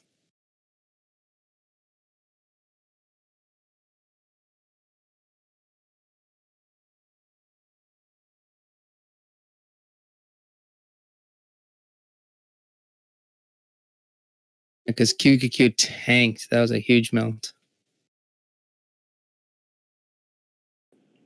But you know, the next headline is going to be like, "Oh, we're still talking," and it's going to go right back up. Yeah, literally. I freaking hate it. That's what's happening. That's why I don't even bother listening to it anymore. It's just stupid. Like, come on. These are grown humans. And it's not just like one human. It's fucking a collective, like 51 different states representatives. And they can't get their shit together and make one agreement. It's like, this is the task that they were assigned to do. And they're doing it so horribly. And it's been since July. And it's not just America, to be honest. It's like pretty much every country. I think it's kind of on purpose, man. I truly think like democracy is broken unless they, ban lobbying forever. Definitely. I don't think, democracy makes sense. It doesn't make sense at all. That's why I refuse to vote. Like, why are we voting for these people, but they're working for the guys that are donating to their campaigns? It makes no sense to me. That's a losing situation.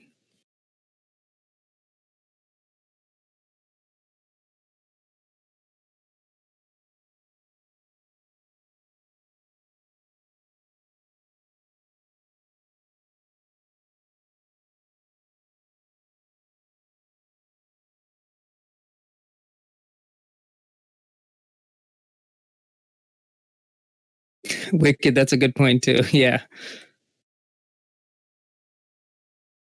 That's why I say, like, guys, I crunched the numbers on this. Literally, even if we paid each one of our senators $1 million, it'll still be way more beneficial to society than, what's going on right now. It's just ridiculous. They can have all the incentives they want. They want to travel like Al Gore? Sure. Private, fine.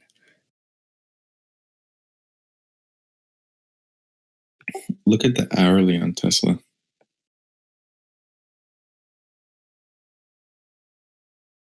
All right, so this is pre-market lows now. No, you know what? I could add on to it. I'll give it a bit of time.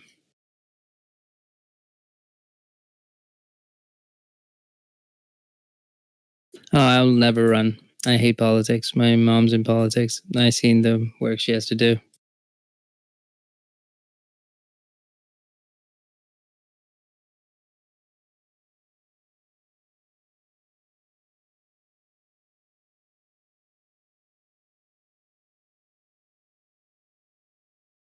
Nah, for me, I can't do it. I'd be against so much things that are wrong. Like you can't work for something that you don't believe in. It's a recipe for disaster.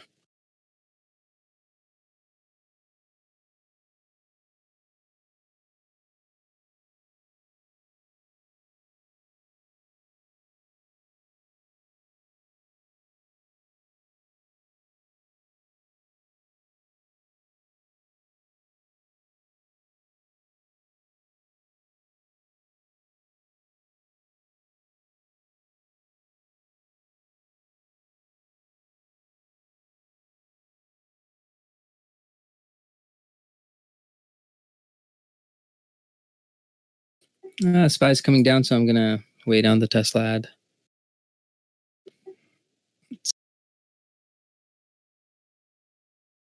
Next QQQ support. I mean, we don't really have a support level here. If we don't hold here, it looks bad. So I'll take a little stab. See if I can get a nice entry.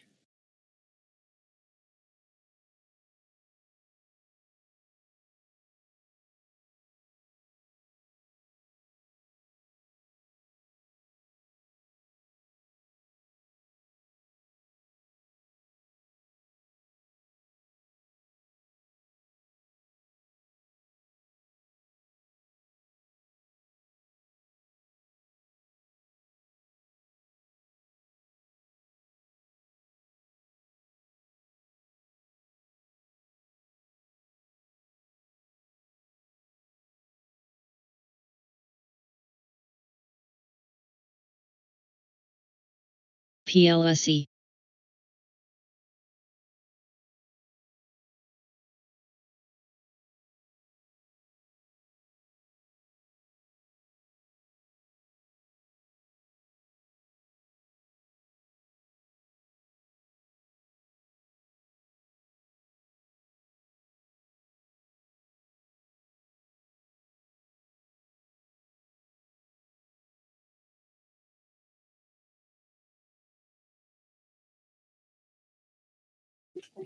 All right, guys. And while we're waiting for Tesla, I'll start my lesson. Let me just get my charts up.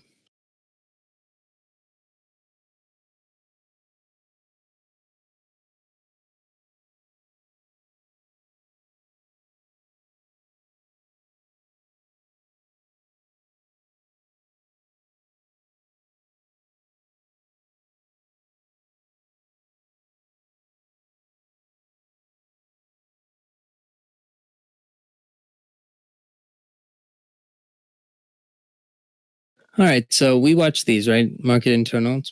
You guys know about it. This is what we look at. This is the most important thing for us. So I created this just to show you guys like what you should have, no matter what platform you're using. If you don't have a platform that has tick, if you don't have that data, you can always just use TradingView. Because most of our Canadian brokers, we don't have tick like this. Like I have tick on IB, but it's just literally a number. It's stupid. Like it's not going to show me the picture. It's not painting a picture for me, right? So when we look at the market, what do we look for? We look for a tick to be positive. We want it to be in an uptrend. You can see by the pinkish line that we're currently in a downtrend, right? Now, when you look at the moving average, you can see that we're kind of bouncing here. This is where tick bounced on QQQ, also on SPY. That's why we're playing these like bottom bounces. We're looking for these formations where we can possibly, make a good amount of money. Literally by like timing these bounces, right? Now, second thing, ad is the last one on there. So, ad went down heavy, slowly came back up, and now we're at an area where it's at previous support, so it could move back up. Now, why is this important? Why do we always look at the market? So this is the easiest way to kind of show you.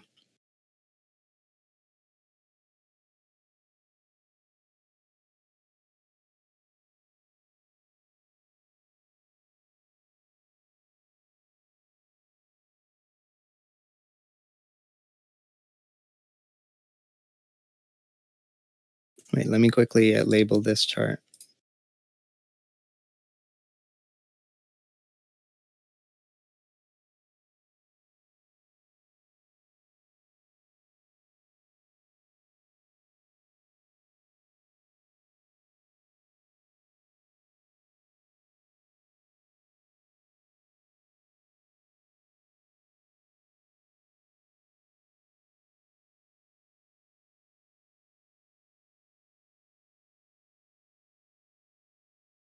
And guys, just before you laugh, I'm not Ryan. I can't draw for shit. So this is the best picture you'll get. So this is AMD, and it's on the, oh shit, I didn't save it, 1 second.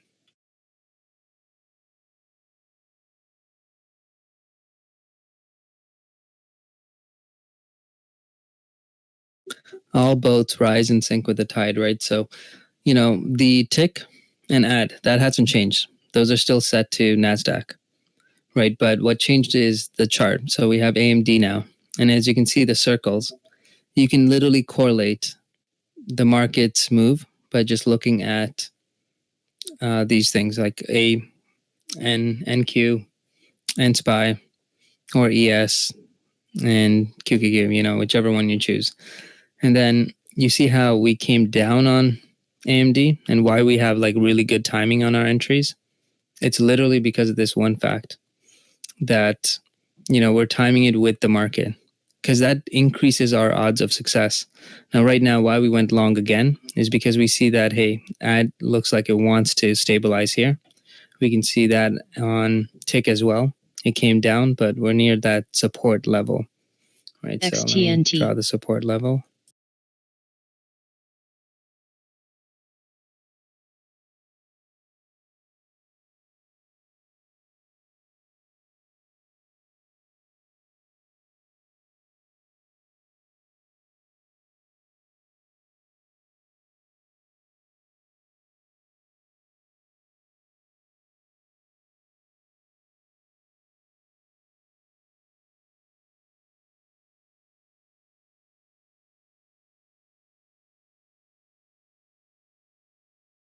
By the way, I got filled at around 418 on Tesla long.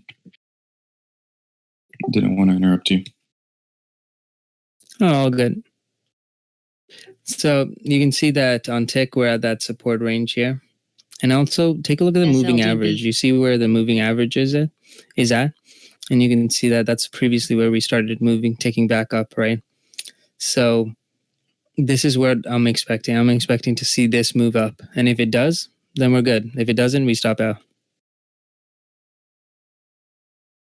Yeah, I have it on SPY and QQQ because tick works. So you have New York Stock Exchange and NASDAQ, right? So tick Q is for NASDAQ. Tick, the regular tick, is for NYSE. So I kind of just have it on QQQ and SPY just because it just makes it a little bit easier for me. Easier to like remember which one is which. Here we go, Tesla. Bang, bang.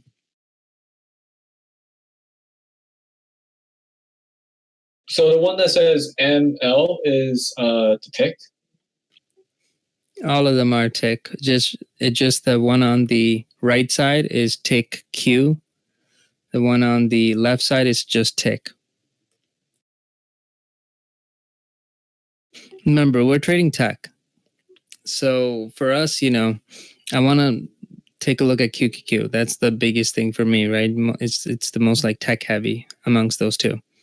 So what happens on QQQ is a big indication of what SPY is going to do, right? Because QQQ is pretty much like the biggest stocks, right?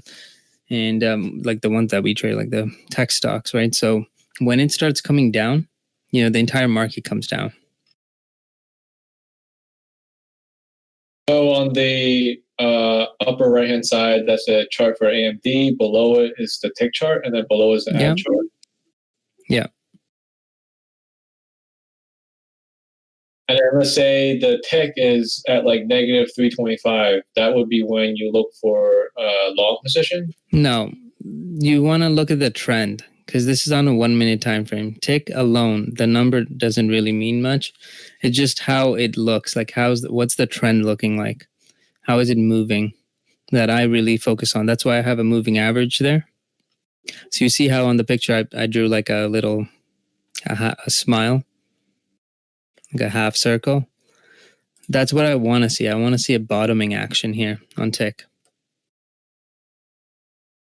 Right, I want to see ticks. Okay, this is beautiful that it happened while we're talking.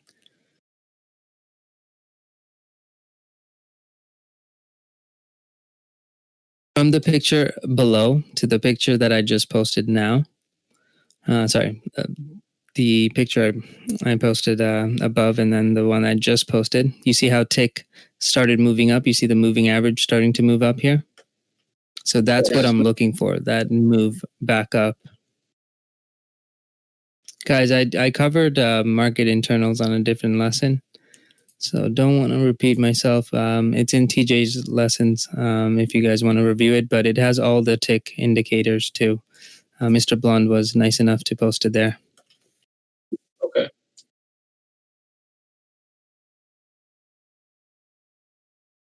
Yeah, these are all of the ones you can use. I don't really use all of them. I just use tick and tick Q.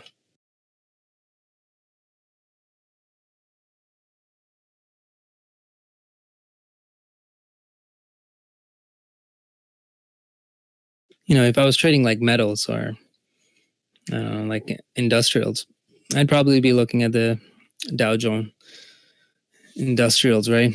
Those ones are probably more useful.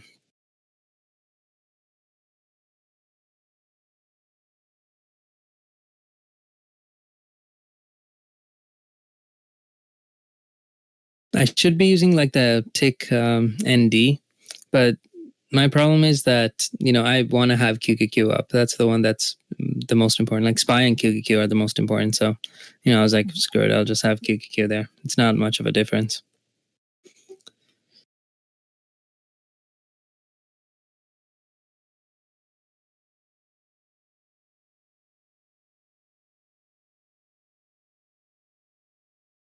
Now, if you look on every chart, as long as you can time the market, you're good. That's why we trade SPY so heavy. Why do we trade ES so heavy? Why do we always constantly refer back to it?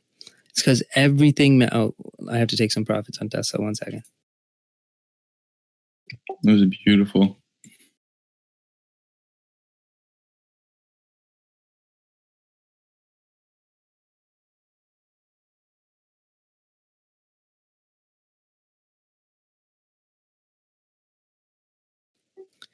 All right.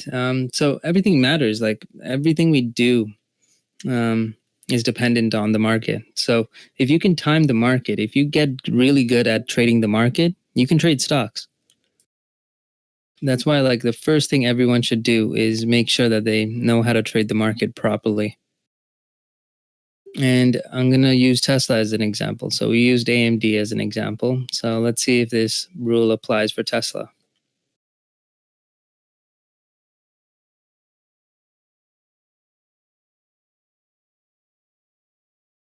I love doing live lessons and it actually works out. I hate it when it does the opposite of what I'm trying to explain.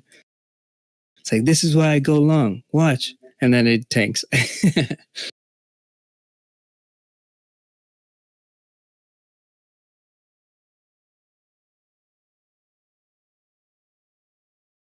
So we got that bottoming action on tick if you take a look there. But when Tesla was tanking, you see this is our... Now this is a good one because this is a deviation. Hidden divergence there.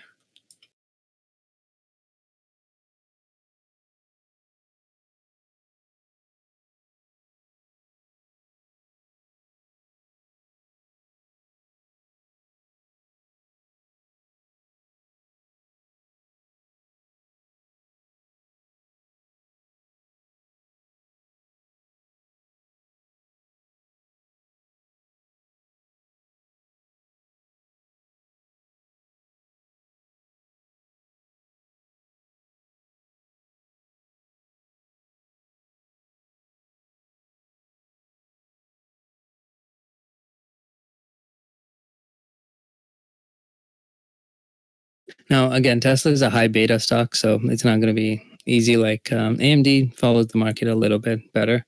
But if you take a look, there's divergence here, right? So we had tick moving down while Tesla was moving up, but we had AD moving up too. AD and tick started coming down. Tesla was still moving up. That was our signal that it was going to come down. And if you notice, that's when we took, I took that, the Tesla 300, sorry, not 300, what was it? The 460 calls that I wrote those calls. And it was because of this. There's a divergence here from the market. And again, what goes up must come down. So if it ever diverges, it's going to retrace right back down. There's going to be that mean reversion. You can see that AD was stable, tick was stable, but then you saw Tesla just knifing down. And we started trading this at 426, I think, 425, 426. We got it up to like 429. And then, I tried catching the bottom at 425-ish. And then, scalped a couple dollars. And then again, we are doing it again now.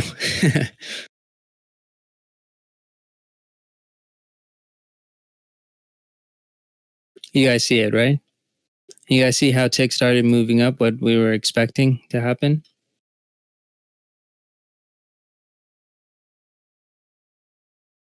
You mean like towards the end of the chart, right?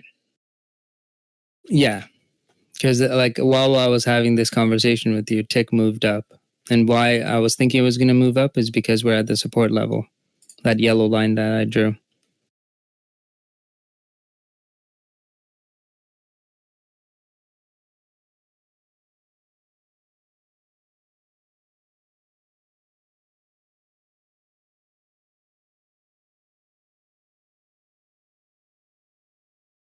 I took some more off on Tesla. And so you see right there, that yellow line I drew, you see how the pink line on tick is still downtrending. Oh, okay. Because there's so many pictures, I was like, which one is he talking about?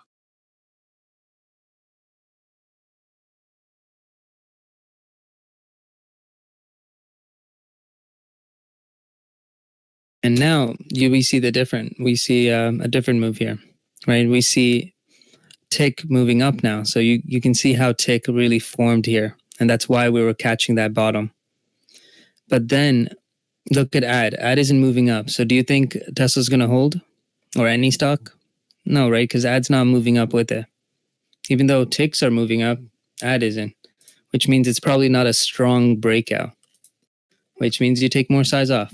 You're not going to hold this position thinking it's going to go up to like 450s. It's most likely an easier, PRPH. Just to scalp somehow. WWR. All right, now I got to start scaling some out here. I'll be back in a minute.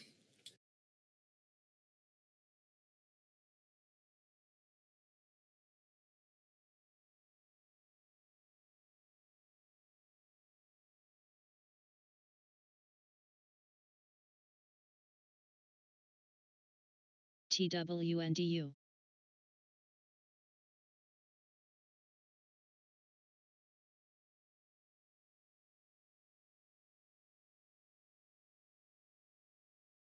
Yeah, Jay-Z. You want to see both of them going in the same direction.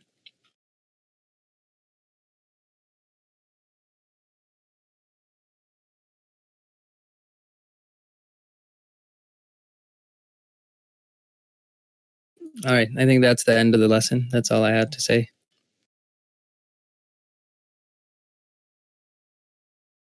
And guys, if you guys learned something too, please feel free to share and do a lesson. I'd like to learn something new too. ENLV.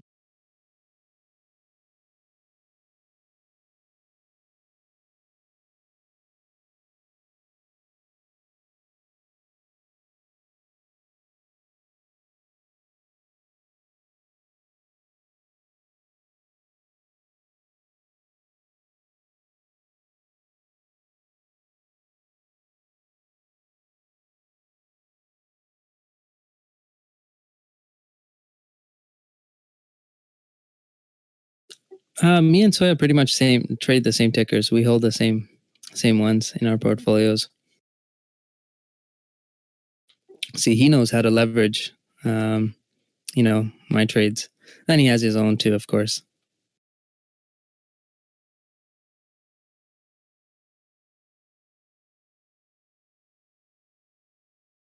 Yeah, we both like deleverage like hell on our positions. So happy. I think so. Yeah.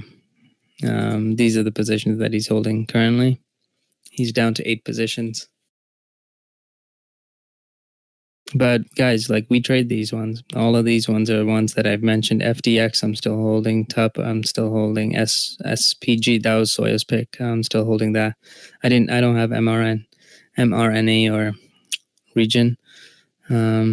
Space I have, Roku I have. And one thing about Soya, guys, is like, he's not afraid to put money on the line, right? So he goes in with heavy sizes, and that's kind of the trick. Oh, gonna take some more off on Tesla. 1 second.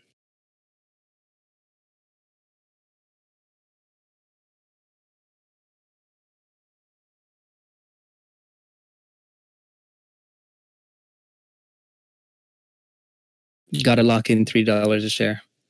That was beautiful.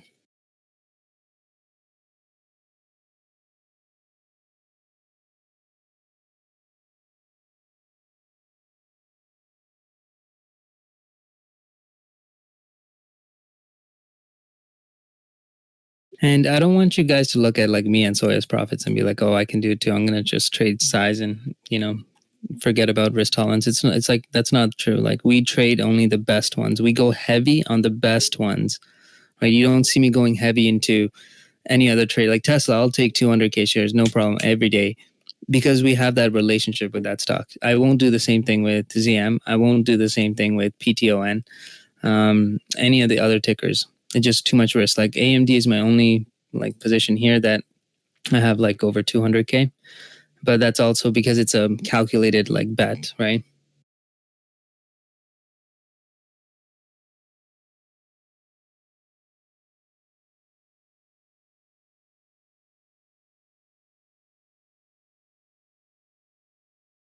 Home, that is amazing. That's even better than my one.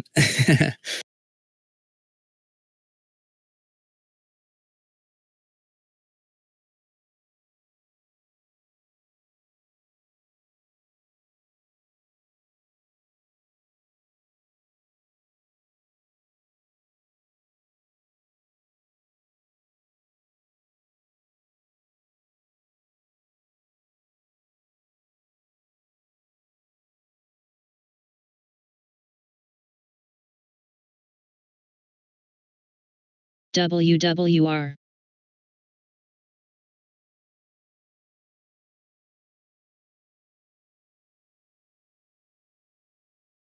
Jay-Z, yeah, that is the quote. If you take a look at the members list, I still have it there. That's the difference between you and me. You want to lose small, I want to win big. I tell you, like the only difference between me, guys, is I put it all on the line every single day. I'm feeling 100%. Like right now, it's not the time to go fucking YOLO. That's why we're taking smaller trades. But, you saw ZM yesterday. We literally bought it at the open and literally sold at the close. Those kind of trades are amazing. Those are the ones that get me excited, even though it wasn't like a shit ton of shares.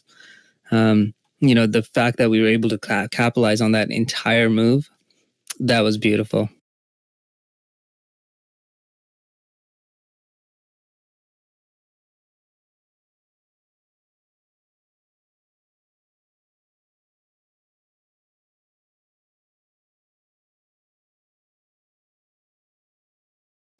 Jazian, just search it on TraderView.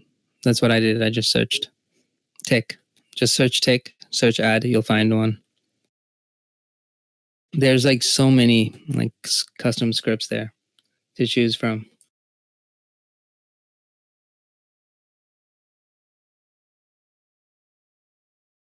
Now, if you tie, everything I taught you guys, like with volume profile, like everything we do is VPA. You notice on those two charts, do you see any Bollinger Band or any other indicator? Nothing matters except for these internals. That's why they're called internals. They're not indicators. This is what gives you the insight to what the market's actually doing. Indicators are always lagging. That's why we're always buying earlier than most people, because we want to be the guys in there first.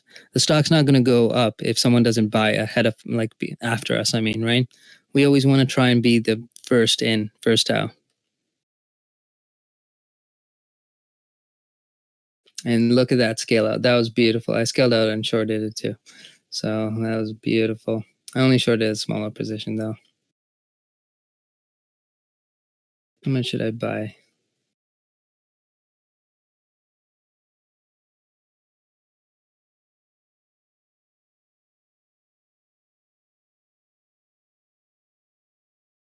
No, the Ichimoku cloud lags too. It's not a forward looking indicator. It plots it at an offset. That doesn't make it a forward looking indicator. If you take a moving average and you put an offset of like 30, you're going to have the same results.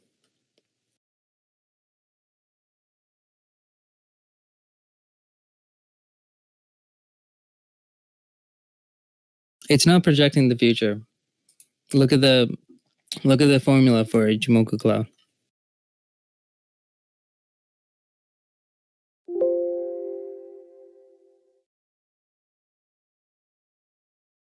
Another reason why an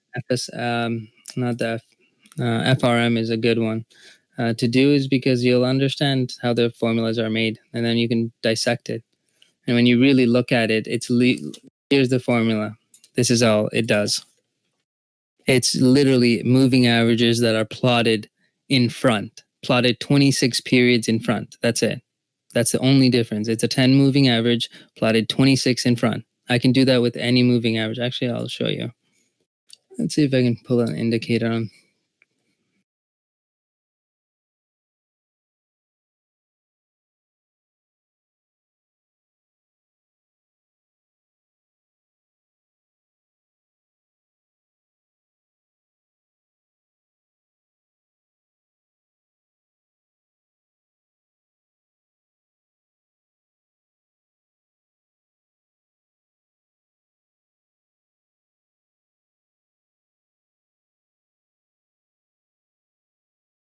Oh, beautiful. Found one. ACRS. And it took seconds to do so. I literally just searched it on TraderView. Boom. So would you consider this a forward-looking guidance too? Probably not, right?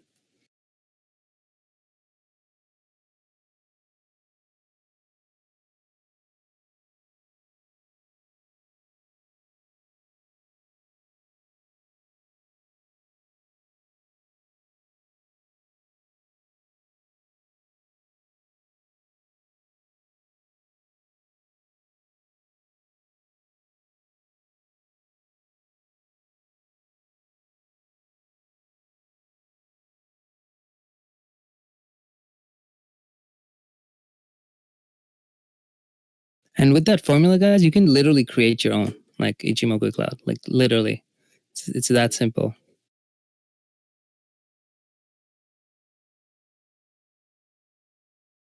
It's all based off previous data. If it's based off previous data, it means it's a lagging indicator. That's why we use tick, because that's real-time data. We use add, real-time data. We use volume profile, real-time data.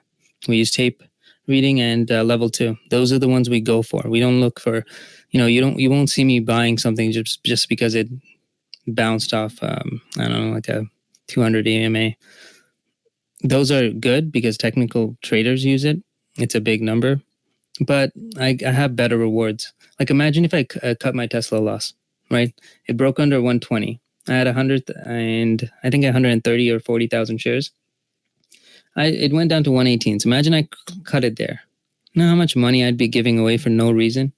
And then I'd be missing out on $3 in profits on the top. Also, I'm going to get out of my Tesla short now.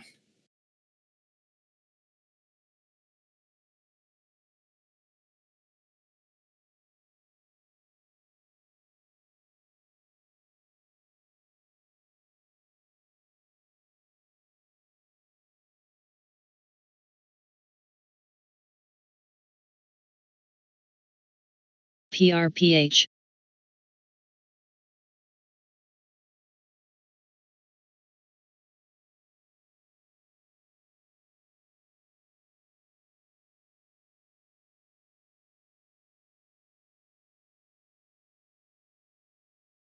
I'm not sure if it's free to use. I mean, I pay for Trading View, so I don't know if that's included.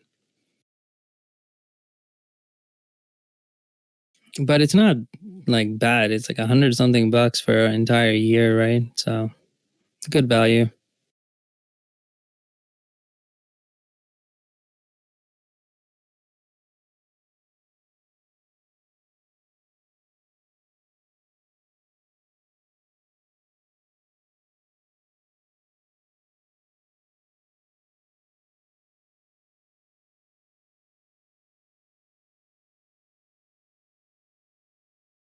Marty brought it, buddy. It was all you and your ZM alerts. Jeez.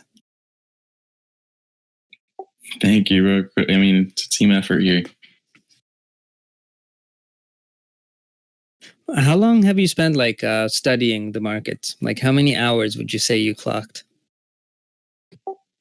I mean, that's going to be a tough one because I mean, I started in April. I wouldn't say I actually like put in effort, like a lot of effort, until July. So from July until now, mid-July actually. And just like constant all day long? No, not all day long. So I'm always up watching the markets every morning. There was only like a week where I took off just because I was like mentally fatigued. And then on weekends, I try to get in some studying. So about, I want to say 8 hours to 12 hours over the weekend. And if I'm bored, like on days where I don't have any homework or like during the summer, I would watch just like random videos. All right, good for you, man. Honestly, and you're following your rules too, and that's important. As long as you follow your own rules, it's gonna make trading a lot easier. Yeah, no, definitely. I mean, when I first started out learning and when I thought I had a decent grip on trading, my biggest issue was not knowing how to cut losses. And since it's options, I was too scared to pull the trigger on stop loss because I had the mentality of, okay, what if it goes back up? Okay, let me average down. And that led me to a couple of pretty big losses, not going to lie. And I finally overcame that. And I think that's what propelled me. Listen to TJ, like the progress you made and the time that you made it in is just incredible, man. Yeah, it's crazy. Yeah, I mean, I'm even surprised myself because I mean, I read everywhere and I hear everywhere that it takes you around a year to 2 years to become a decent to good trader, and I'm just like, okay, I don't know what's different, or if it's just I'm very strict on myself when it comes to rules. But that's the difference. That's why, because you actually stick to your rules. A lot of people can't even trust themselves to stick to their own rules, right? And that's the problem that majority of the market has. Yeah, I mean, I dedicate most of my learning to the voice channel here because before I became active on voice, like participating, I would listen in every single morning, and that changed everything because I didn't know what the level 2 in the tape was until Johnny mentioned it once. So I started looking into that. And I didn't know what ATR or SSR was. And I started looking those terms up. CHS. And then I realized, I should only look for entries around like support for longs and resistance for shorts. And then I learned how to read weakness. So just like a combination of things.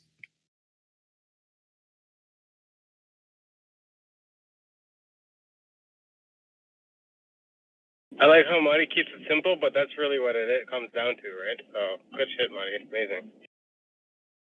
Also, Thank you, why we brother. don't touch like low volume trades is because I want all of you guys to be able to get in, get out without having to worry about having to like tank it on you or anything like that. BP's right. I went from being server muted to consistent. Yeah. Server muted by TJ after like 6 Roku questions. It wasn't me. 20-minute span. Yeah, that's a real come up, you know. I don't do most of the muting. I don't unless someone has their mic on. Yeah, that's the admins, the other admins that take care of all that stuff. And to be honest, like shout out to the admins too. Behind the scene, you don't know how much shit that these guys have to do to keep this running. Like the amount of people I check that get banned on a daily basis, and man, I wish like yeah, man, like the amount of stuff that we actually have to do behind the scene, it's ridiculous. None of this is Shout out to possible Ziggy. without this team. Honestly, and huge shout out to Ziggy, man. He doesn't get enough credit, but amazing guy. What up, boys? Raids, everything else is done behind the scene because of Ziggy. Yeah, like Ziggy puts in so much work you guys don't see behind the scenes. Like without the people that do the stuff behind the scenes, I don't know what the hell we'd be doing, you know?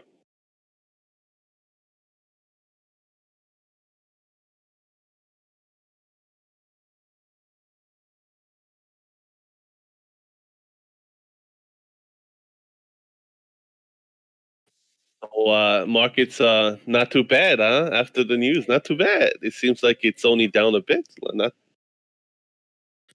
like a giant chunk, huh?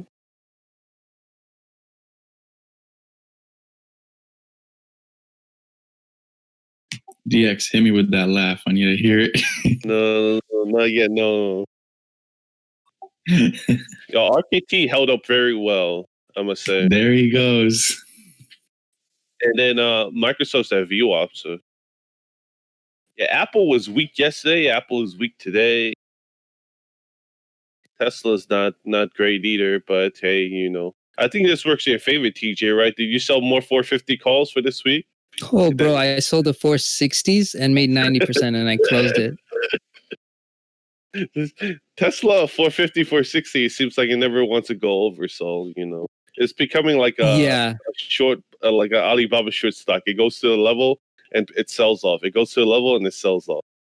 Yeah, I mean, I could have sold the 450s, but like Tesla was so bullish at that time. I was like, okay, I'll take some more risk on.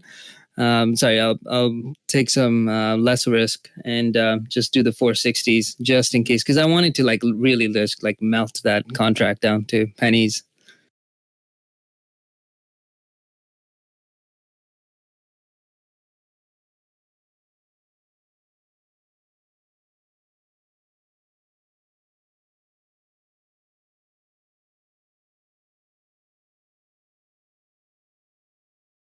Man, I can't believe we timed RKT so good. Like we fucking killed it. I mean, we do it every day, but sometimes ENLV. look back and you at the chart like Blonde posted, and I'm like, holy shit, we actually fucking got that bottom. Yeah, I was trading at the bottom when you called it out. But hey, you gotta believe. You gotta believe. You look at the numbers, and if you don't buy it, I don't know what you're doing, man. Look at it, TJ. There's like 2 other ones that want to go IPO now. Look, they must be out of their mind with business right now. People must be WSTL. getting mortgages to add. Remember, when you do it, when like the best time to have an IPO is when the markets are down. That's the best time because then everything else is just upside potential. And remember, just like we mentioned, all boats rise and sink with the tide.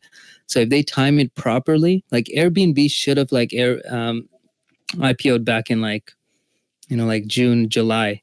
They would have set themselves up to be at like stupid valuations, and it'll stay at stupid valuations.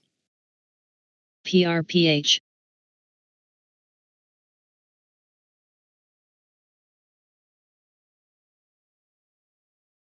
Running it so late. Everyone else IPO'd already, or the money's in other freaking stocks. The worst idea in the world. Did they get tangled up? Is that what happened? Or did they just obviously still waiting or no? Pandemic. Oh, we got a pandemic? Damn. Like, how many people want to buy their IPO when there's a pandemic and all of their rental properties are not being rented out? I would. No, I think it's a bad time because that's when it's already being discounted, right? Exactly. Only me. IPO, it's being discounted already because of that reason. 2 weeks later, it's not going to be discounted again for the same reason, right? That's what I said. Like a day later, it doesn't make a difference. Upside from there. Yeah, but if their valuation was, let's say, $50 billion, when the pandemic hits, it's probably went back down to like $25 billion. Like, it's not going to go up. No, the valuation hasn't changed on Airbnb. Remember, they don't lose anything from this, right? They make money by transactions, but they don't, like, the valuation itself of the company, it hasn't changed. It's actually increased, to be honest. Yeah, it has been increased. Well, like the last round was 2017, so they haven't raised capital since 2017. So since then, it's still up, and that's the biggest thing for investors like me. Like, we bought it on the last round, so for us, it's like as long as it's higher than what we paid when it comes into IPO, and it's huge valuations now. What was the valuation when I bought it? Let me double check. Shit, I have the paperwork somewhere. I'll be back. People are using Airbnb now, boys. People are using it as I mean, their valuation of company might not be down, but they're okay, it was 1 billion. 1 billion is what they raised at the valuation of I forgot what it was. They had to lay off like half the workforce. Yeah, that's good for them. Take out the weak. Like, this happens in every industry, guys. Like, you're supposed to do this. This is the playbook. It's like when markets go down, you have a actual reason to lay people off. You know, that's okay because you're trying to make the company survive. And are you going to lay off your top performing employees? Hell no. You're going to lay off the bottom 15. Cut that fat out of that system. And it's what they should be doing. Yeah, it's a good excuse. You have a valid excuse. Wait, so you bought it when the valuation was only 1 billion? Well, that's good. No, sorry. It was 30 when I bought it.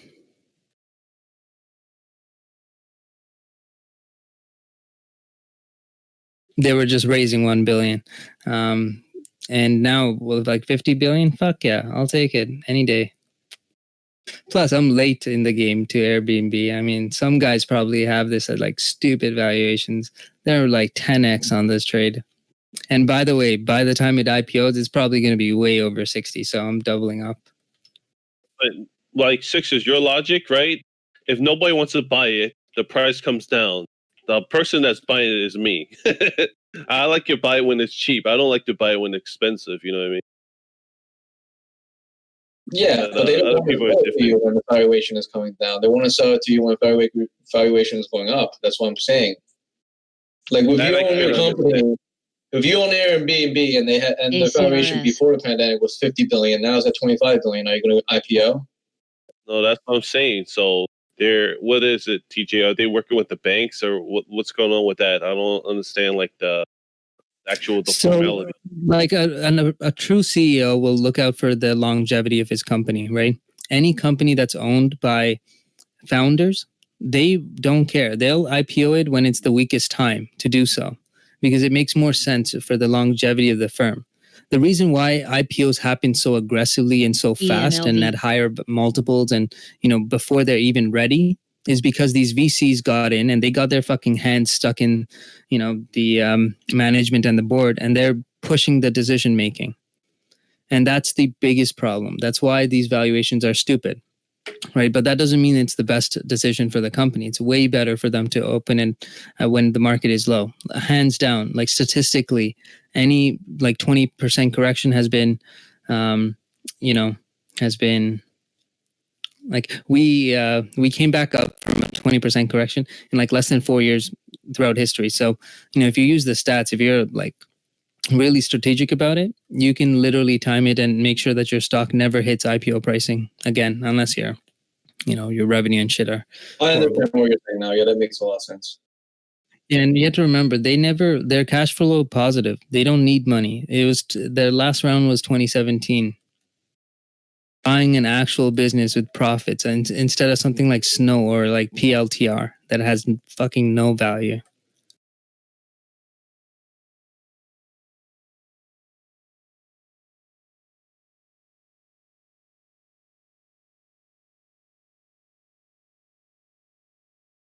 Like, I still hate PLTR.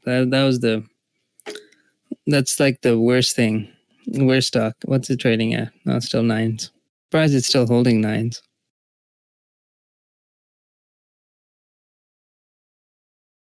Their entire lifetime in business, they haven't proven to anyone that they can be a profitable business model.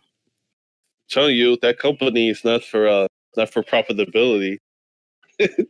It isn't. 17 years, 0 profits. That's freaking ridiculous. And people are paying this premium on it. It's the most retarded shit ever. Like, I'm an analyst, so I don't mind paying for companies that don't have positive cash flow. That's fine with me, as long as I see light in the end of the tunnel. 17 years and they have proven there's no light.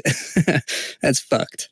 That's like, that's like a 35-year-old grown man living in his grandma's apartment or basement.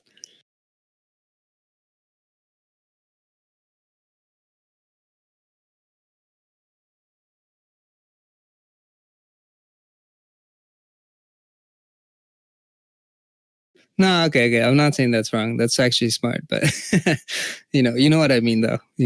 After 35, I think he's there forever. You might as well put him on the will.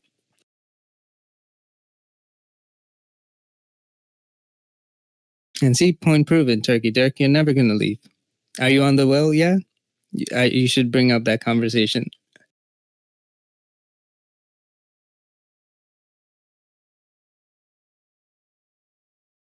Yeah, so before hash browns, yeah, RKT, they definitely do not want to dilute the company.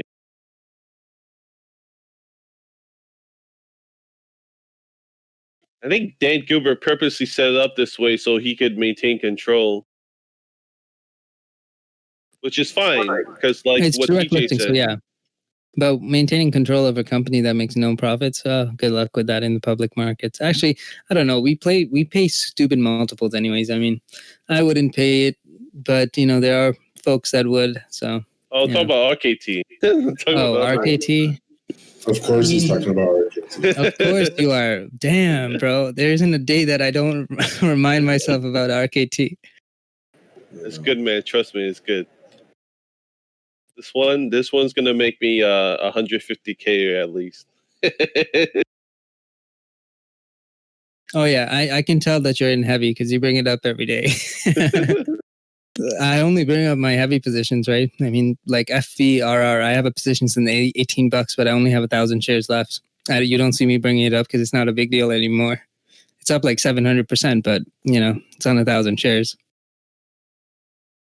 Or like Tupperware, I only have like 21K left.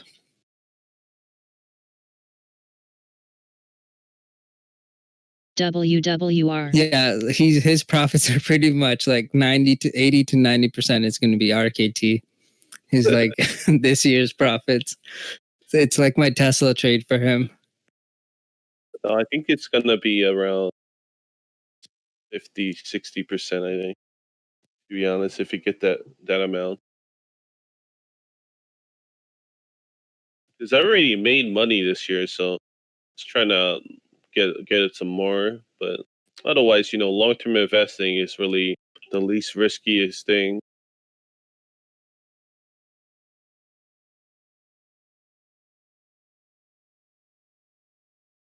My price target, I think this goes back to 30s like pretty easily, especially for earnings. So I don't have a price target at the end of the year. I know it's gonna like retrace up to the 30s.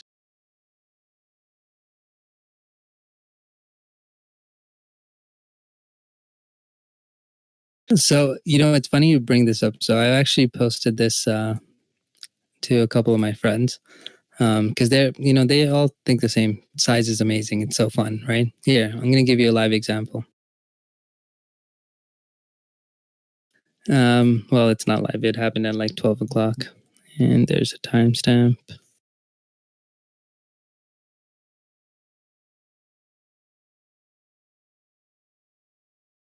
Make belts. Days like these just show how strong it is. One day after the news, look, it's down 20 cents. It was down 10 cents. Look at that. Look at Microsoft. It's down $5. Tesla's down $30. Apple's down $3. Look at that.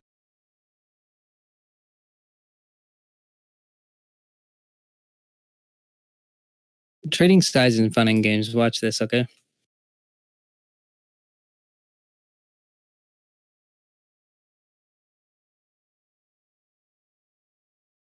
And I know some people probably still haven't covered their short in RKT.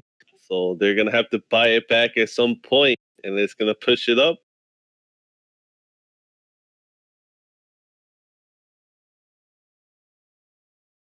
My average is around here. So, after I closed my covered stuff yesterday, it might be above, but it was at 2190 or 2175 even. Now it's higher. So maybe around 2280-ish. All right, watch this.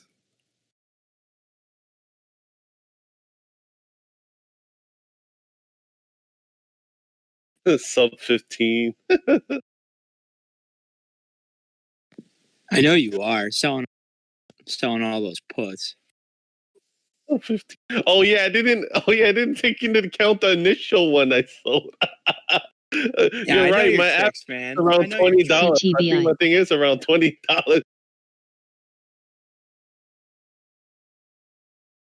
All right, so you see how, by the way, this was all in 1 minute. So everything looks good, right? You see 150K went up, went back down to 158, and then it went down to 170, right?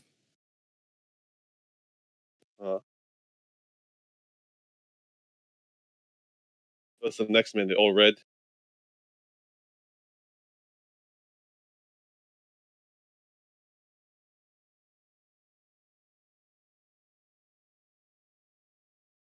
And then this is literally within minutes again.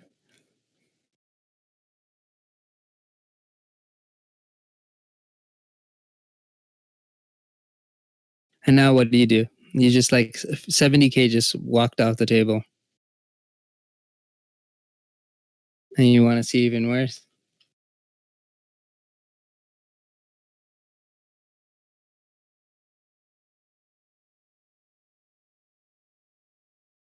And now it's down. RDN.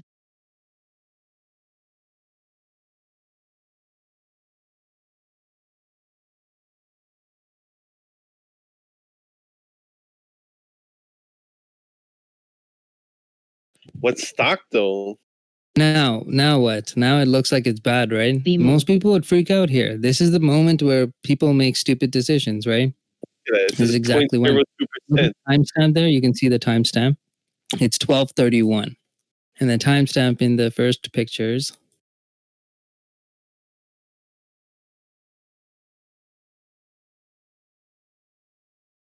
That has to be 0.02% of your entire portfolio, right? This is like no way. How far down did the stock move? So this is a timestamp on the first picture. So you can see there 12:26. 5 minutes. And most people would freak out. They'd close their positions. Oh, I've already been through this phase here. Plenty of time. But then at 12:40 back up. You see, this is why, you'd really have to be mindful. Like most people can't trade size. They freeze up. It's not easy. This is the most difficult thing I've ever done in my life. And most people freak out. Most people just are too biased on the dollar value, right? They're too emotionally attached to it. And by doing so, they miss out on a good opportunity. So yeah, do I take drawdowns? Fuck yeah. And does it happen intraday a million times? Yes, it does. But, if you stick to your guns, stick to your rules, stick to your process, it'll come back up if you pick the right boys. stuff. The fundamentals.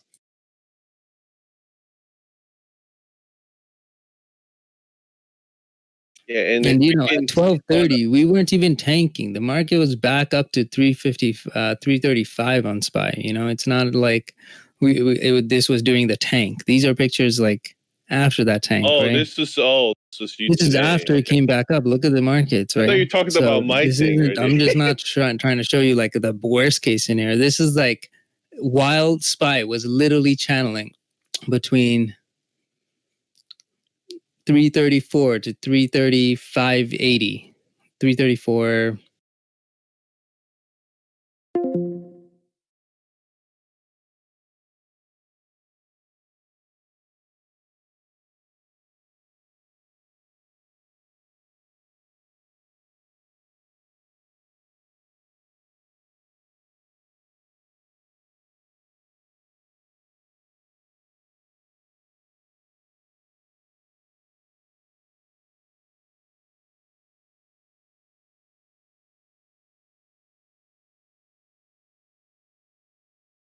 Show.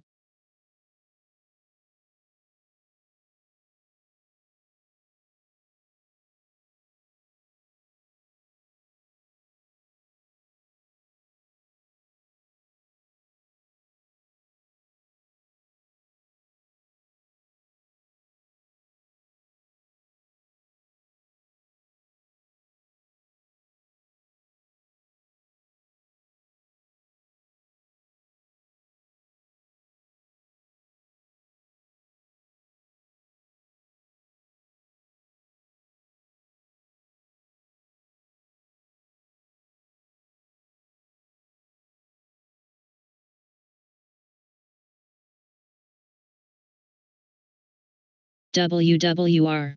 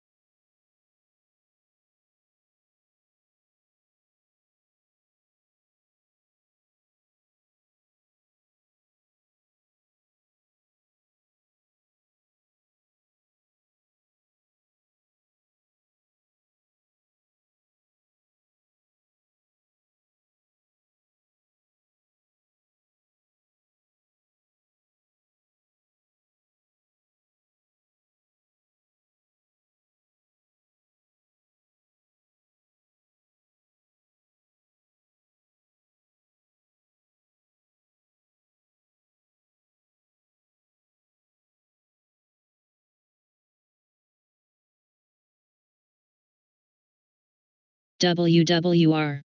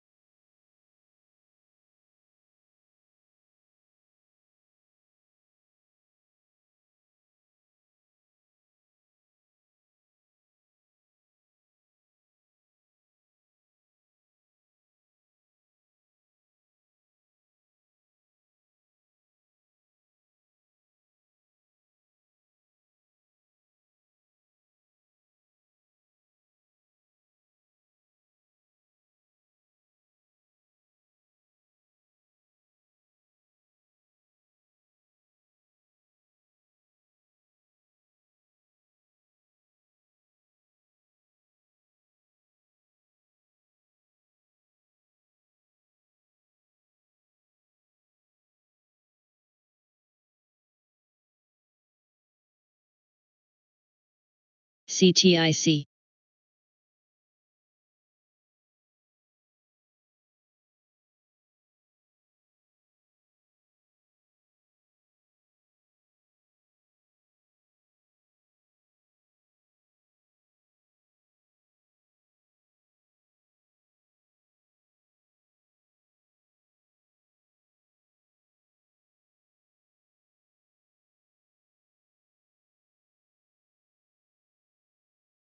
CNET.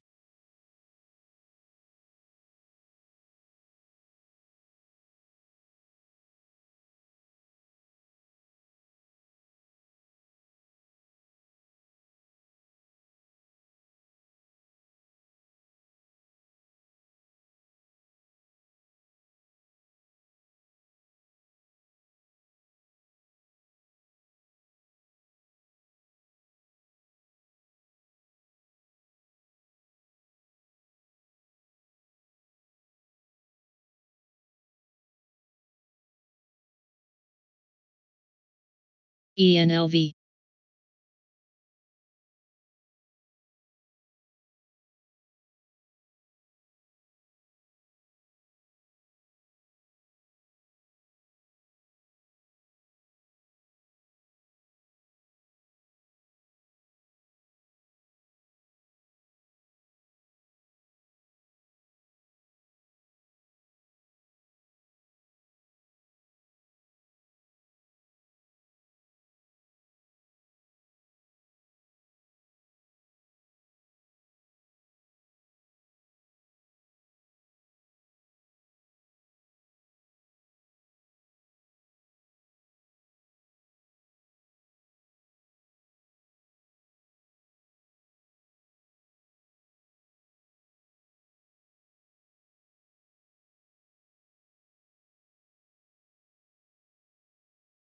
TBLT.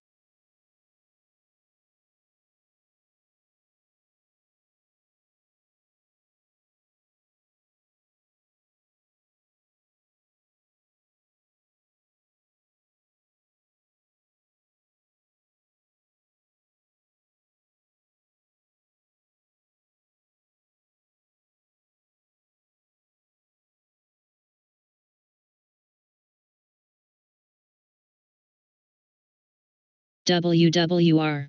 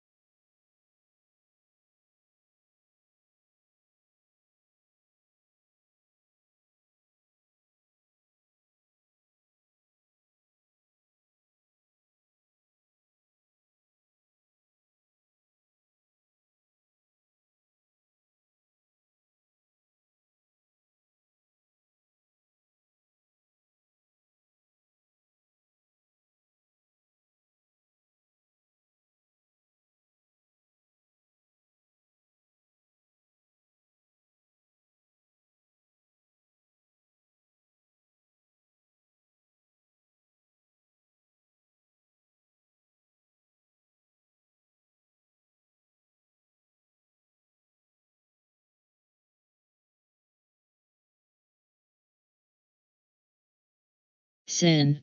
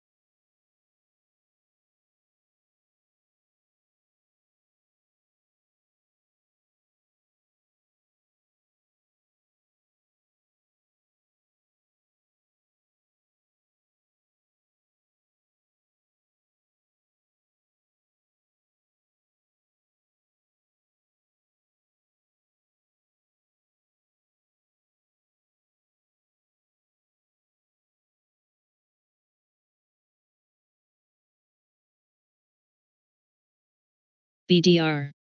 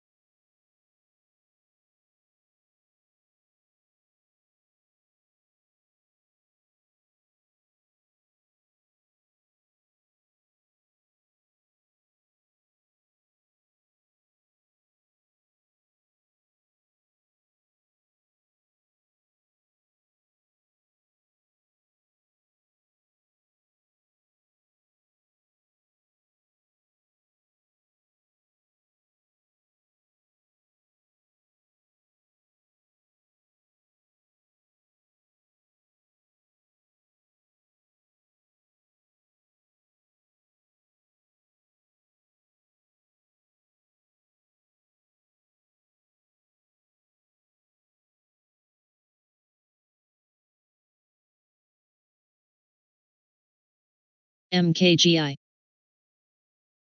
BMO.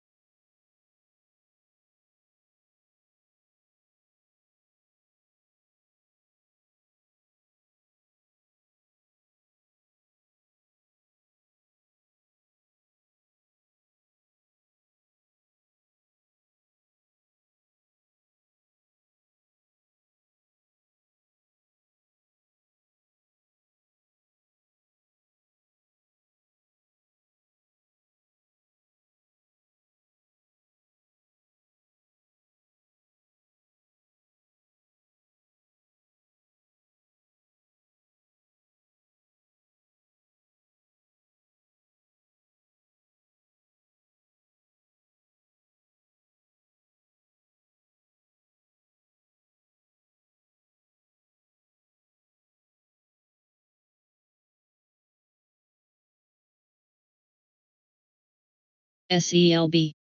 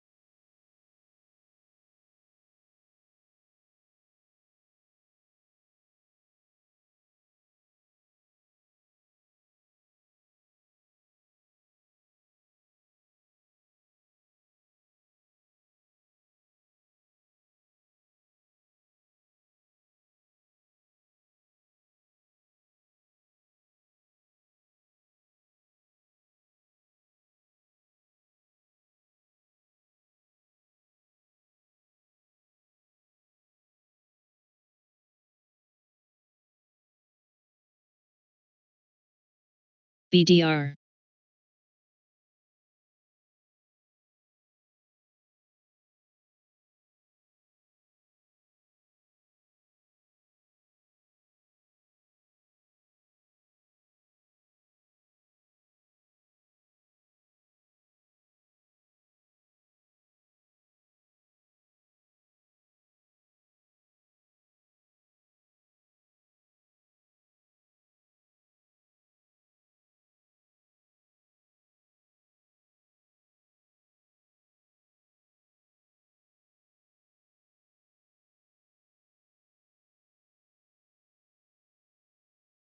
WWR.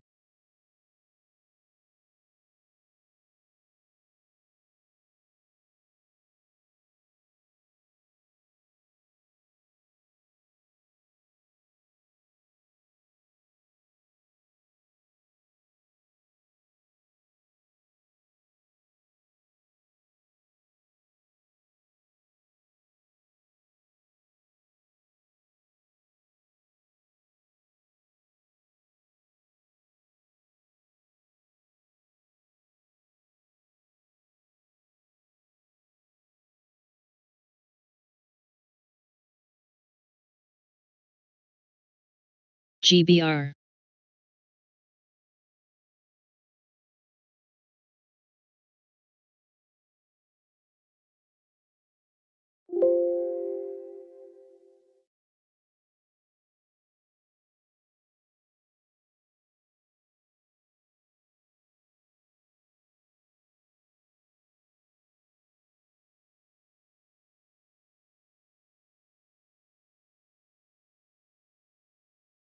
TITN.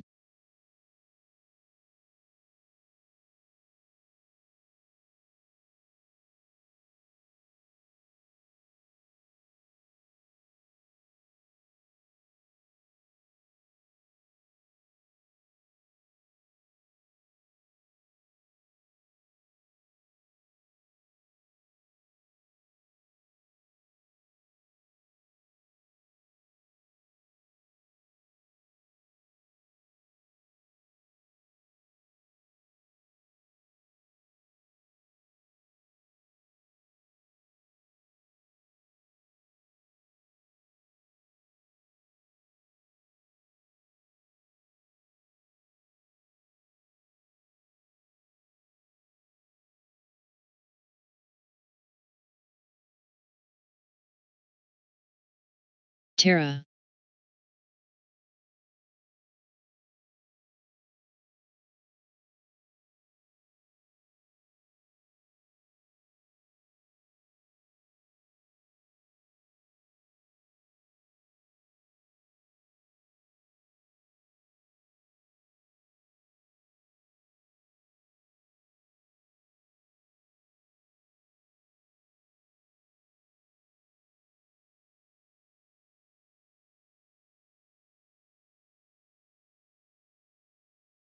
RMG.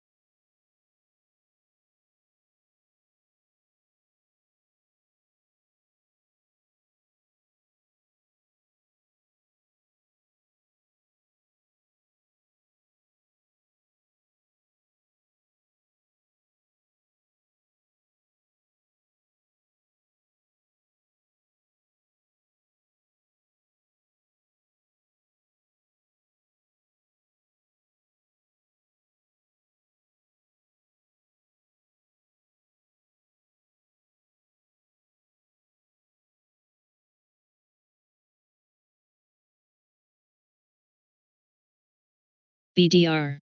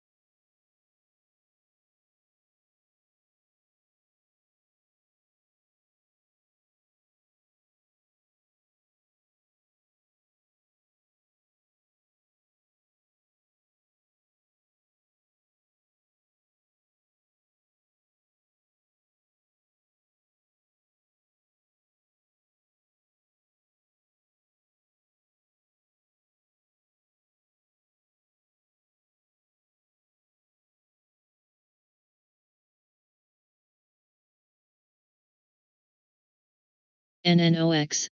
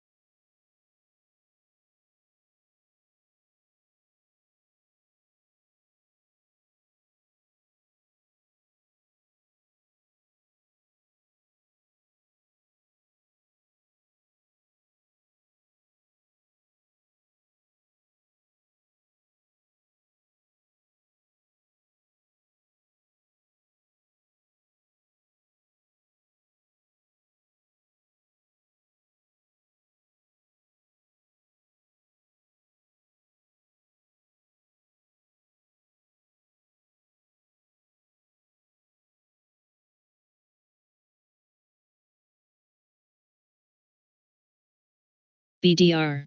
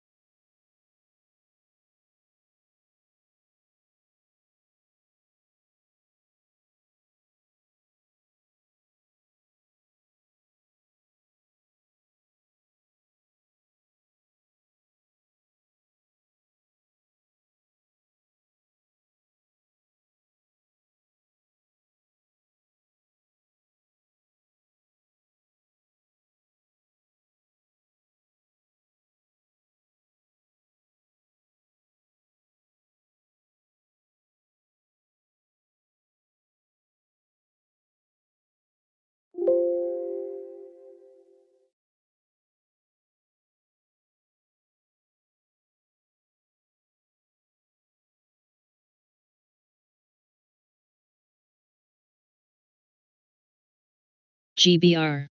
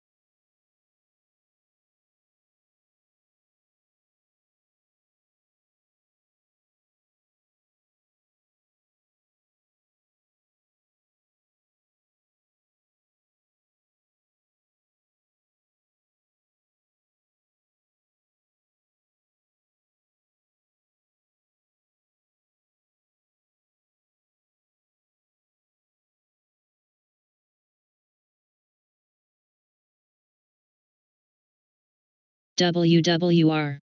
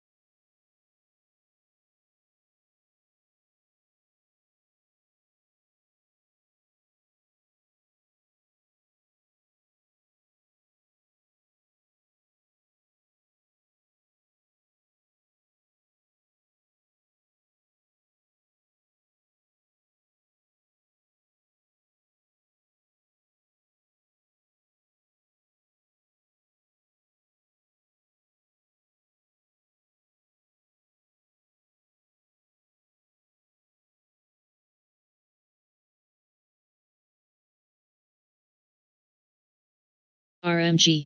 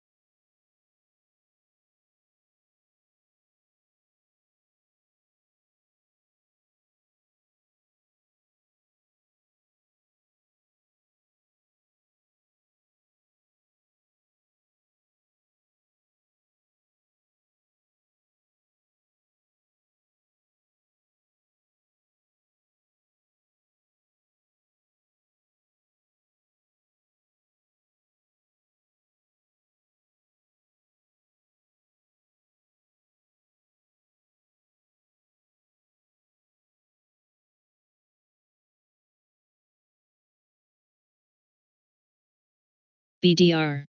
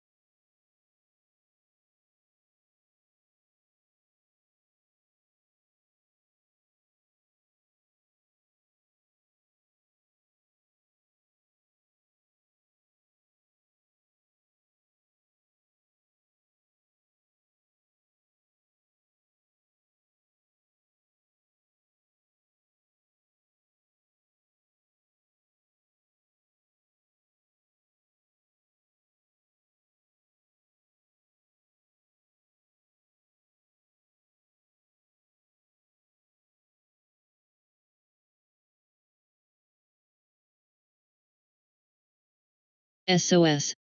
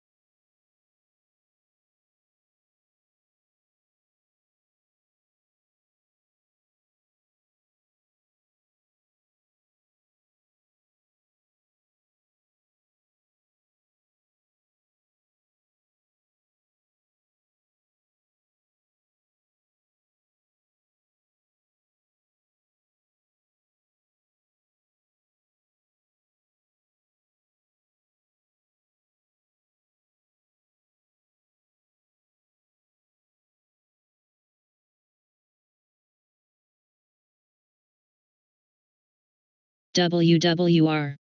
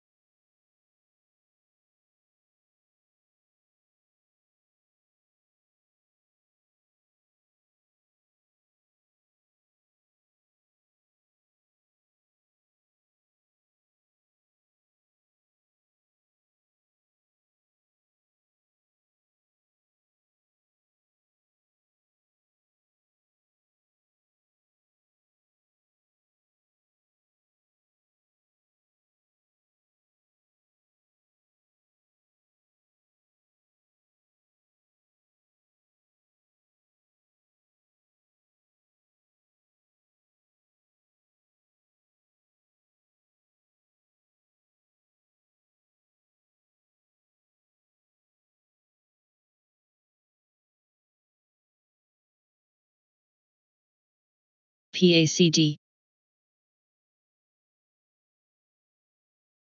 BDR,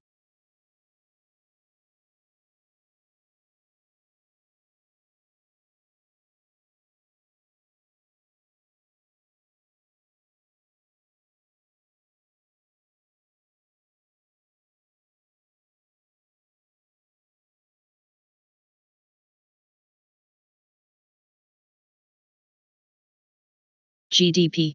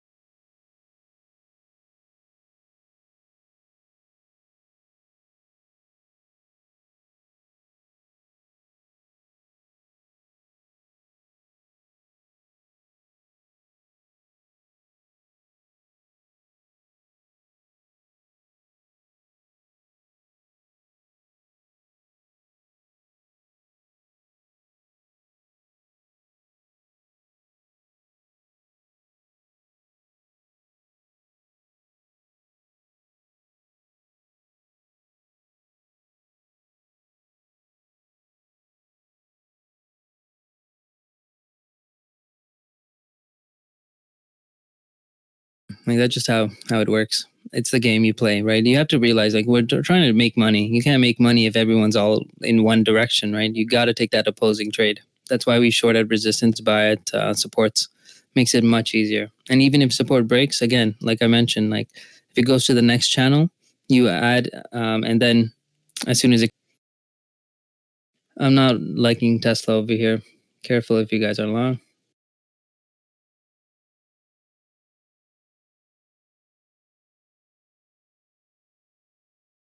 I've taken out ask. I just can't tell you guys when I do it, but there's sometimes that I do take out the ask on our trades because I gotta get when you're trading with larger sizes, you have to kind of help the trend.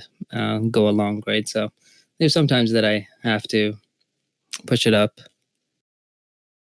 It's just part of trading.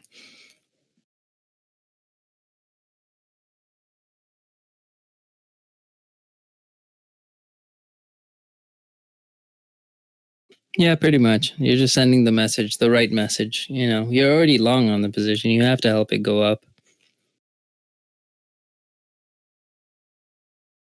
Half the time I force them to move up. Sometimes I do that. It happens. Oh, I can't wait until I get to that level. Oh, believe me, it's fun. It's just I can't tell you guys when I'm doing it because that's illegal. But yeah, it's pretty fun to do it.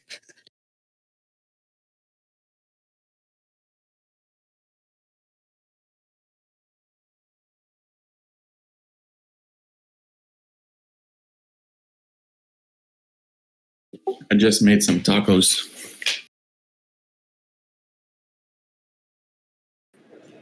What kind of tacos? Chicken or beef? I actually made some ground turkey tacos. Better. I like ground turkey, but the key to ground turkey is you have to have your pan on super high to let it get texture. Otherwise, it's soft and mushy. Exactly. Wow, that's the secret. I always hated, ground turkey. I was like, this doesn't even taste like turkey. Yeah, you have to let it heat up to the high heat and like let it sit there for like 3 or 4 minutes, and then when you throw it on, it has to like sizzle and pop everywhere, so that way it burns the outside and gives it crisp. The best thing you can do, you can't eat ground turkey without seasoning it. There's no way. I mean, you can't eat nothing without seasoning it, but ground turkey specifically, gotta get taco seasoning or paprika, salt, pepper, and red pepper flakes. But it's not Taco Tuesday yet. It's Taco Tuesday every day. I can have tacos any day. Fuck, now I'm hungry. Yeah, just like you posting that GIF earlier, I might just have to send you a picture. I know. Nablins posted that picture, and I was like, "Shit!" Even that made me hungry.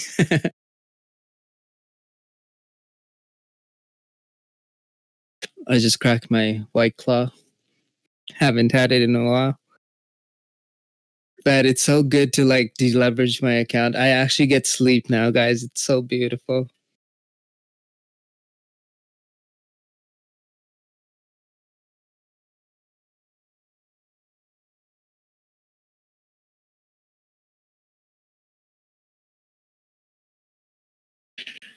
That's one of the reasons why I never was such a long-term holder like you, TJ, and I'm still trying to learn to be a long-term holder. I just couldn't hold,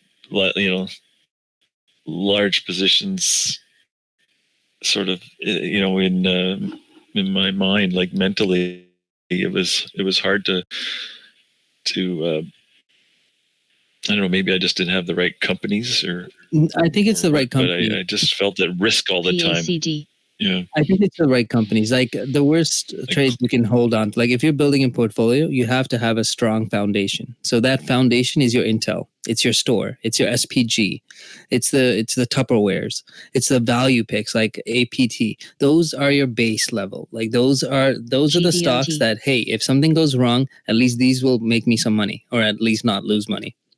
Once you have that base level confirmed and you have made money already on it, that's when you go for the next level, which is going to be the high growth stocks. Not too high, but reasonable, like your NVIDIA, your AMDs, your Adobe, your RKT, okay, VRM. You'd put that in that basket. ZM I wouldn't consider. GDP. That once you have that level, then you go to that next level, which is going to be just pretend this is like a pyramid, right? So that next level, obviously, it's going to be more like isolated. It's going to be more like selective.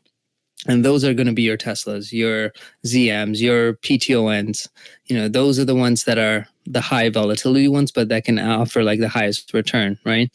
So I think you have to like structure it that way. Start with buying the safest thing you can ever buy. Like if the market tanked today, the stock is worth more than it is. The stock is worth more than it is if it tanked and it went down lower. Like every analyst would be able to see it and be like, okay, yeah, this is a really good buy.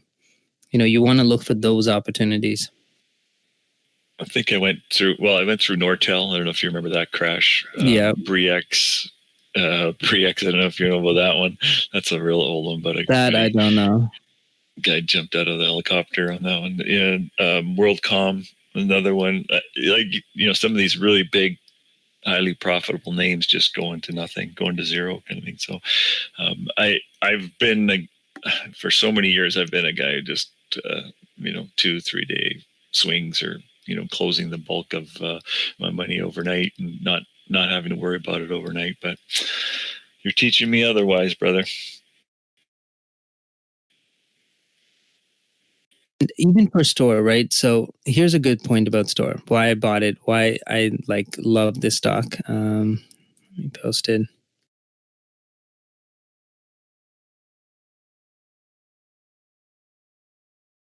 It's dividends, and they collect a bunch of rent. No. Oh, better than that. Oh, that's the wrong thing I posted there. Let me show you what made me go heavy into Store.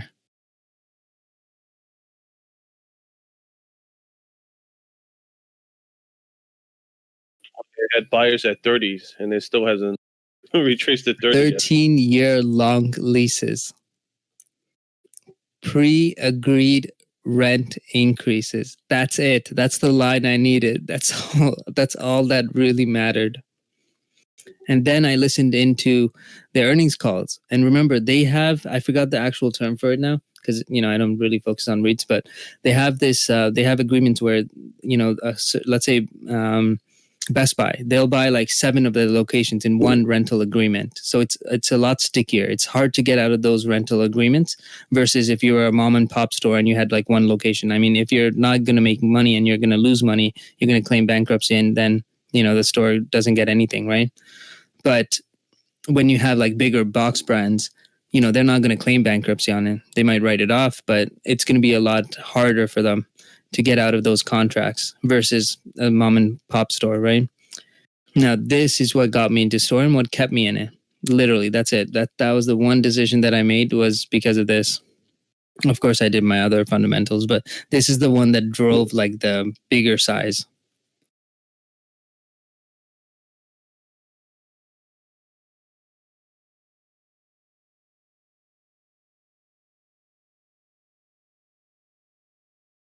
And come on, 6.5% divi yield. Come on. What more do you want? 80% upside? This is like a wet dream right now. Right? When I bought it, I was like, this is so good.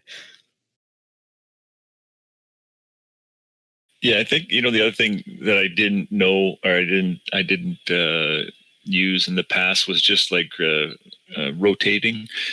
Say having a core 1/3 position and then, adding down or, removing portions. I didn't rotate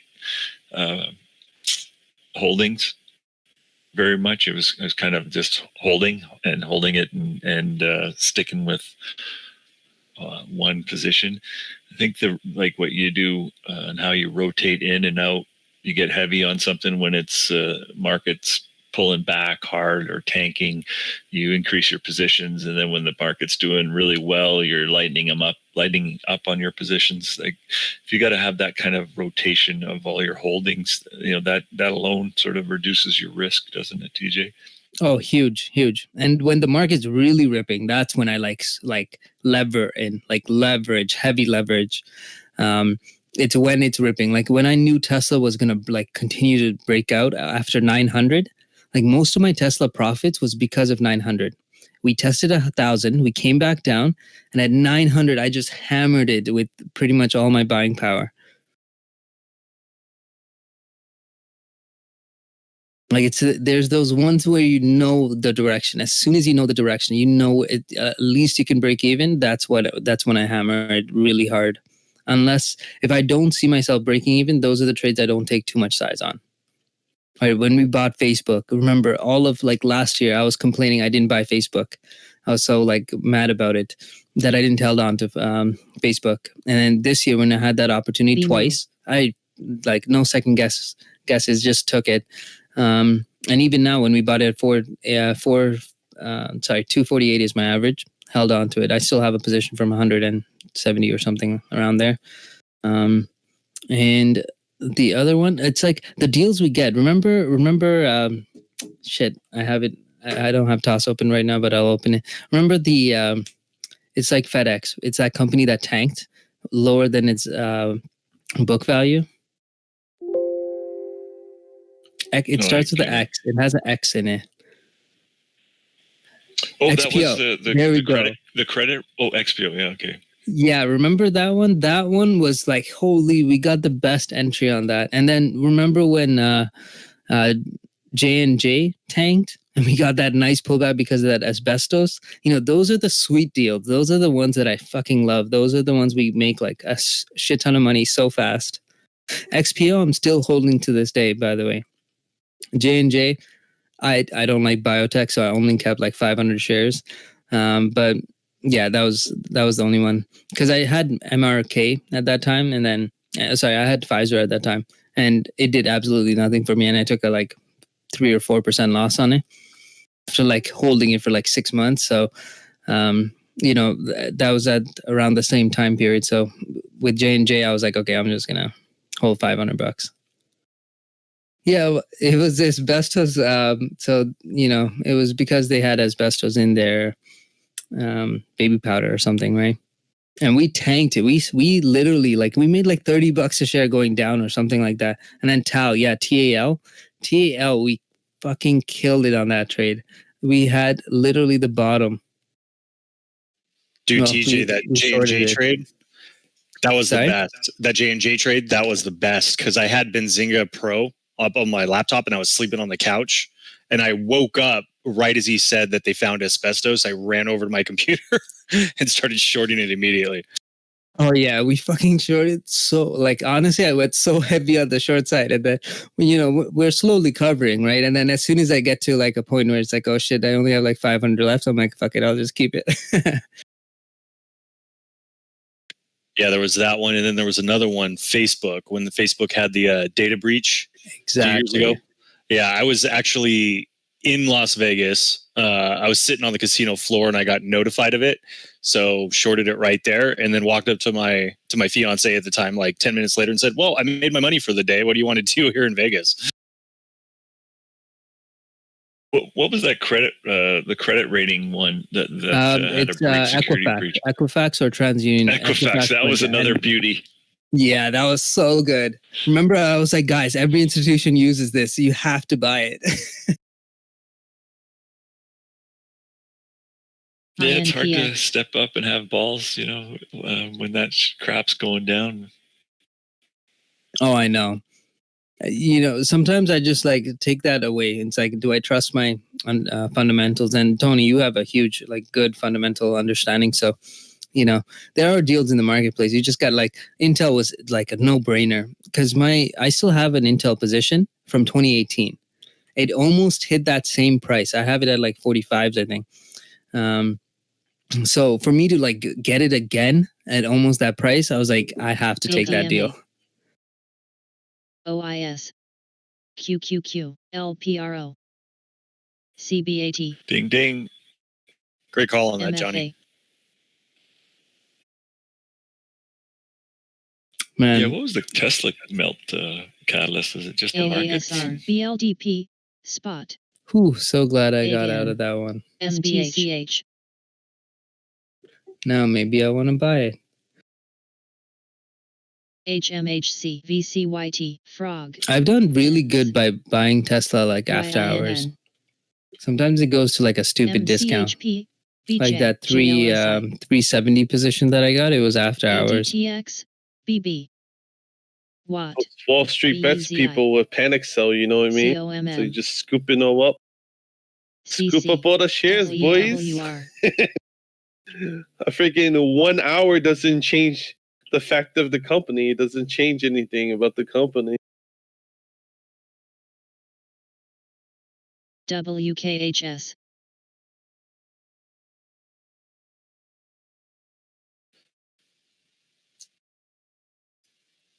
Taking off. Have a good weekend, everyone.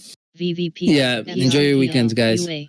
Out. We deserve it. It was a tricky market to trade, but man, we just tackled it like a team. Yeah, take care. Enjoy your weekend. MCS. You going to, John? MAXN. Beam. Oh, I'll be here. I'm working on the side. CTIC. Yo, RKT, what a bullish close. The short squeeze, man. That short squeeze. IDT. I'm telling you, I got lucky. I loaded a little bit more today at the open. Not enough though. I didn't think it'll hit 23 today. I was like, okay, you know what? It's at 2180s. I was like, it's okay. You didn't believe. You didn't believe. I didn't believe either. I swung like 300 shares overnight, and then I was down, and then I had to average down, and then I got to break even, and I took it off, and then it went up higher, and then I took it all off, and then it went up another $1 a share. These are the days, boys. These are the days. Look, it's still gonna go. It's still gonna go. It's still gonna go, boys. These are the days. Mega cap down, market down, RKTL. These are the days. Yeah, that's why we have like a a balanced portfolio. Like look at APT, guys. GDRX. We bought that a while back, but when the market goes down, something has to go up, right? And it's these value picks that are usually going to tend to hold better during market corrections, and that's why we have like a mix of both, right? BKR. You have to have both. Look at Intel; it held so well today. And like a week ago, we're like, shit, we should have sold Intel, right? Yelp.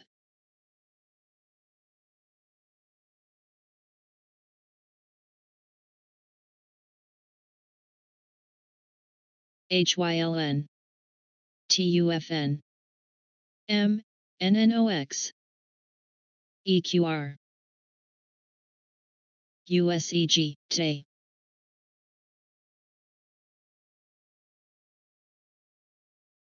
The GRWG home. Those are good examples. Like I still have positions in those. FSLY. GP.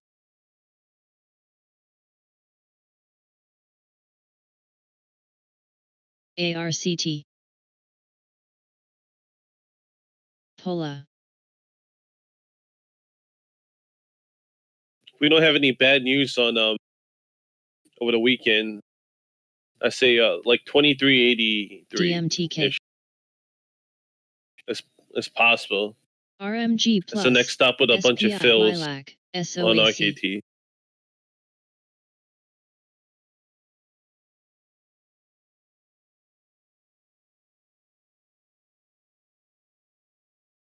I do have to warn you though, this quarter is going to be bad for RKT. No, it's going to be lower. It's going to be lower than before, but it's still like way lower. I'm talking like 2 billion lower. That's half of what they made last quarter. Last quarter they made like 4 billion. I'm expecting but that's like 2 billion. expected though. They had like a record quarter last time. That's why it's discounted. But that doesn't mean that people won't discount it as soon as earnings comes out either, right? They already this is already news that they announced. You know what I mean? They were already conservative on their forward guidance. What TJ's saying is you got to keep some powder on the sidelines just in case. Oh yeah. But we're still not even there yet. That's in. I think their November 12th is after the election is their earning. Okay, good. I have time to load up some more. Yeah. Load up the bag, RKT. I'm expecting and we always try and be $30. early, guys. Right? It's always better to be early than late to the party, right? Like, look at AMD. Like, we bought this at 76 because of one reason. I was like, look, we have a catalyst coming up. Amazon. I'm still up 7% on that Amazon play from 2,900. Sony, are you still holding on to Amazon too? No, man, I was just posting about it to someone here in chat. I just couldn't hang on to it. I did so well, so fast that I was like, okay, I'm just going to take the money, bank it. But I should have held, and I could have had another $100 a share on top. It's okay. It's probably going to come down. But I am thinking about going back in right now. FMCI. Yeah, I know. I'm actually thinking about buying some calls on it. I was hoping we'd crack like 3,100, so I feel a little bit safer. But I mean, Prime Day is in 2 weeks. It's on the 14th, right? 13th or 14th, something like that. So next week we have to be like fully loaded. DRV. I got about 3,000 contracts so far. And yeah, it's my next big trade. So yeah. Bought all the contracts and didn't even do it for the rest of us. There's plenty for you guys.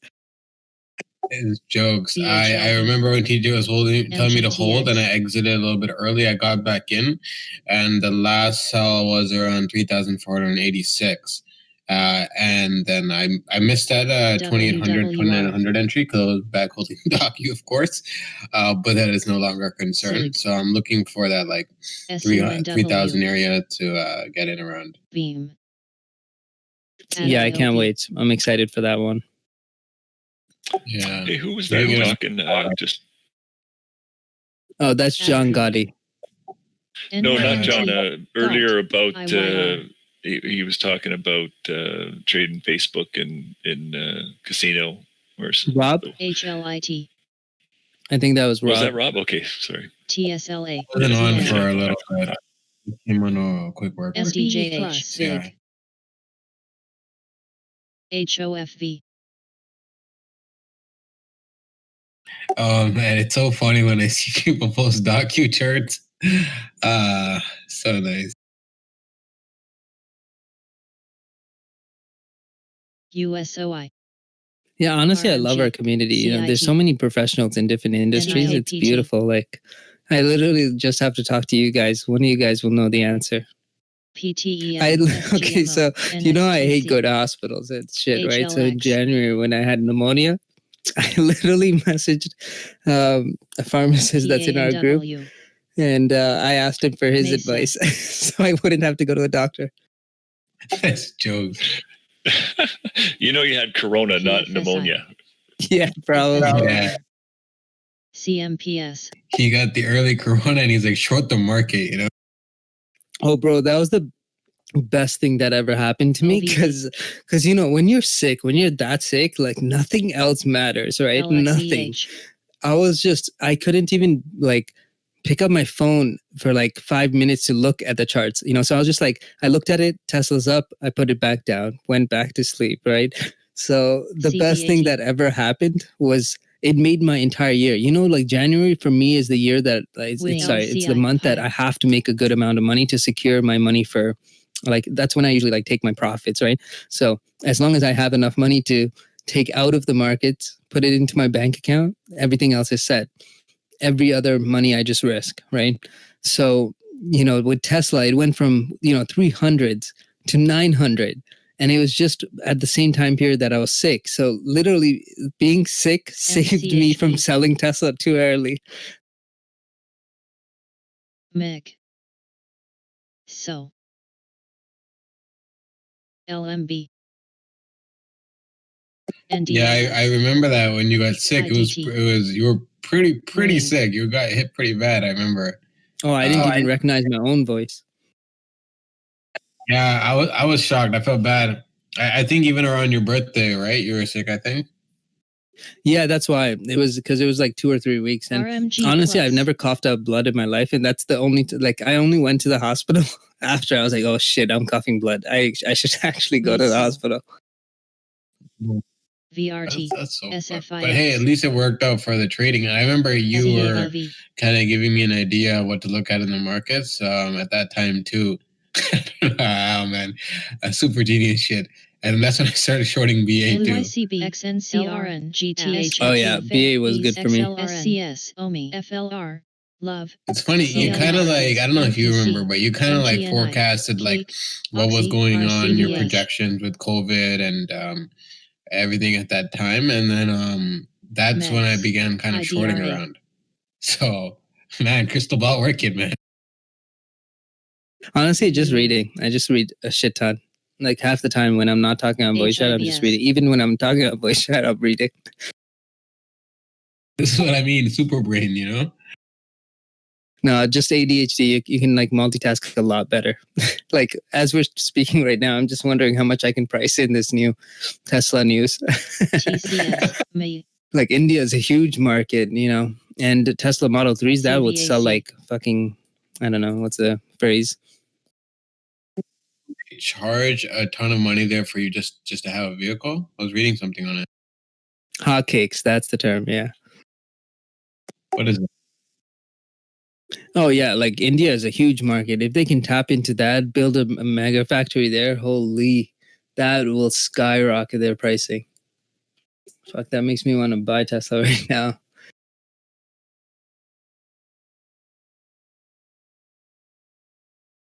UNM CTRE STM Oh man, this article is amazing. Thank you for posting it, Alan.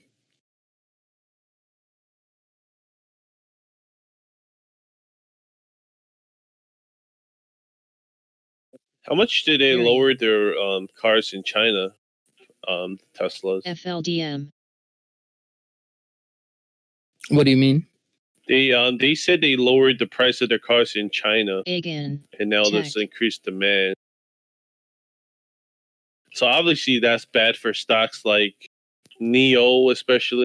I don't know about the other car company, Li or whatever, Li Auto, but yeah, it's bad for them, Yeah, it's good for Tesla. Oh, of course. That's why I don't touch those other ones because when I'm buying something, I want the best company in that in that sector. I don't want the number 2 or number 3.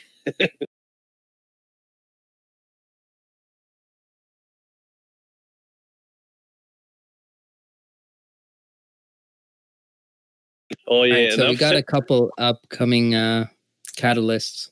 Yeah, I've said this before. I think they could eventually, if they want to take out Uber and Lyft and like Postmates and all those, DoorDash, have those robo taxi deliver food as well. Forget about it, you know what I mean? Tesla 2500 after split.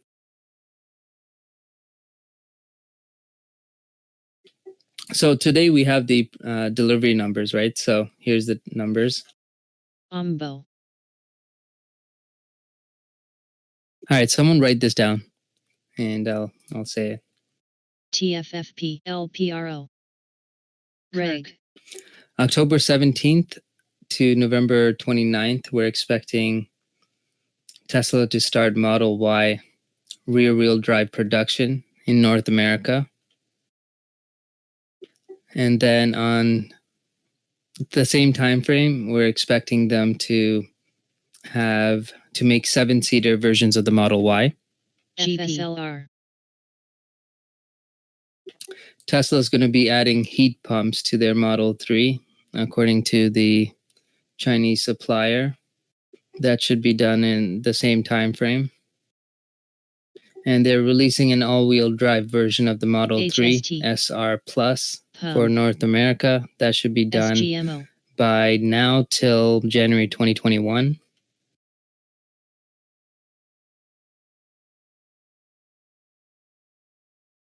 AQB. Reda. And then the other big news, they have the new LFP battery version, which should be released around the same time frame too.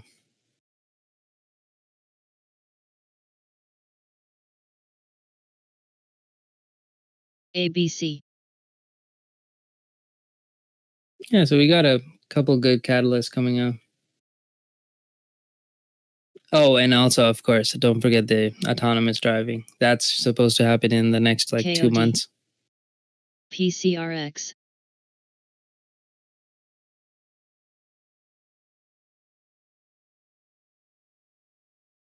VFC. Bri.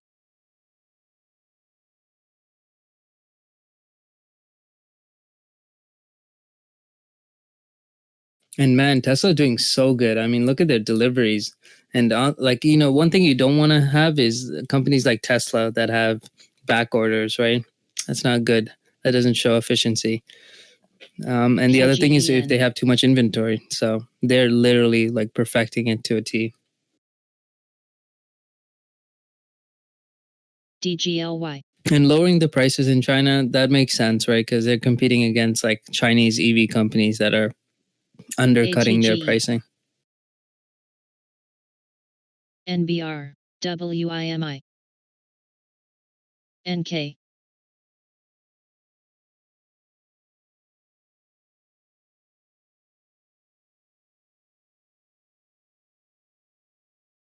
Yeah, there's a huge catalyst that's coming up that's a big component. Well, not a big, it's a small market segment for them, but HPQ. it's something that we want to see growing as analysts, and that's their insurance.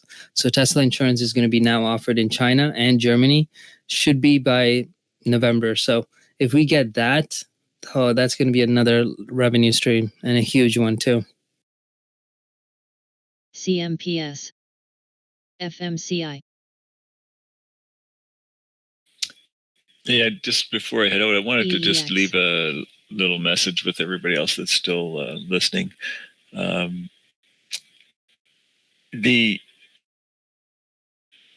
heard CGBN. TJ and I talk earlier just about the things that we've learned from each other and from some other people in the group. That's the thing with trading. Trading, you got to look at it from a holistic perspective. You know, people say, "Hey, what's your indicator? What's the time frame you trade on? All that kind of stuff." Like that is just one sort of very small component of an entire set of tools that a trader has to have.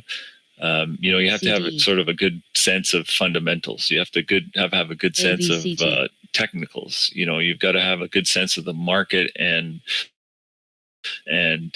how certain sectors behave on certain days.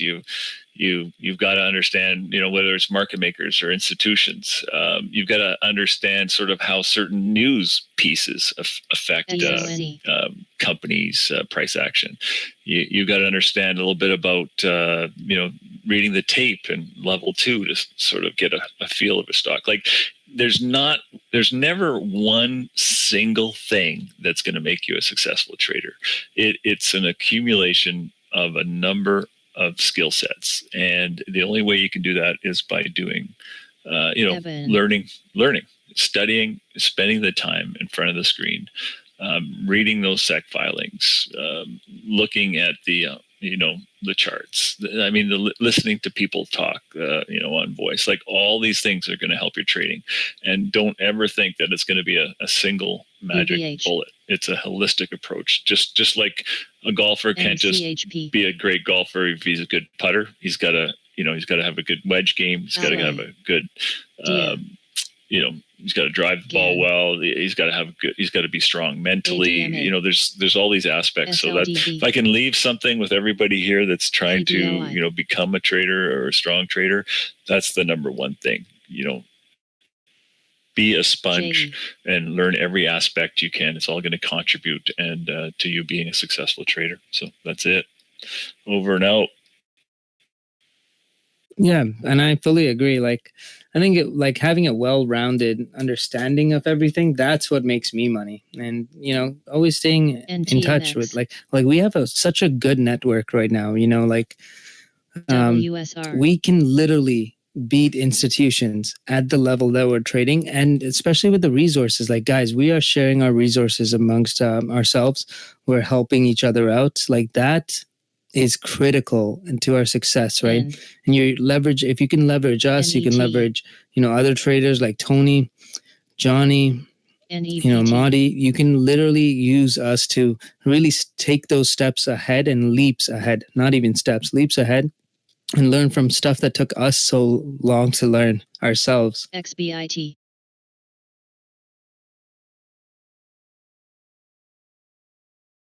XPO.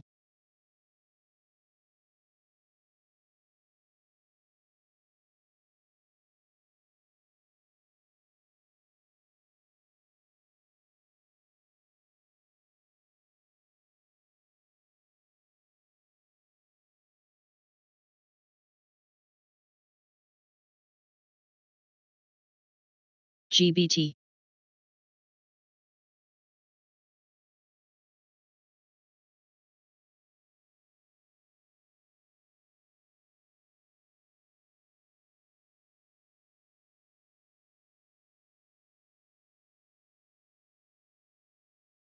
VNOM. Yeah, Moonwalker. I think we do have the greatest team, hands down. Like it's not even that I'm 100% confident that we have one of the greatest teams like in the world. And plus, we make way more than even hedge funds do. You know what we bring home? It's crazy.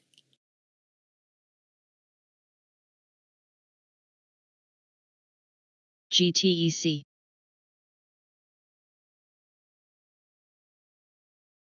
VVPR. AGI.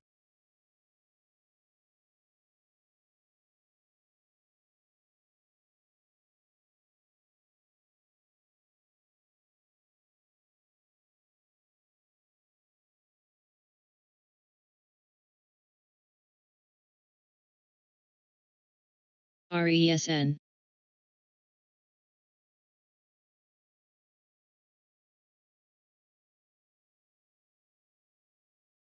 AMBA. INSU.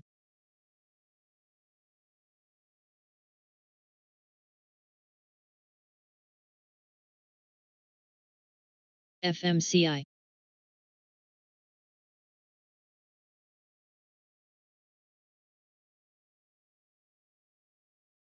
Skyper, I don't know if I can do more lessons. You know, I need to learn coding and stuff. So I'm allocating from 1 p.m. to 5 p.m., 4-ish to just trade.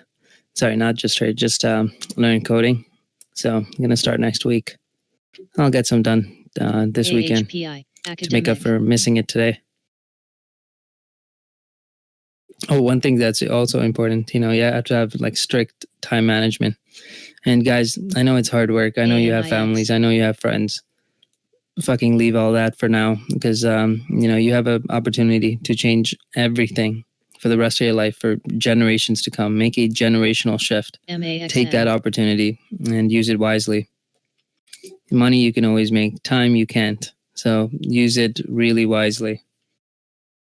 WWR. Python. It's what I want to learn. Python and R. I got a like working knowledge of it, but I'm taking computer science courses just to kind of get a better picture. You know, it's kind of hard just like looking at one language and be like, okay, I'm going to learn this. It's like I'm missing a lot of the, you know, pieces of the puzzles, right? Like I didn't even find the corners of the puzzle yet.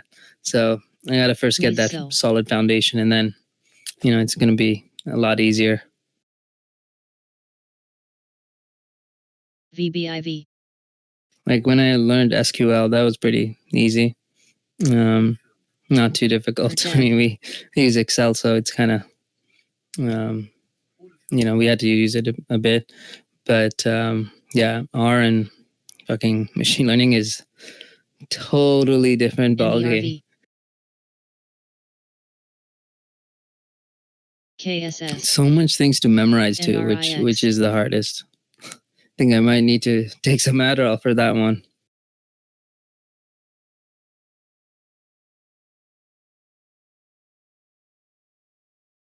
KRMD.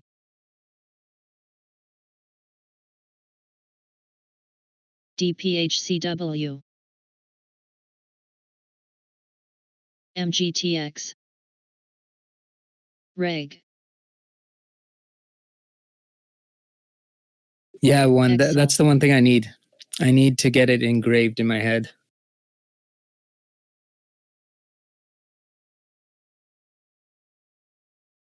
All right, guys. Marty made me hungry, so I'll see you guys a bit later. NNDM. Oh, nice. I got my Tesla fill. And yeah, I'll be back. Oh, I'm going to be on anyways. I got some more work to do. No problem, guys. Take care. AVXN. XLRN. Oh, and you know, we are the best team. I could use some help with marketing. So if you guys have friends, family, or on social media, just make sure that you know, consistently tag us or say nice things or bad things. It doesn't matter. Marketing, marketing.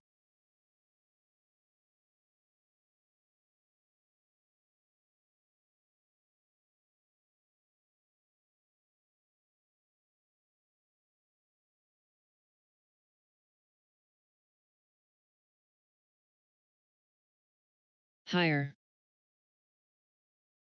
MCHP.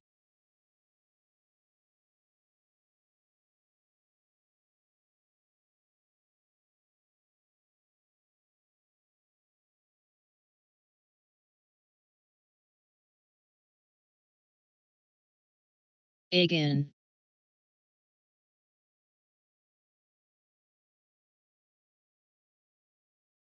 SPYG.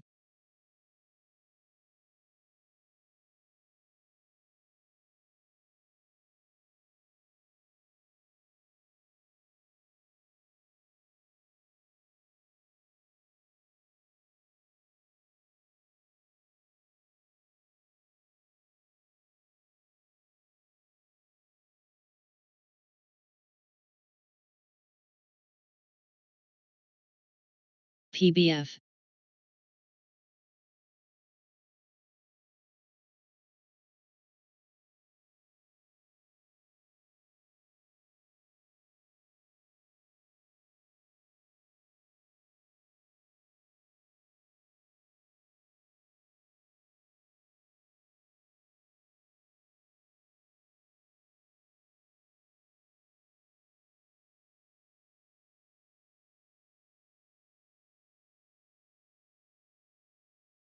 NXPI.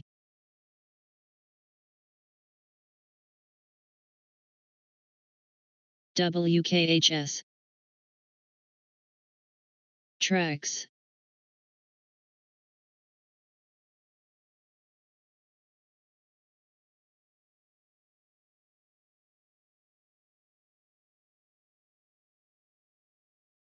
EQOS.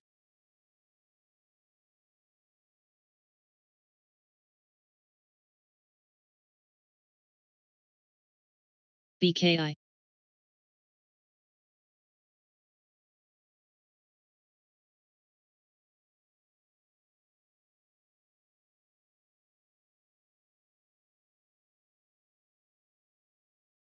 HYLN plus.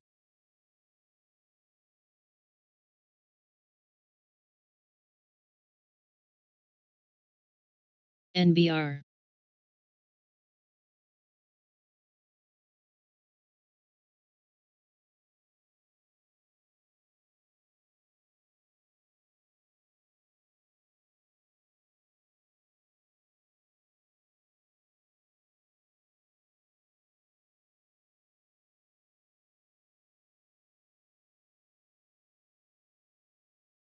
Mo.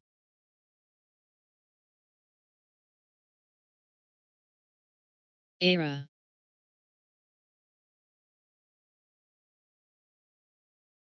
ABEV. BTU.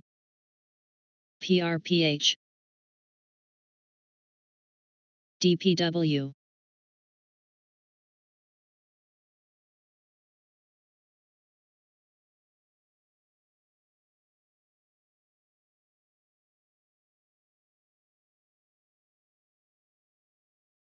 MDIA.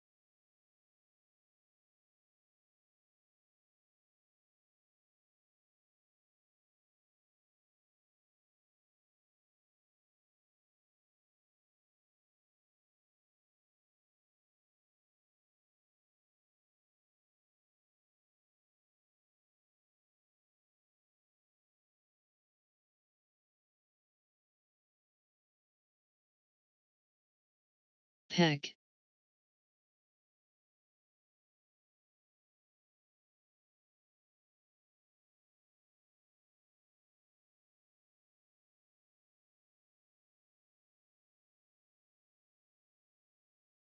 NET.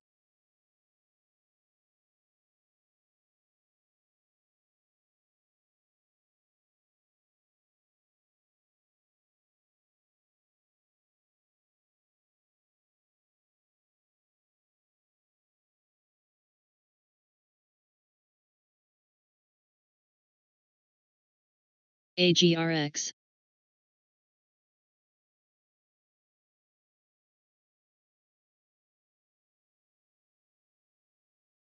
CLFD. KREF. DRI. TCS. Miso.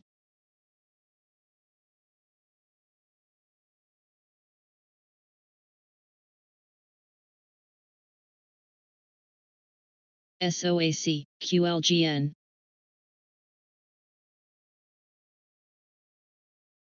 Riot.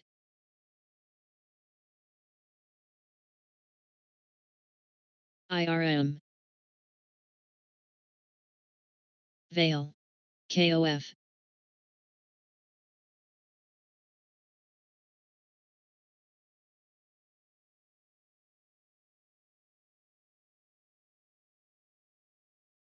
Mist.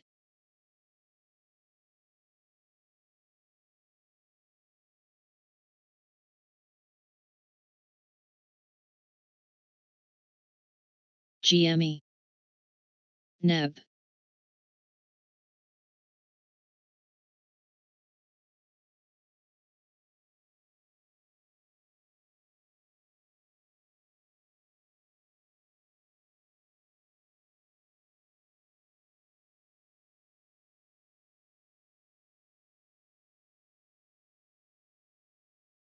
WMB.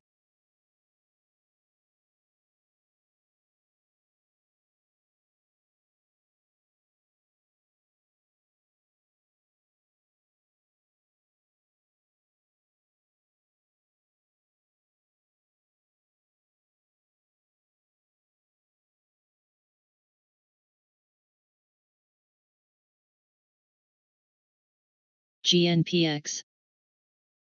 NYT. REN. GTHX. SCZ.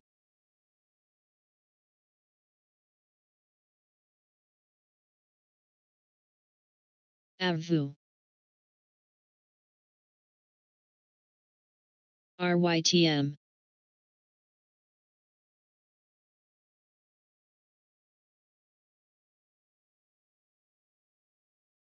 BKR.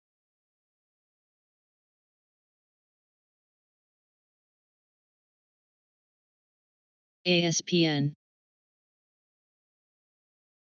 CMG.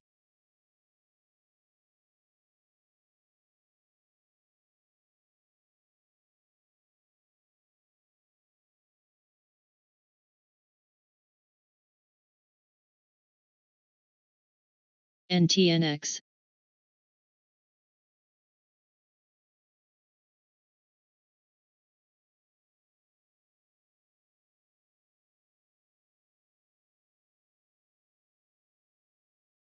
SLCT.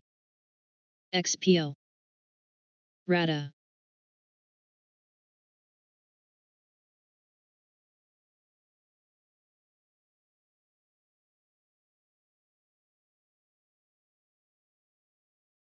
CODX.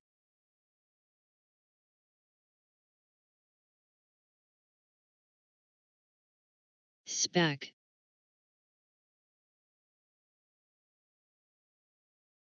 AIM.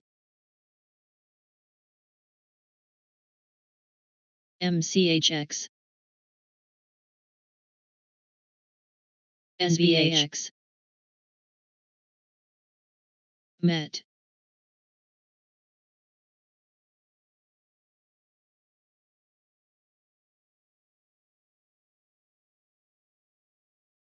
JAX.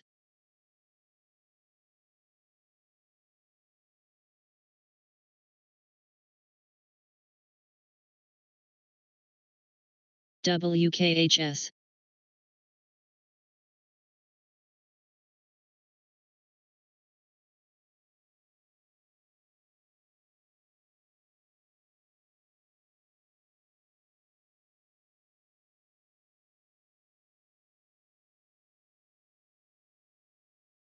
OAC Plus.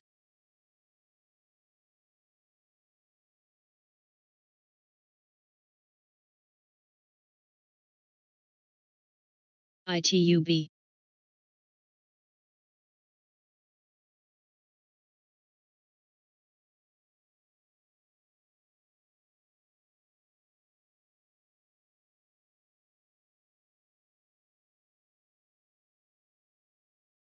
NNOX. Run. PRPH.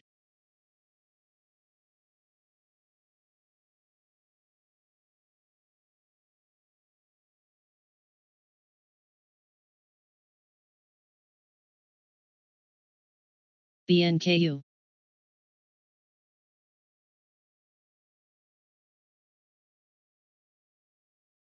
Cold. DRD.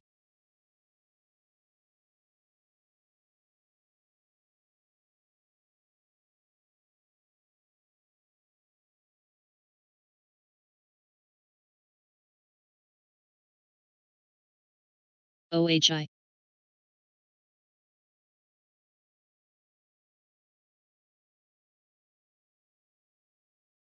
CRMD.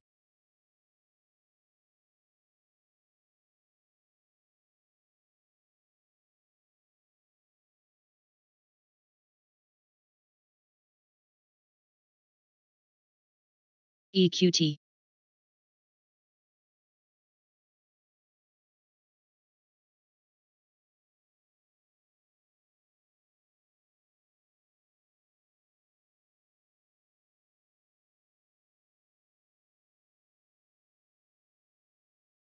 PRA.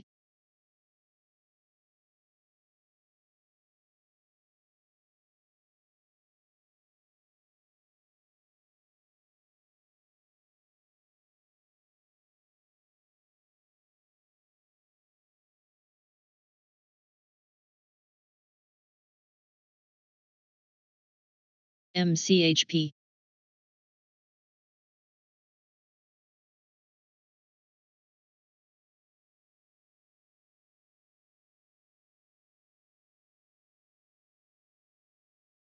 RNET.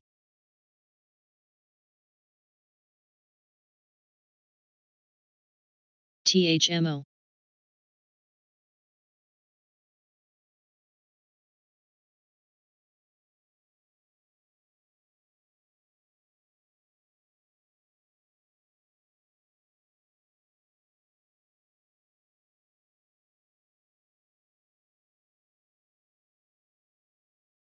RMG plus.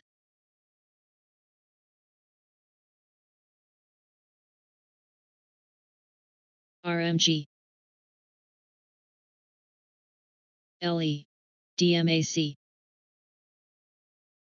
LPL. EB. Trib.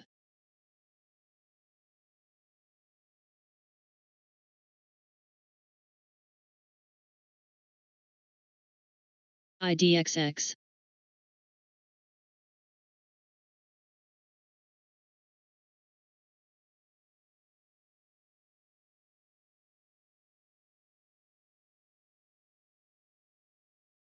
PPL. ITCI.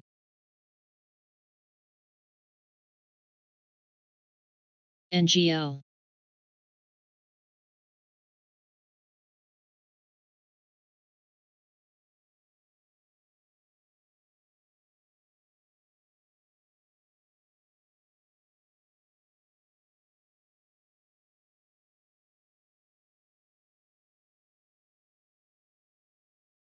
UGP.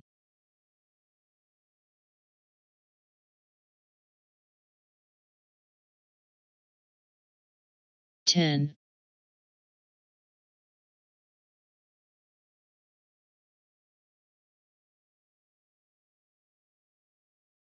INOD. BRZU.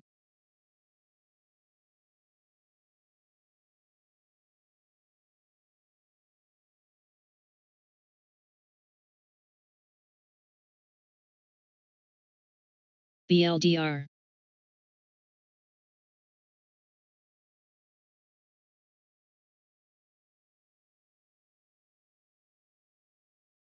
BBH.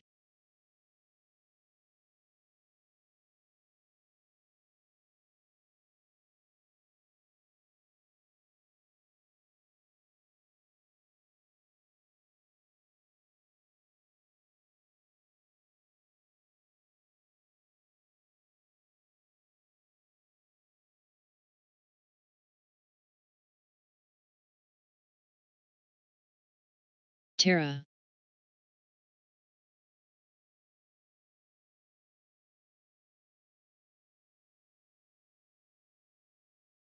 Well.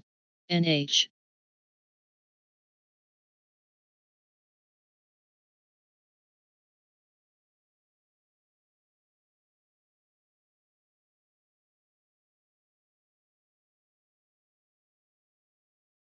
CNTL. ADNT.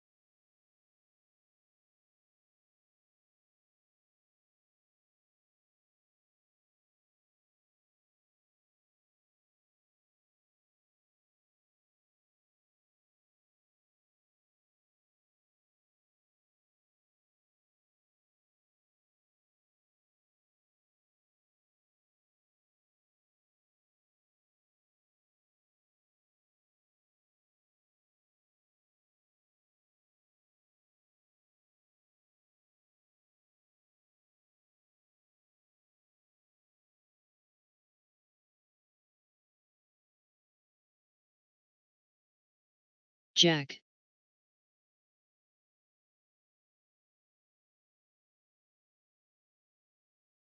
GP.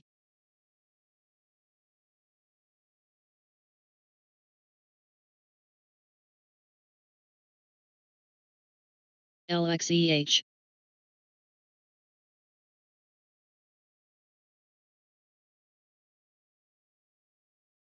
MGNI.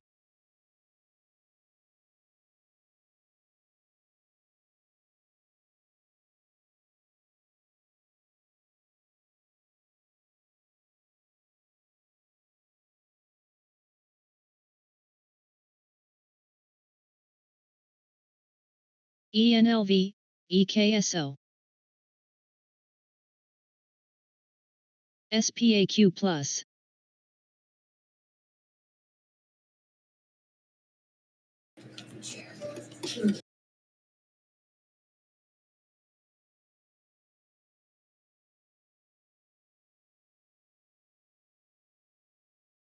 Vand.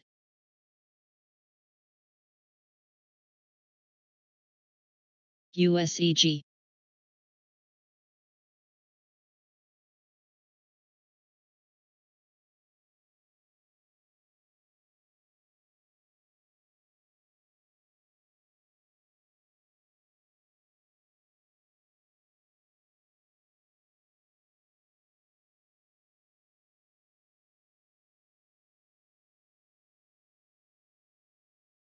PACB. MATW.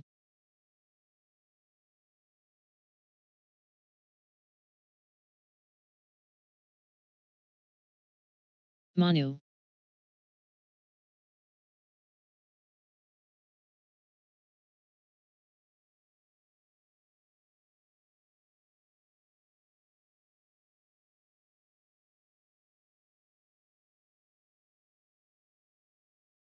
GNK.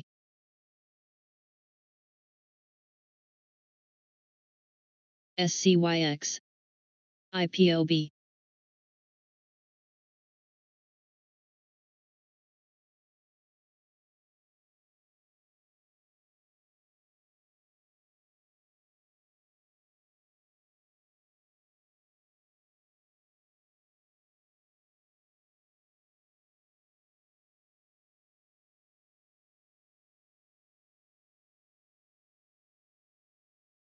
ITUB. DIG. NGL.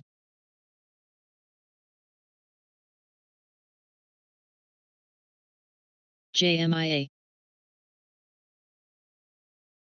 BRZU.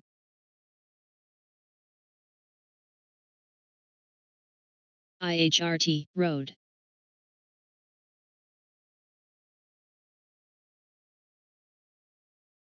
ERA.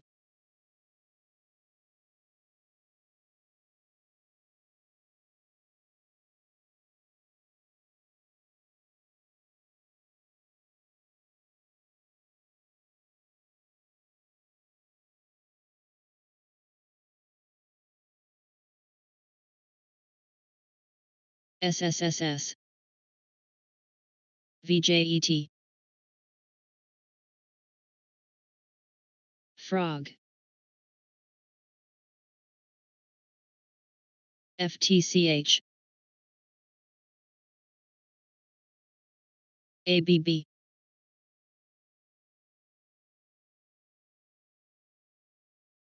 EOS.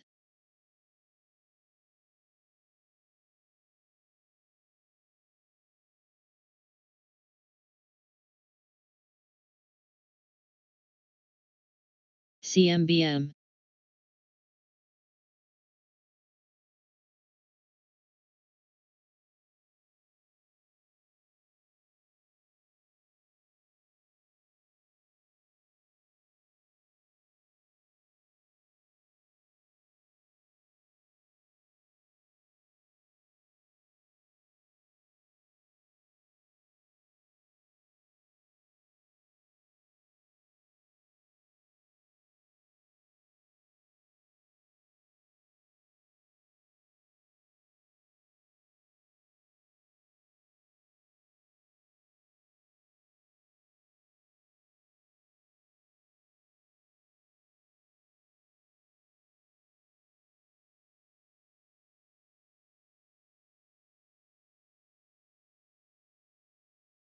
GMED.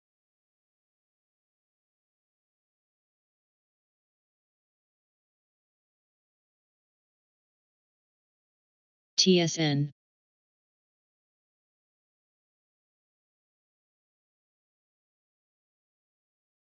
SBE Plus. Cold.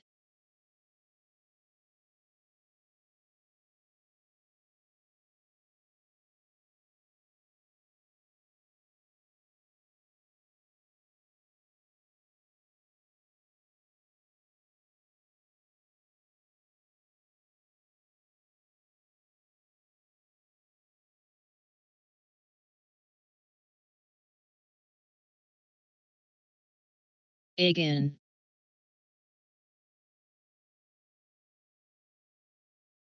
APAM.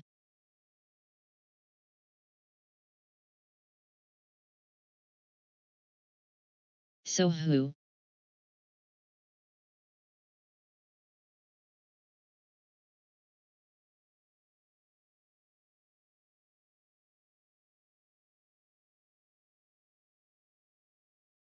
HYLN.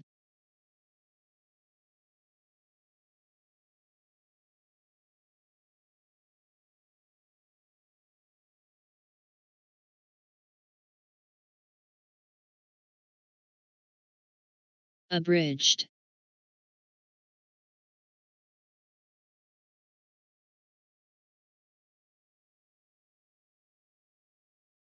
AMBC. SUNW. BKR.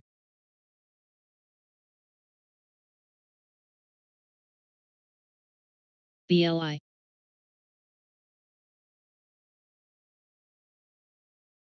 SSRM. Voil.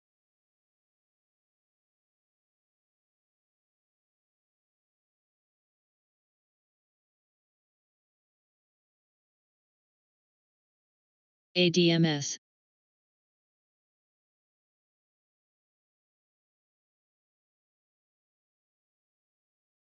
HLX.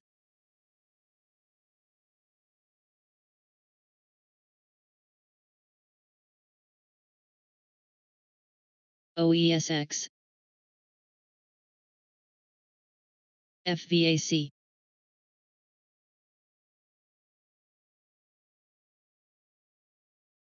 MTN.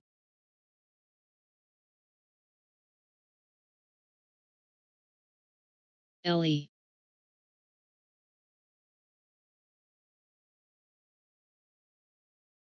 TPOR. Taco. BRZU.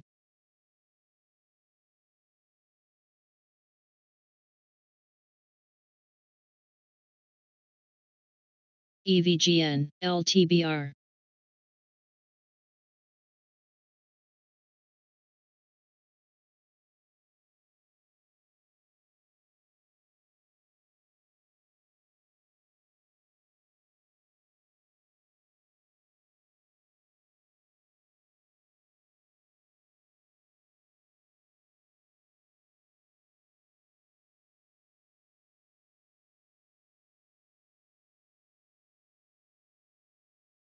IMTX.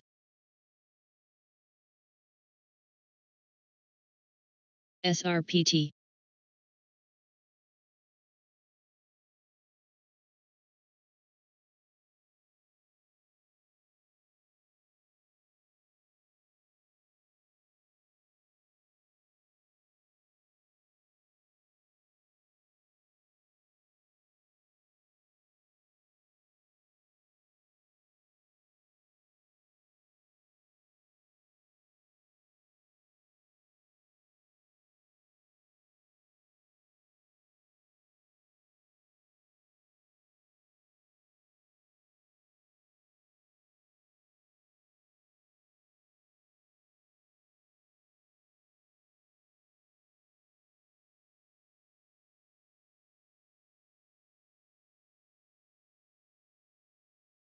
PRPH.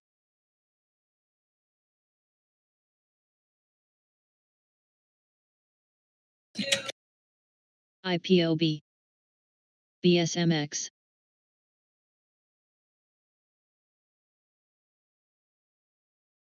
Trademark.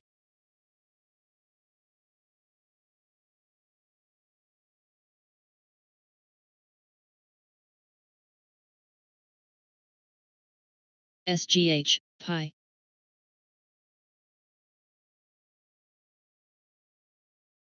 IBIO.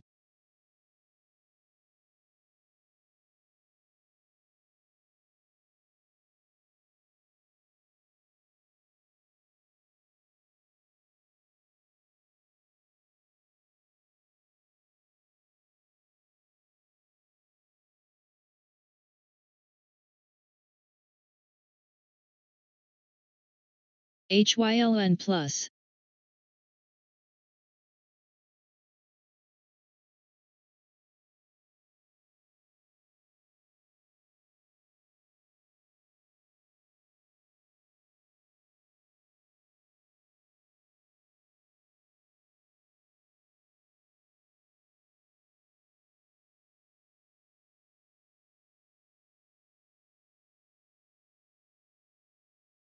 CPE.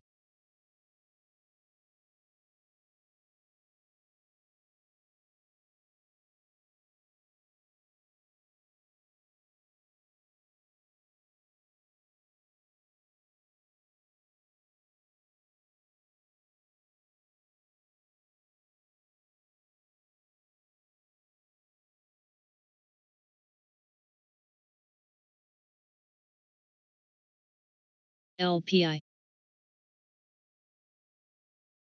REGI. TISI. ORTX.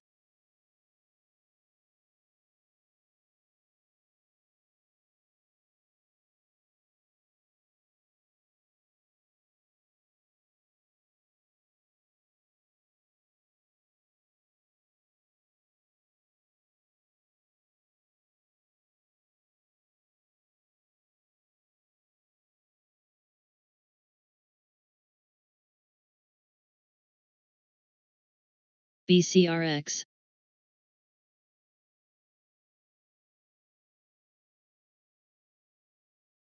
MSG. LPRO. New.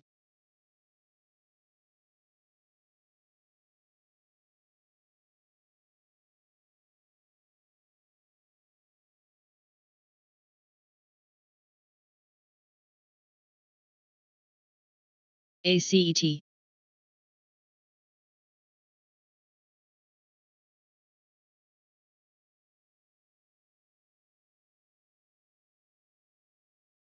TA.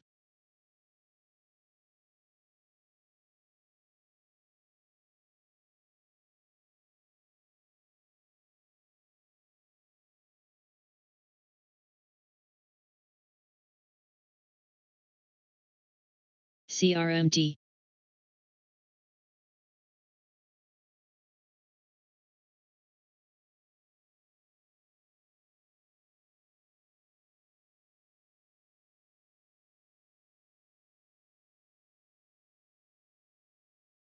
AVEO. EVFM.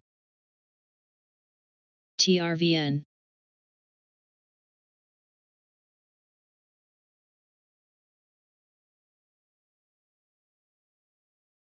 CLB. EURA.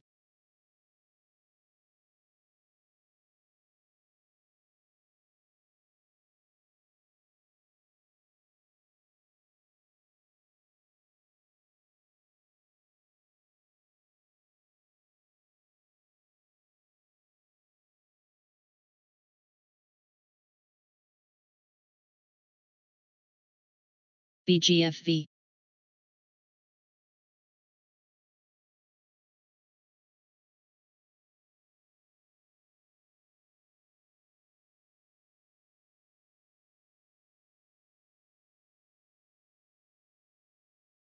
IDT.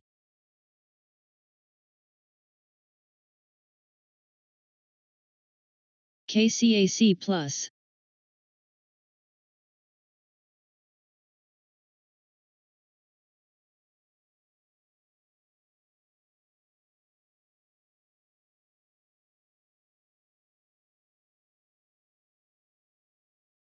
FVAC.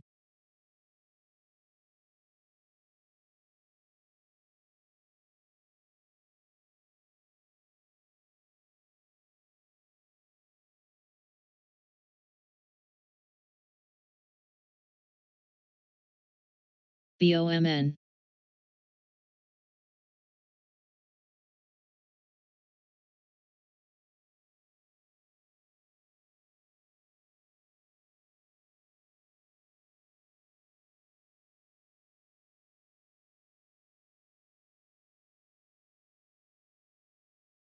CGEN.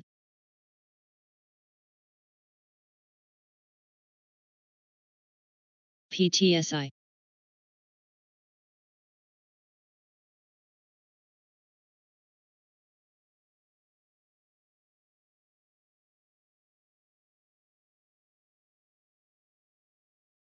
SBE.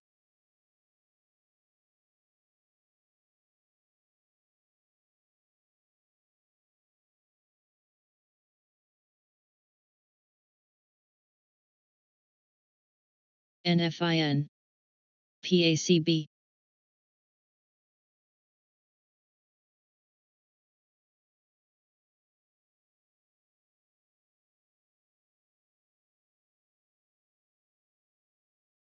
HYLN plus.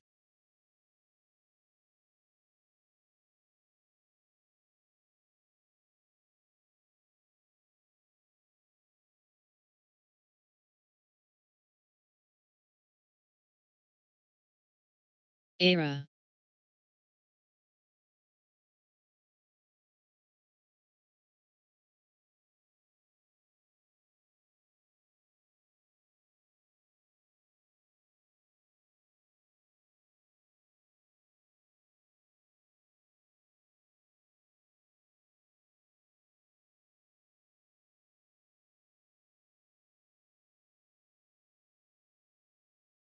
BTU. MGY.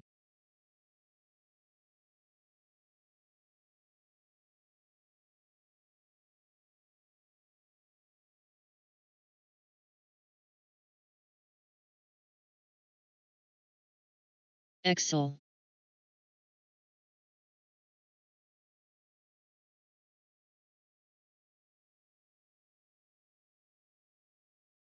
Ethan. Ethan.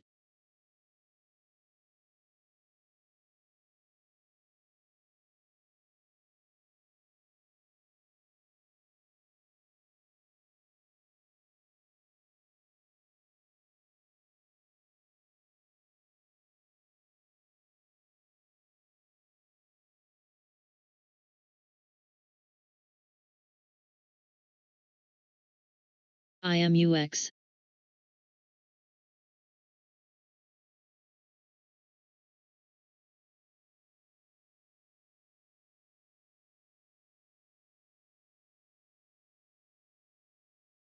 SUNW.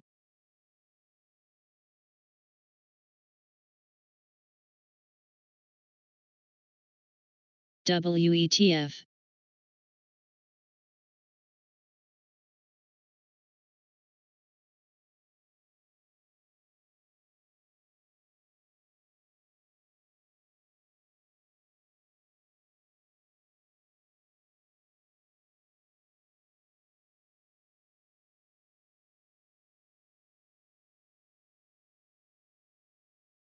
RMG Plus.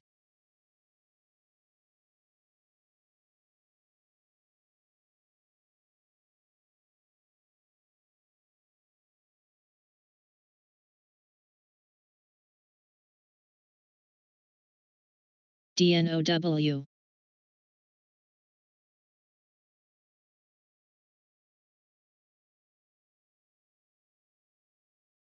JFIN.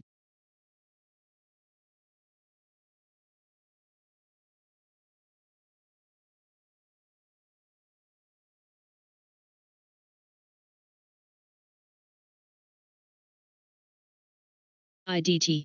RGEN. PSTV.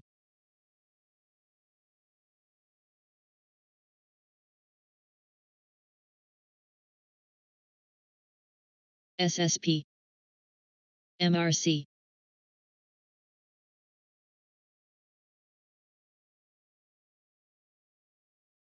LFVN.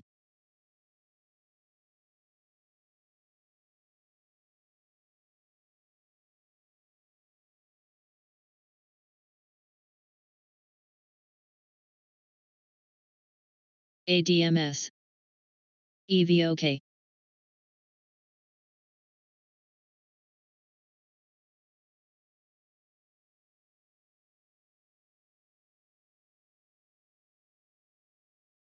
VXRT.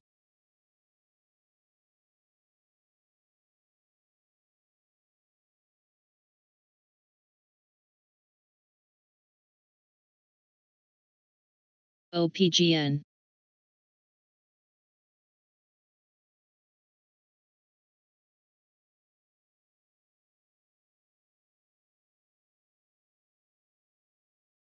APOP. UNFI.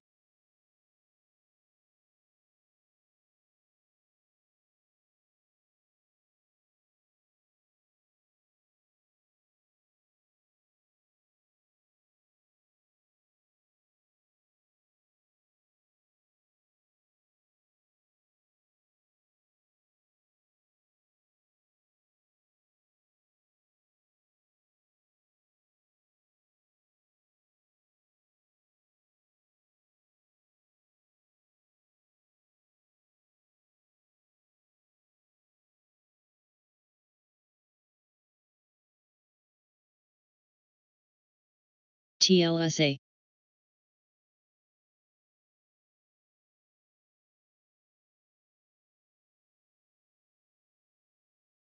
AXTA.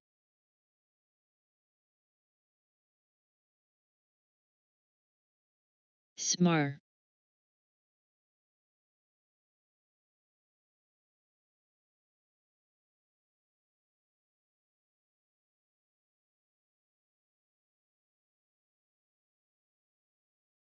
Pi.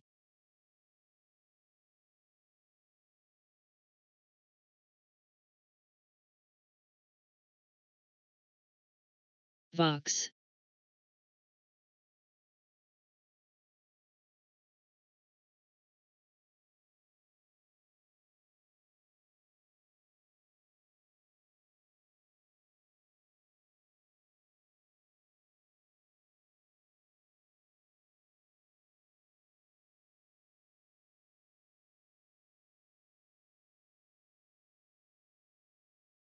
DIS.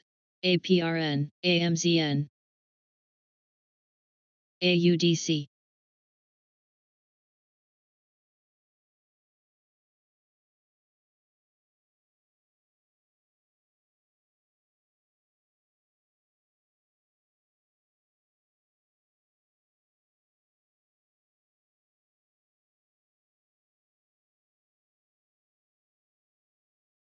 WFC.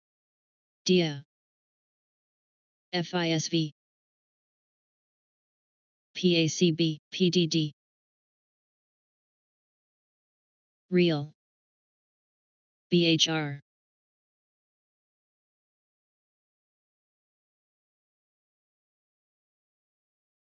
ETV. MSFT. SLV. FB. HYLN+.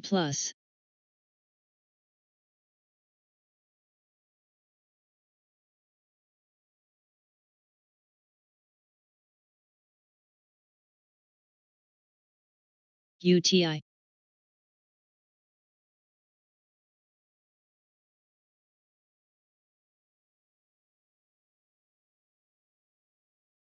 SUNW.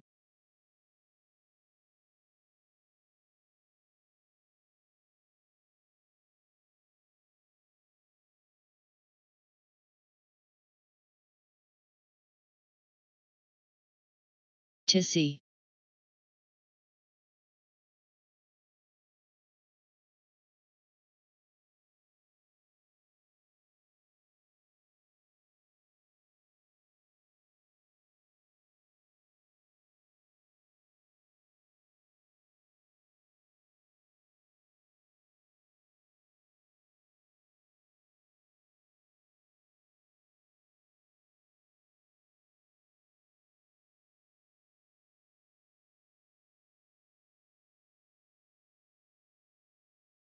NVDA.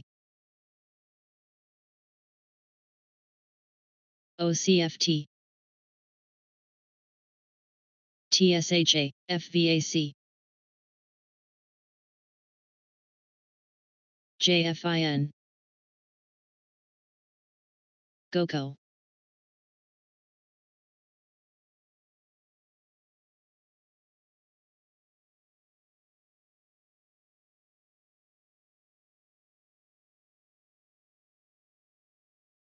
ANIX. CME.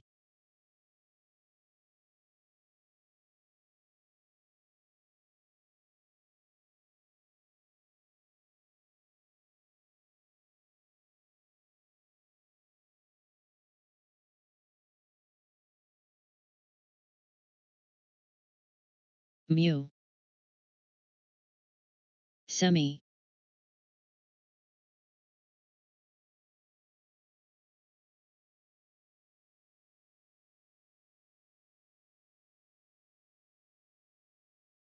CPE.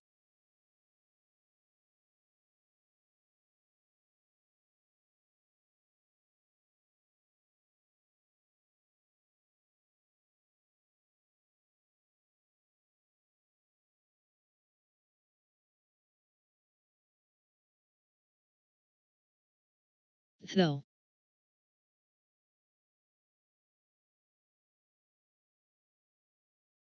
MR. MICT. EXTN. ENLC.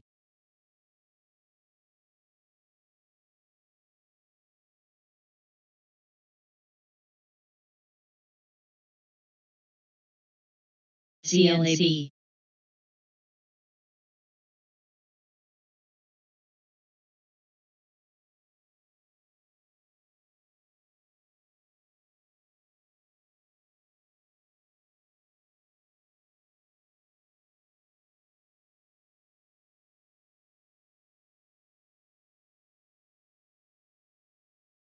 CAJ.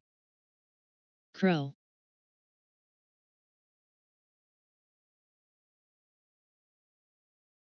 AIM.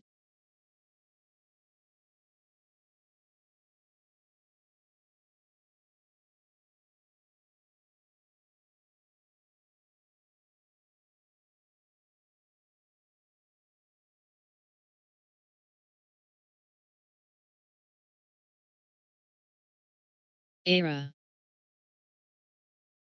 MTW.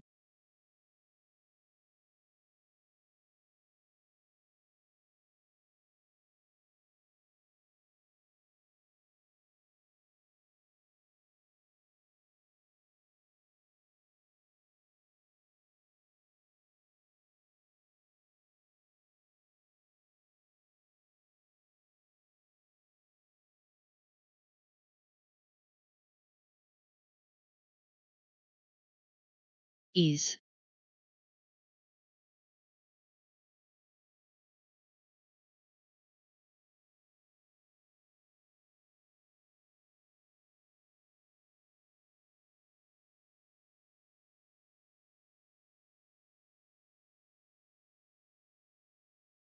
HRTX. LPTX.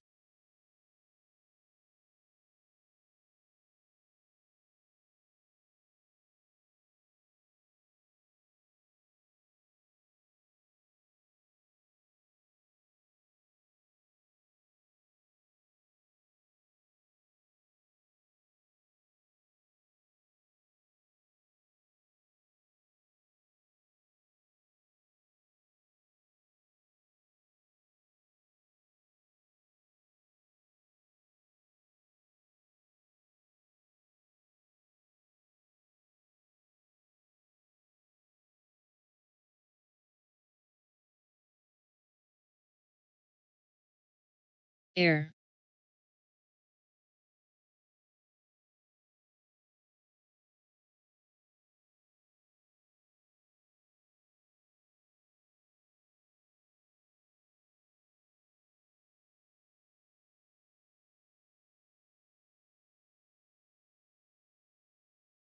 HYLN plus.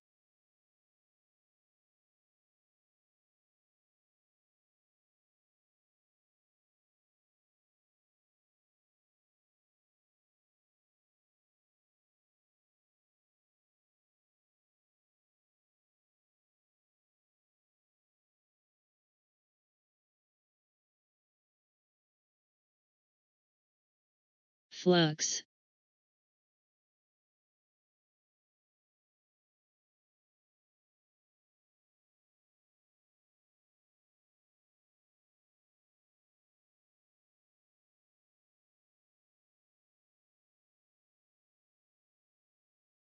SPAQ plus.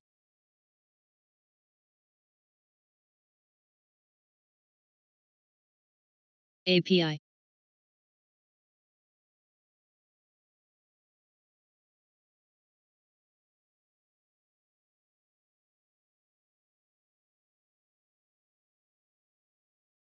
Four.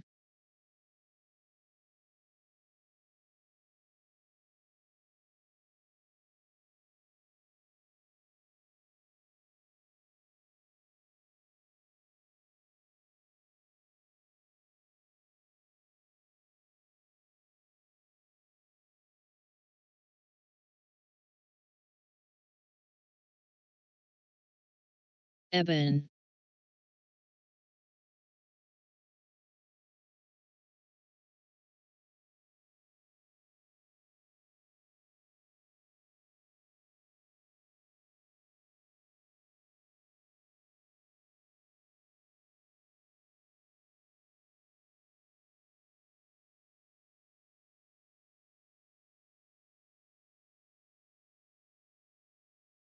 DPHCW.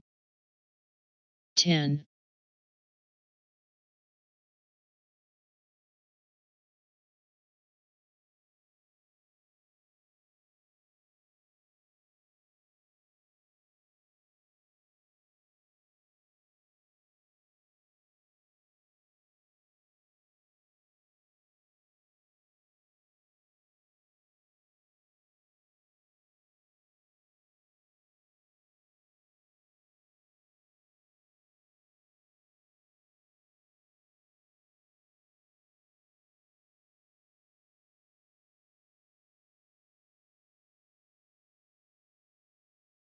VRTX.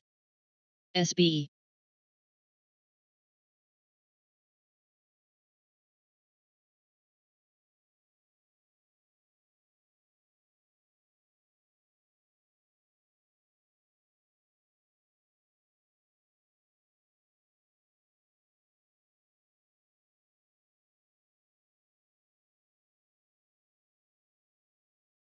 VCYT.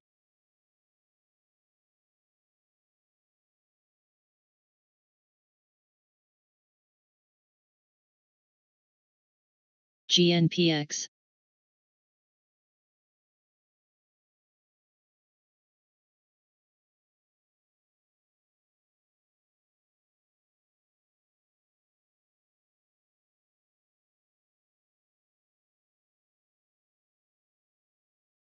BX. Frog. WNC.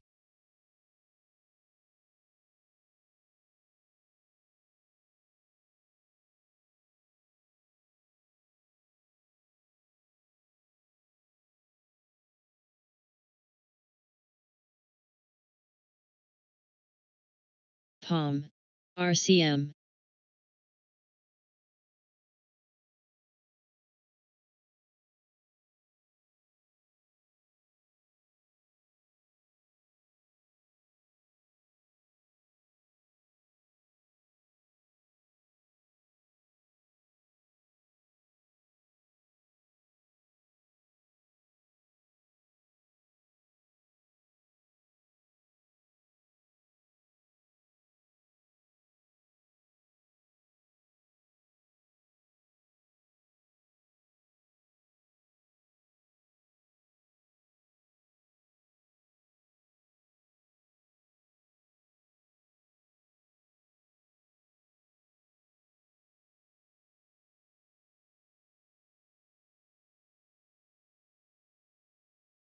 UVXY. MCEP VSLR.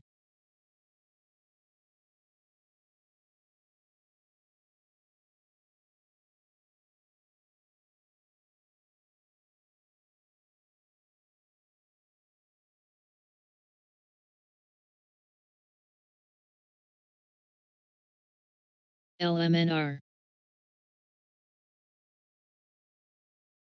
BGFV.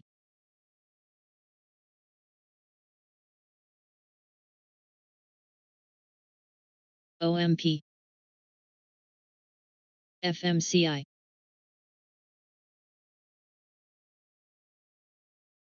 HOMB.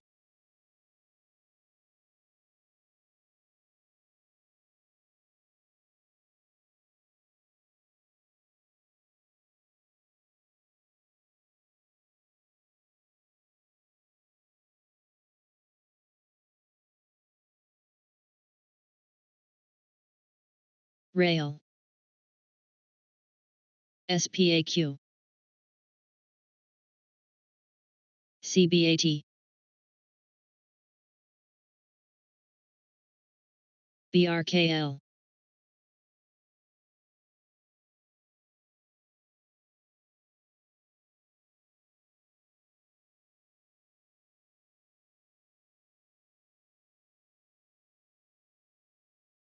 SPCE. KC.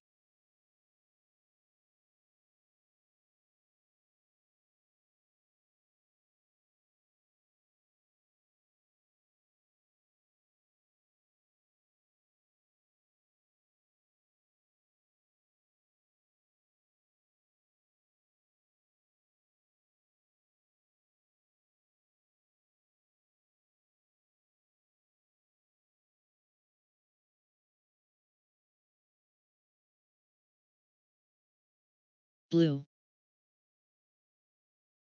TRNE.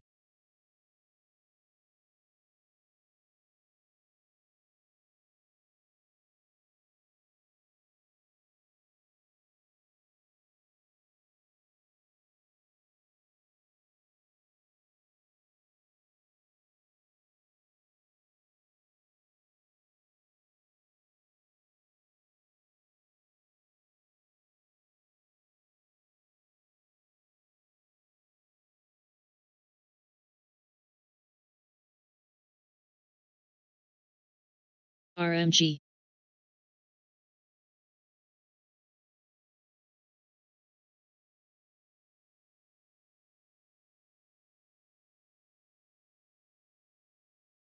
VLDRW.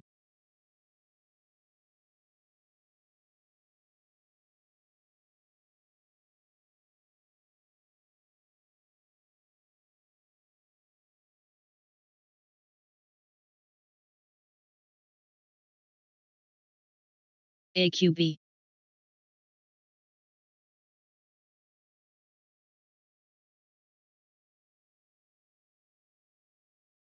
NTNX.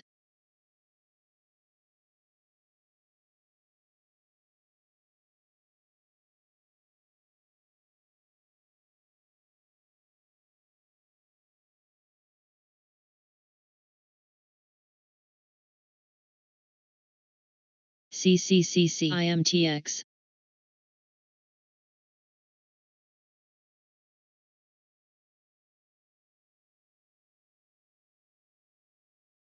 VVPR.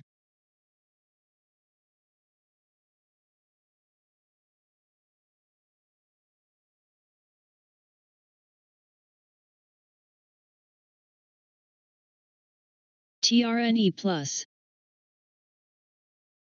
HVT.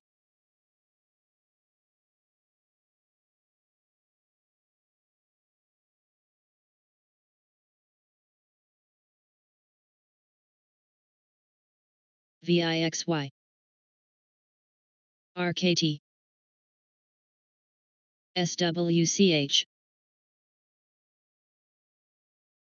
Shack. EVFM. Cold. Peak.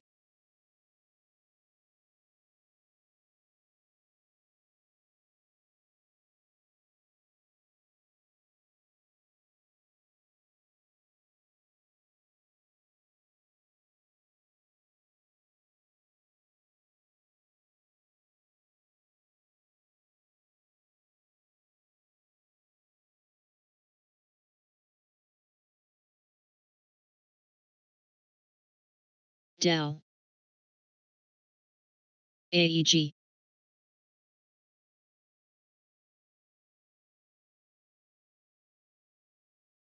MISO, MGNX,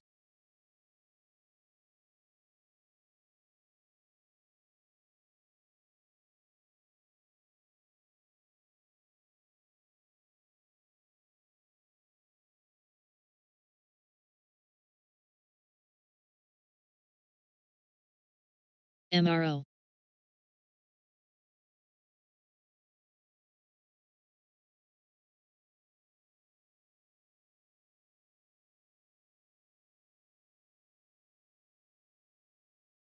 SBE, NCLH,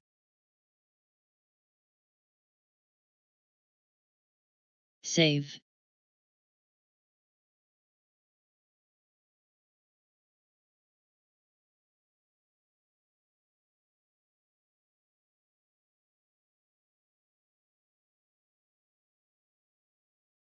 DG,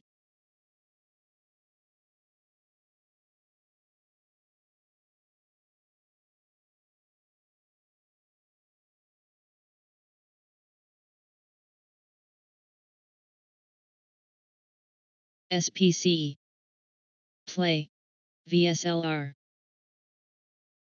CARV,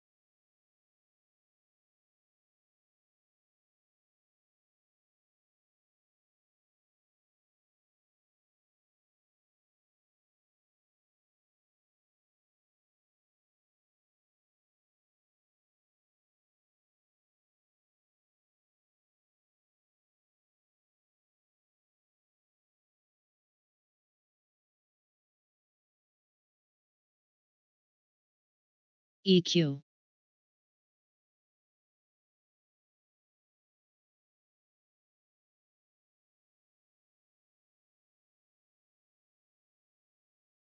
CINF, EXPI, TRNE,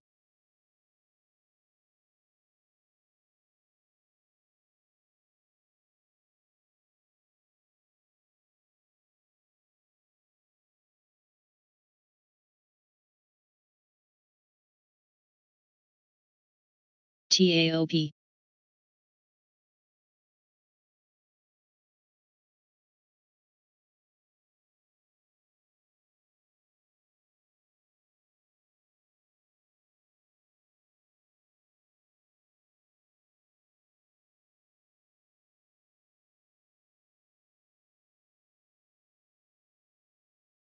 SSP,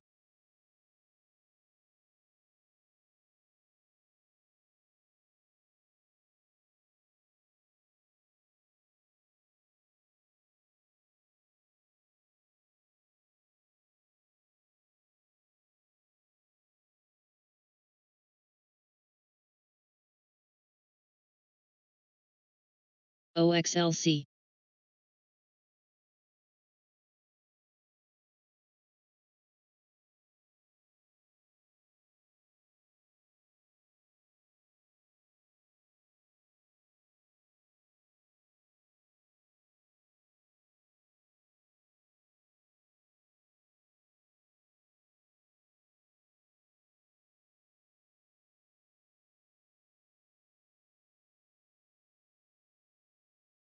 PHIO, RMG Plus, CCI, HYLN Plus, CRMD,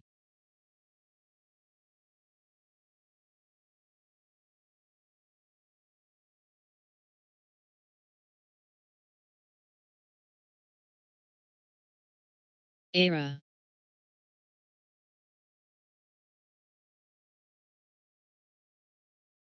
KSS, AMRN,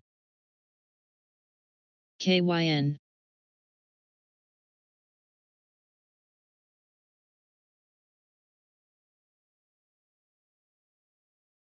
MDB, Riot, AAL, MGM,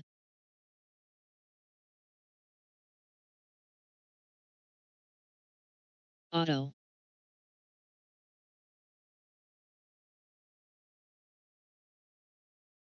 EVFM.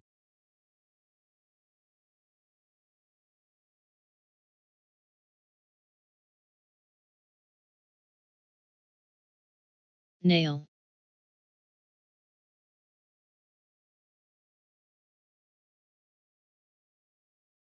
Flux.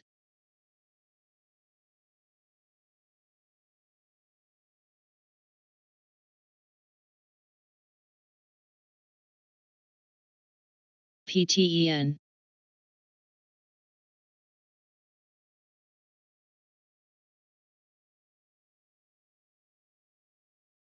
AXGT, CSTL. VRM. HFC.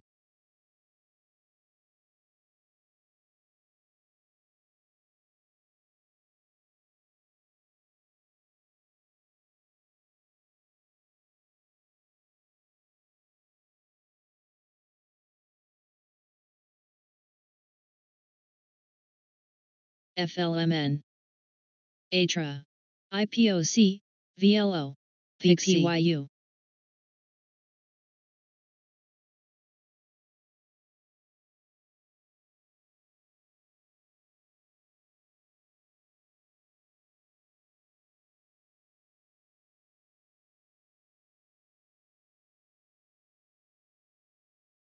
INT. DPHC. BBW. CMPS. AQB. DKNG.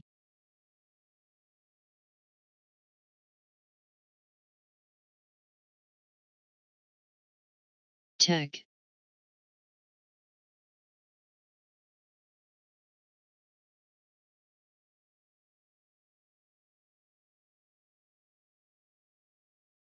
CENX. MAXR.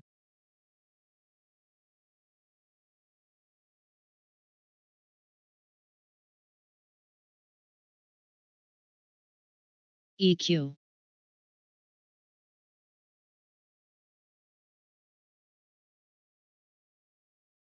PRTY.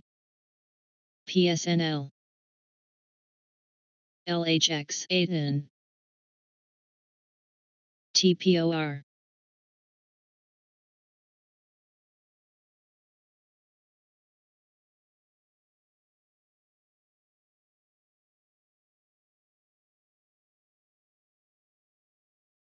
AGLE.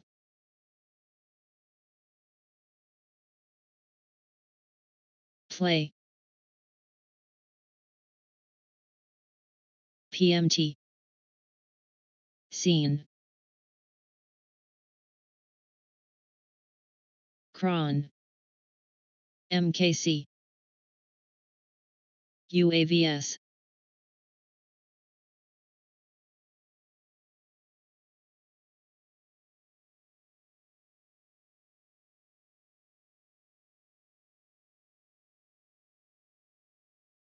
SPC.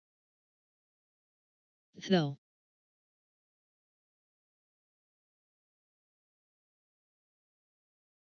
VXRT. AVCT. DDD. Toll. JE. INSU. BQ.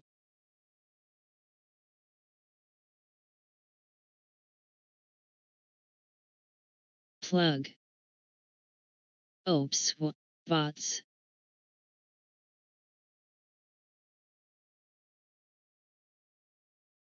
ASAN. CTIC.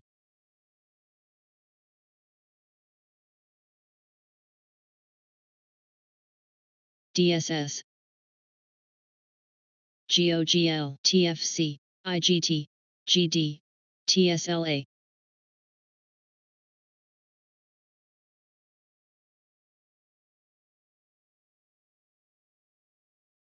Sono.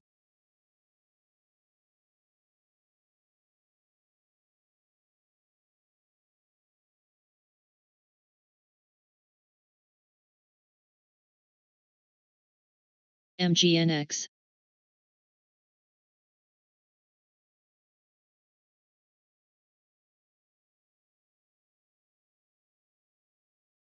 EXC, SSNT.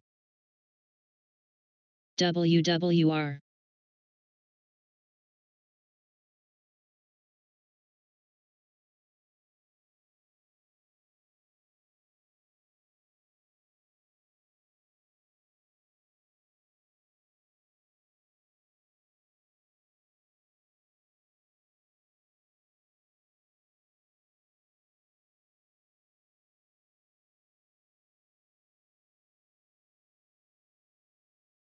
WKHS. Sumo.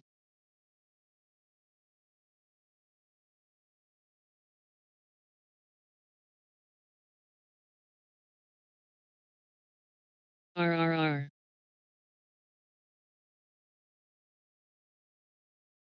BLDR.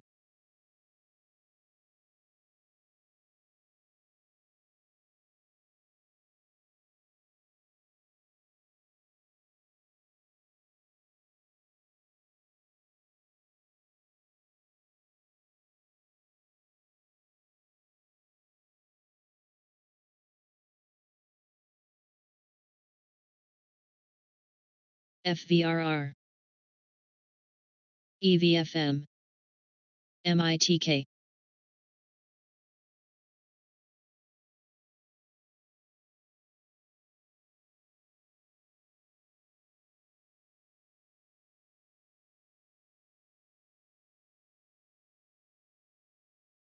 SKX. AXGT.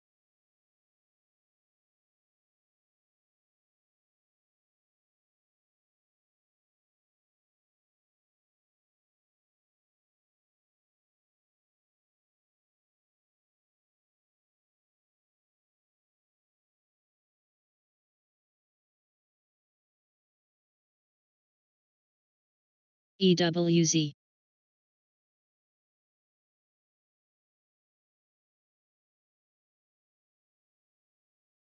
NTRA.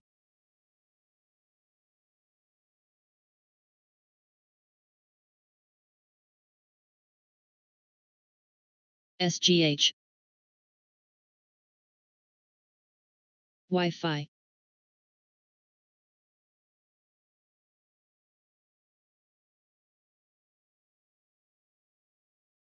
DBI. FNGD.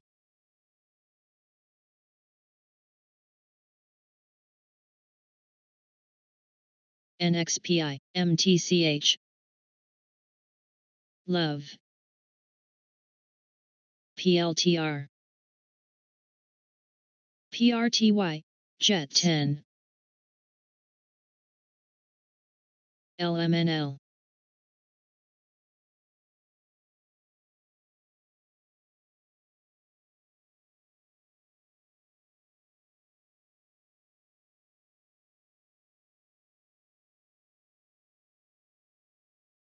RKT.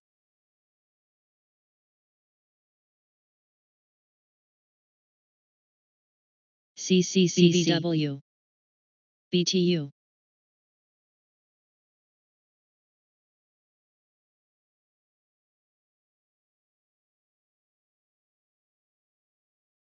INGU. DKNG.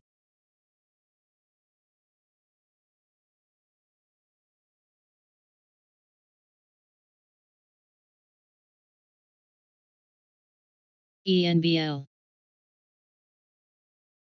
Cars. HRMY.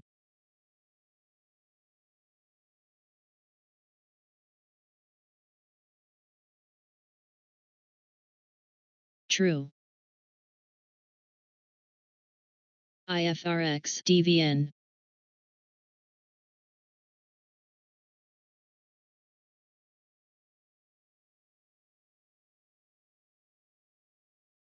AYRO.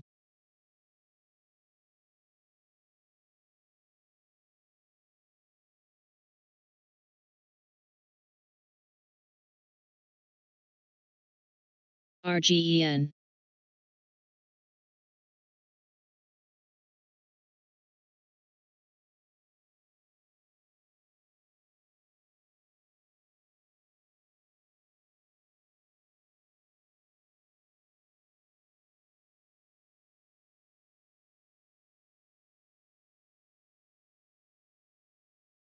RESN. WWR.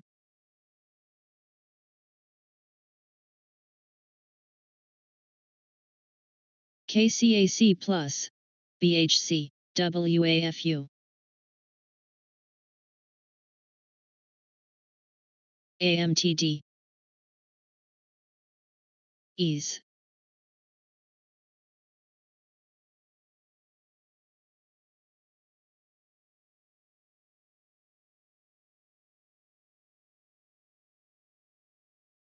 JNC.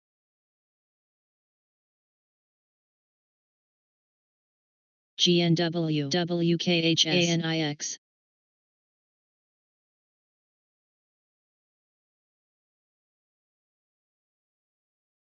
CARV. SPCE.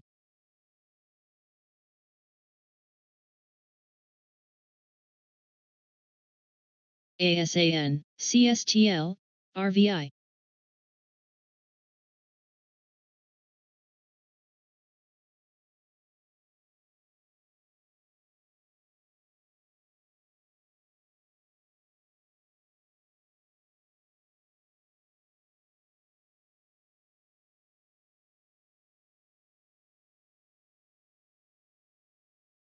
IVR. SB. LIT. FNCL. BCRX. Navi. NLOK. AMWL. CVGI. LNSR.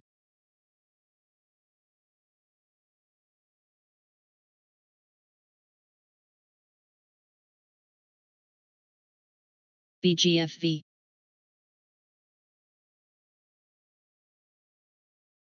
Keys.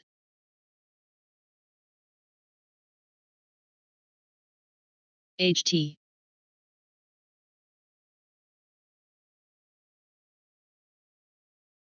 CCL.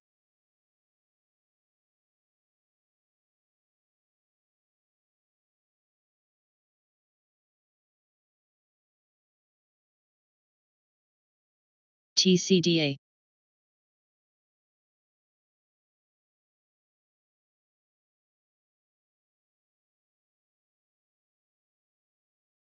VVNT. ESNT. VRM. PAGS. EXP.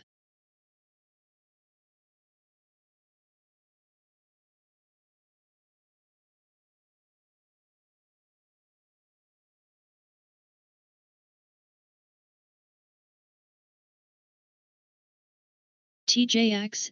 LCA. DDS.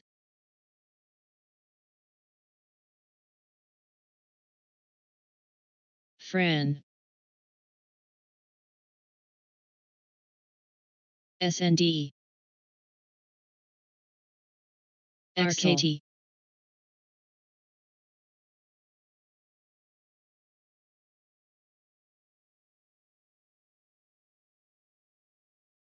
MAR. APTV. EPR.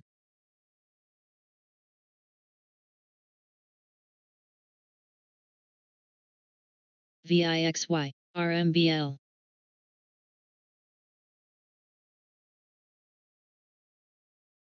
HQY. Love.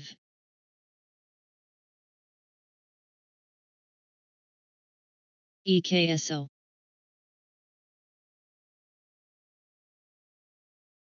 KTOS. GLNG.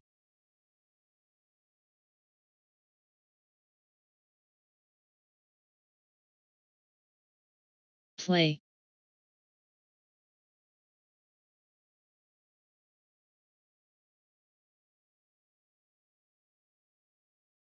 Jets.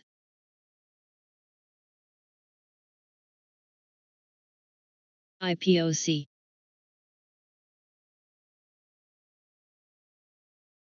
CFG.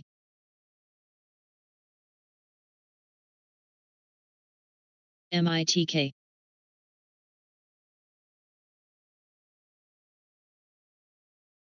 Where? MCEP.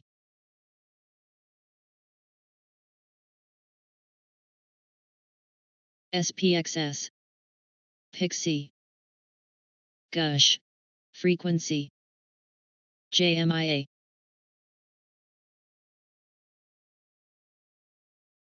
STWD10.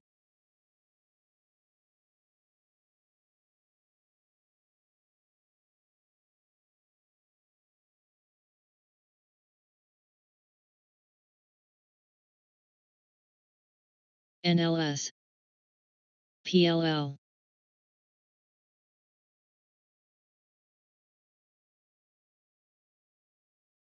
EGHT.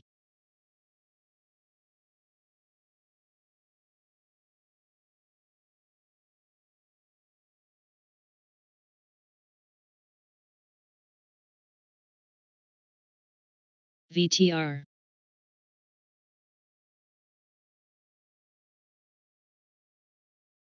DSI. KSS, DSS. SGEN.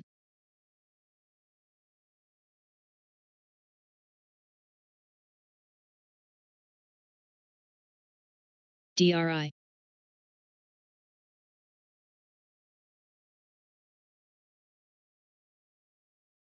ENR.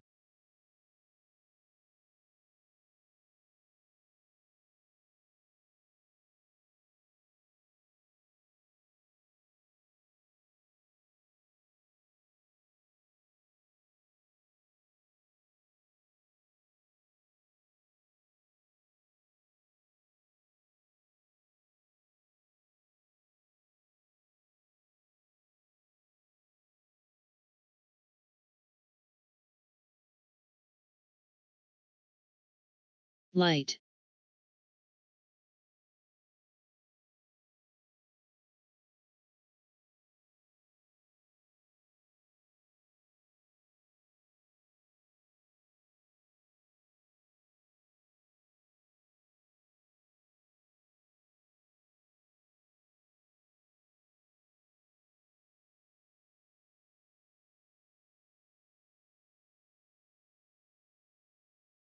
CCCL.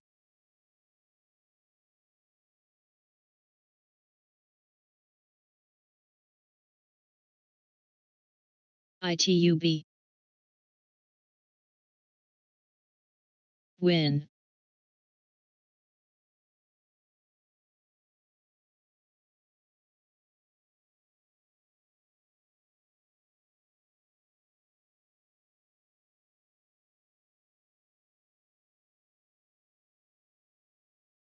Aiden.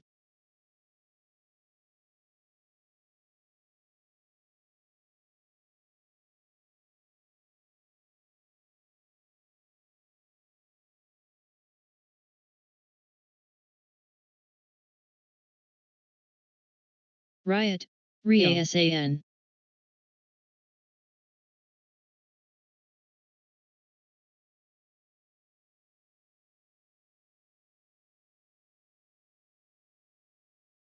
APM.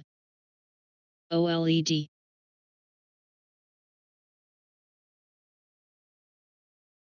GD. XRX. FNGU. TCPC.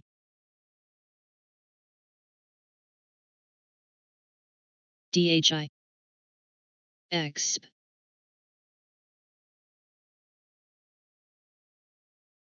LEU. EXOL.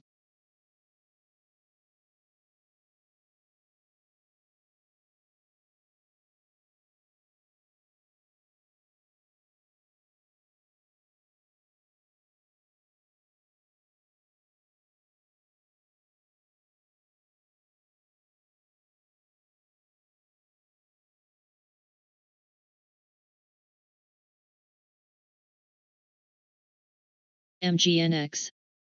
NNOX. AEO.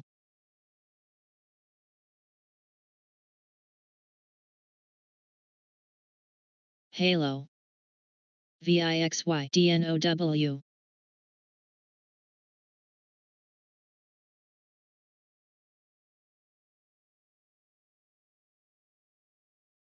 LXEH BBBY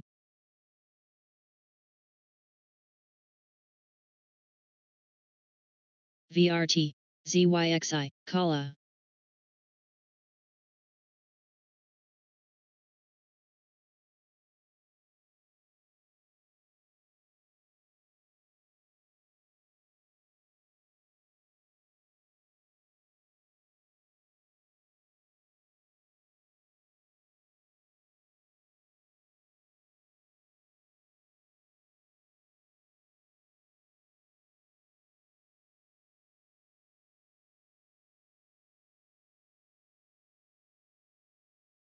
QLGN Yala LMND GTEC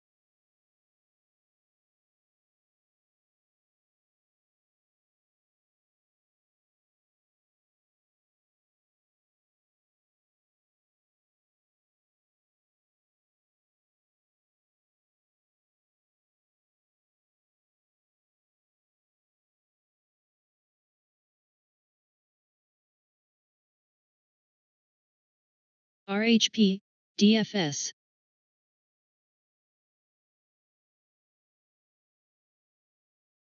AXTA PSTV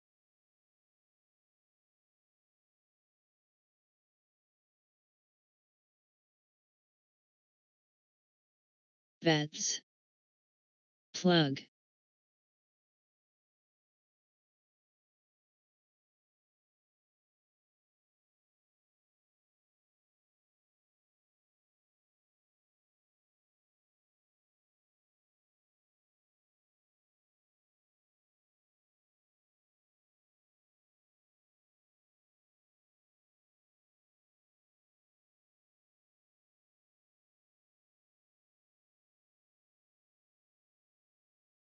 FOS GLPR WES OKTA ENLV ATNX MPW ATNM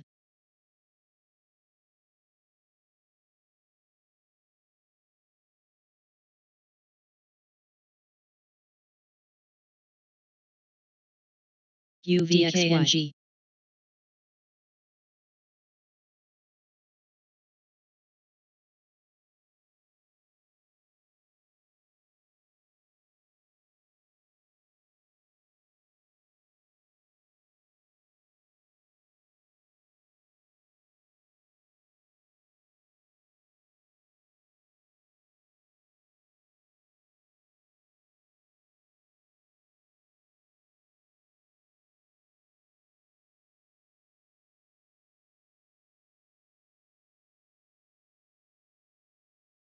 AJRD MAC WWE AGRX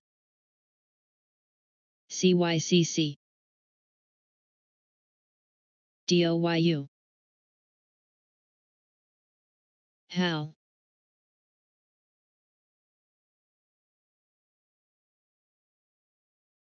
ZG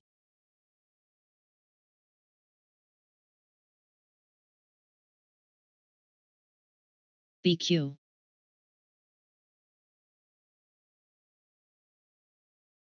TCS KBH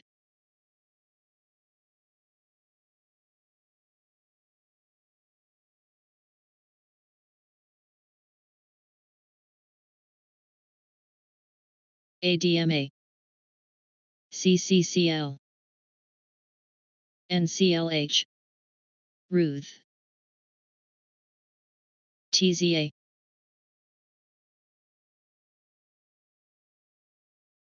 PBD LADR U LACU ENSG CKPT JNCE USB HMHC HA GRTS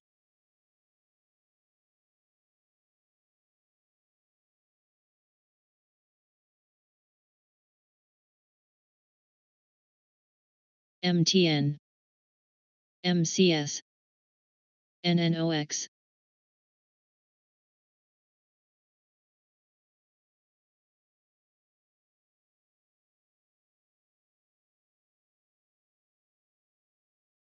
LCA, AL,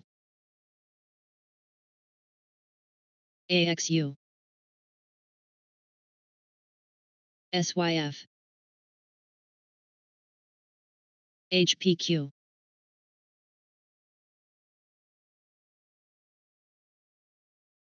TDOC,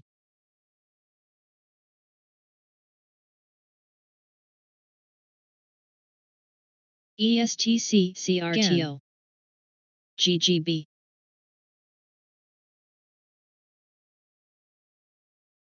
UBX,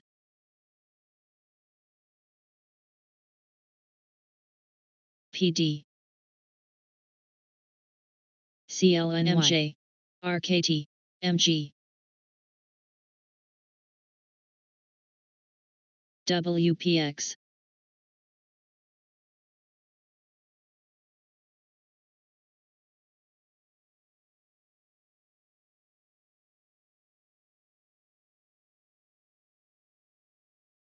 KRTEB, MIT,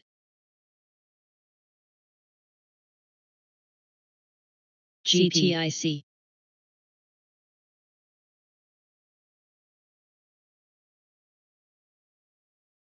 APA, CAPR, SPR,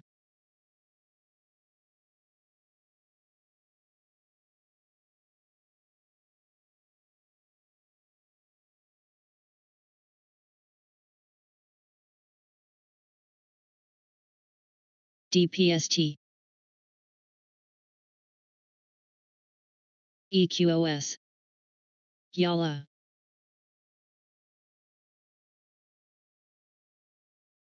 IMRA, SJM, SBE, AMRN, CBAT, DDOG, FITB,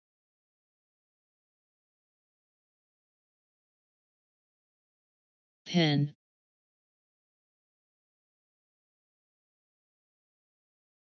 RCL,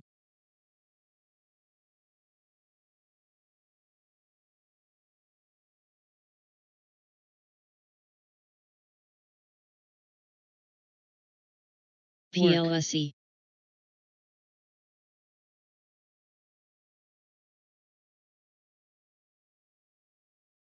IFRX, NWHM, STMP,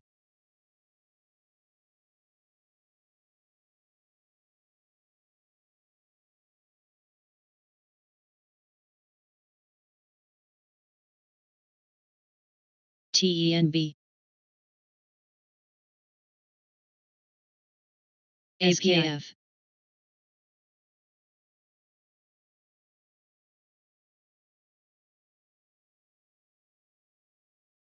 FMCI,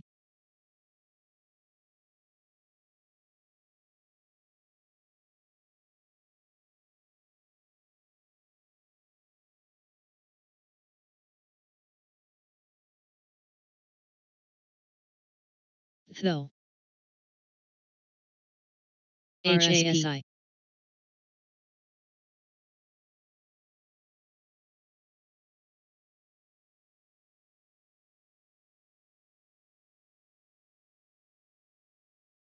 ADMA,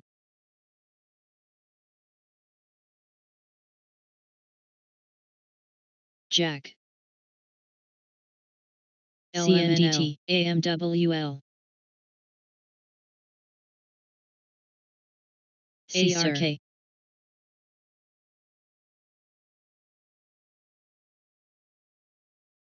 AIV,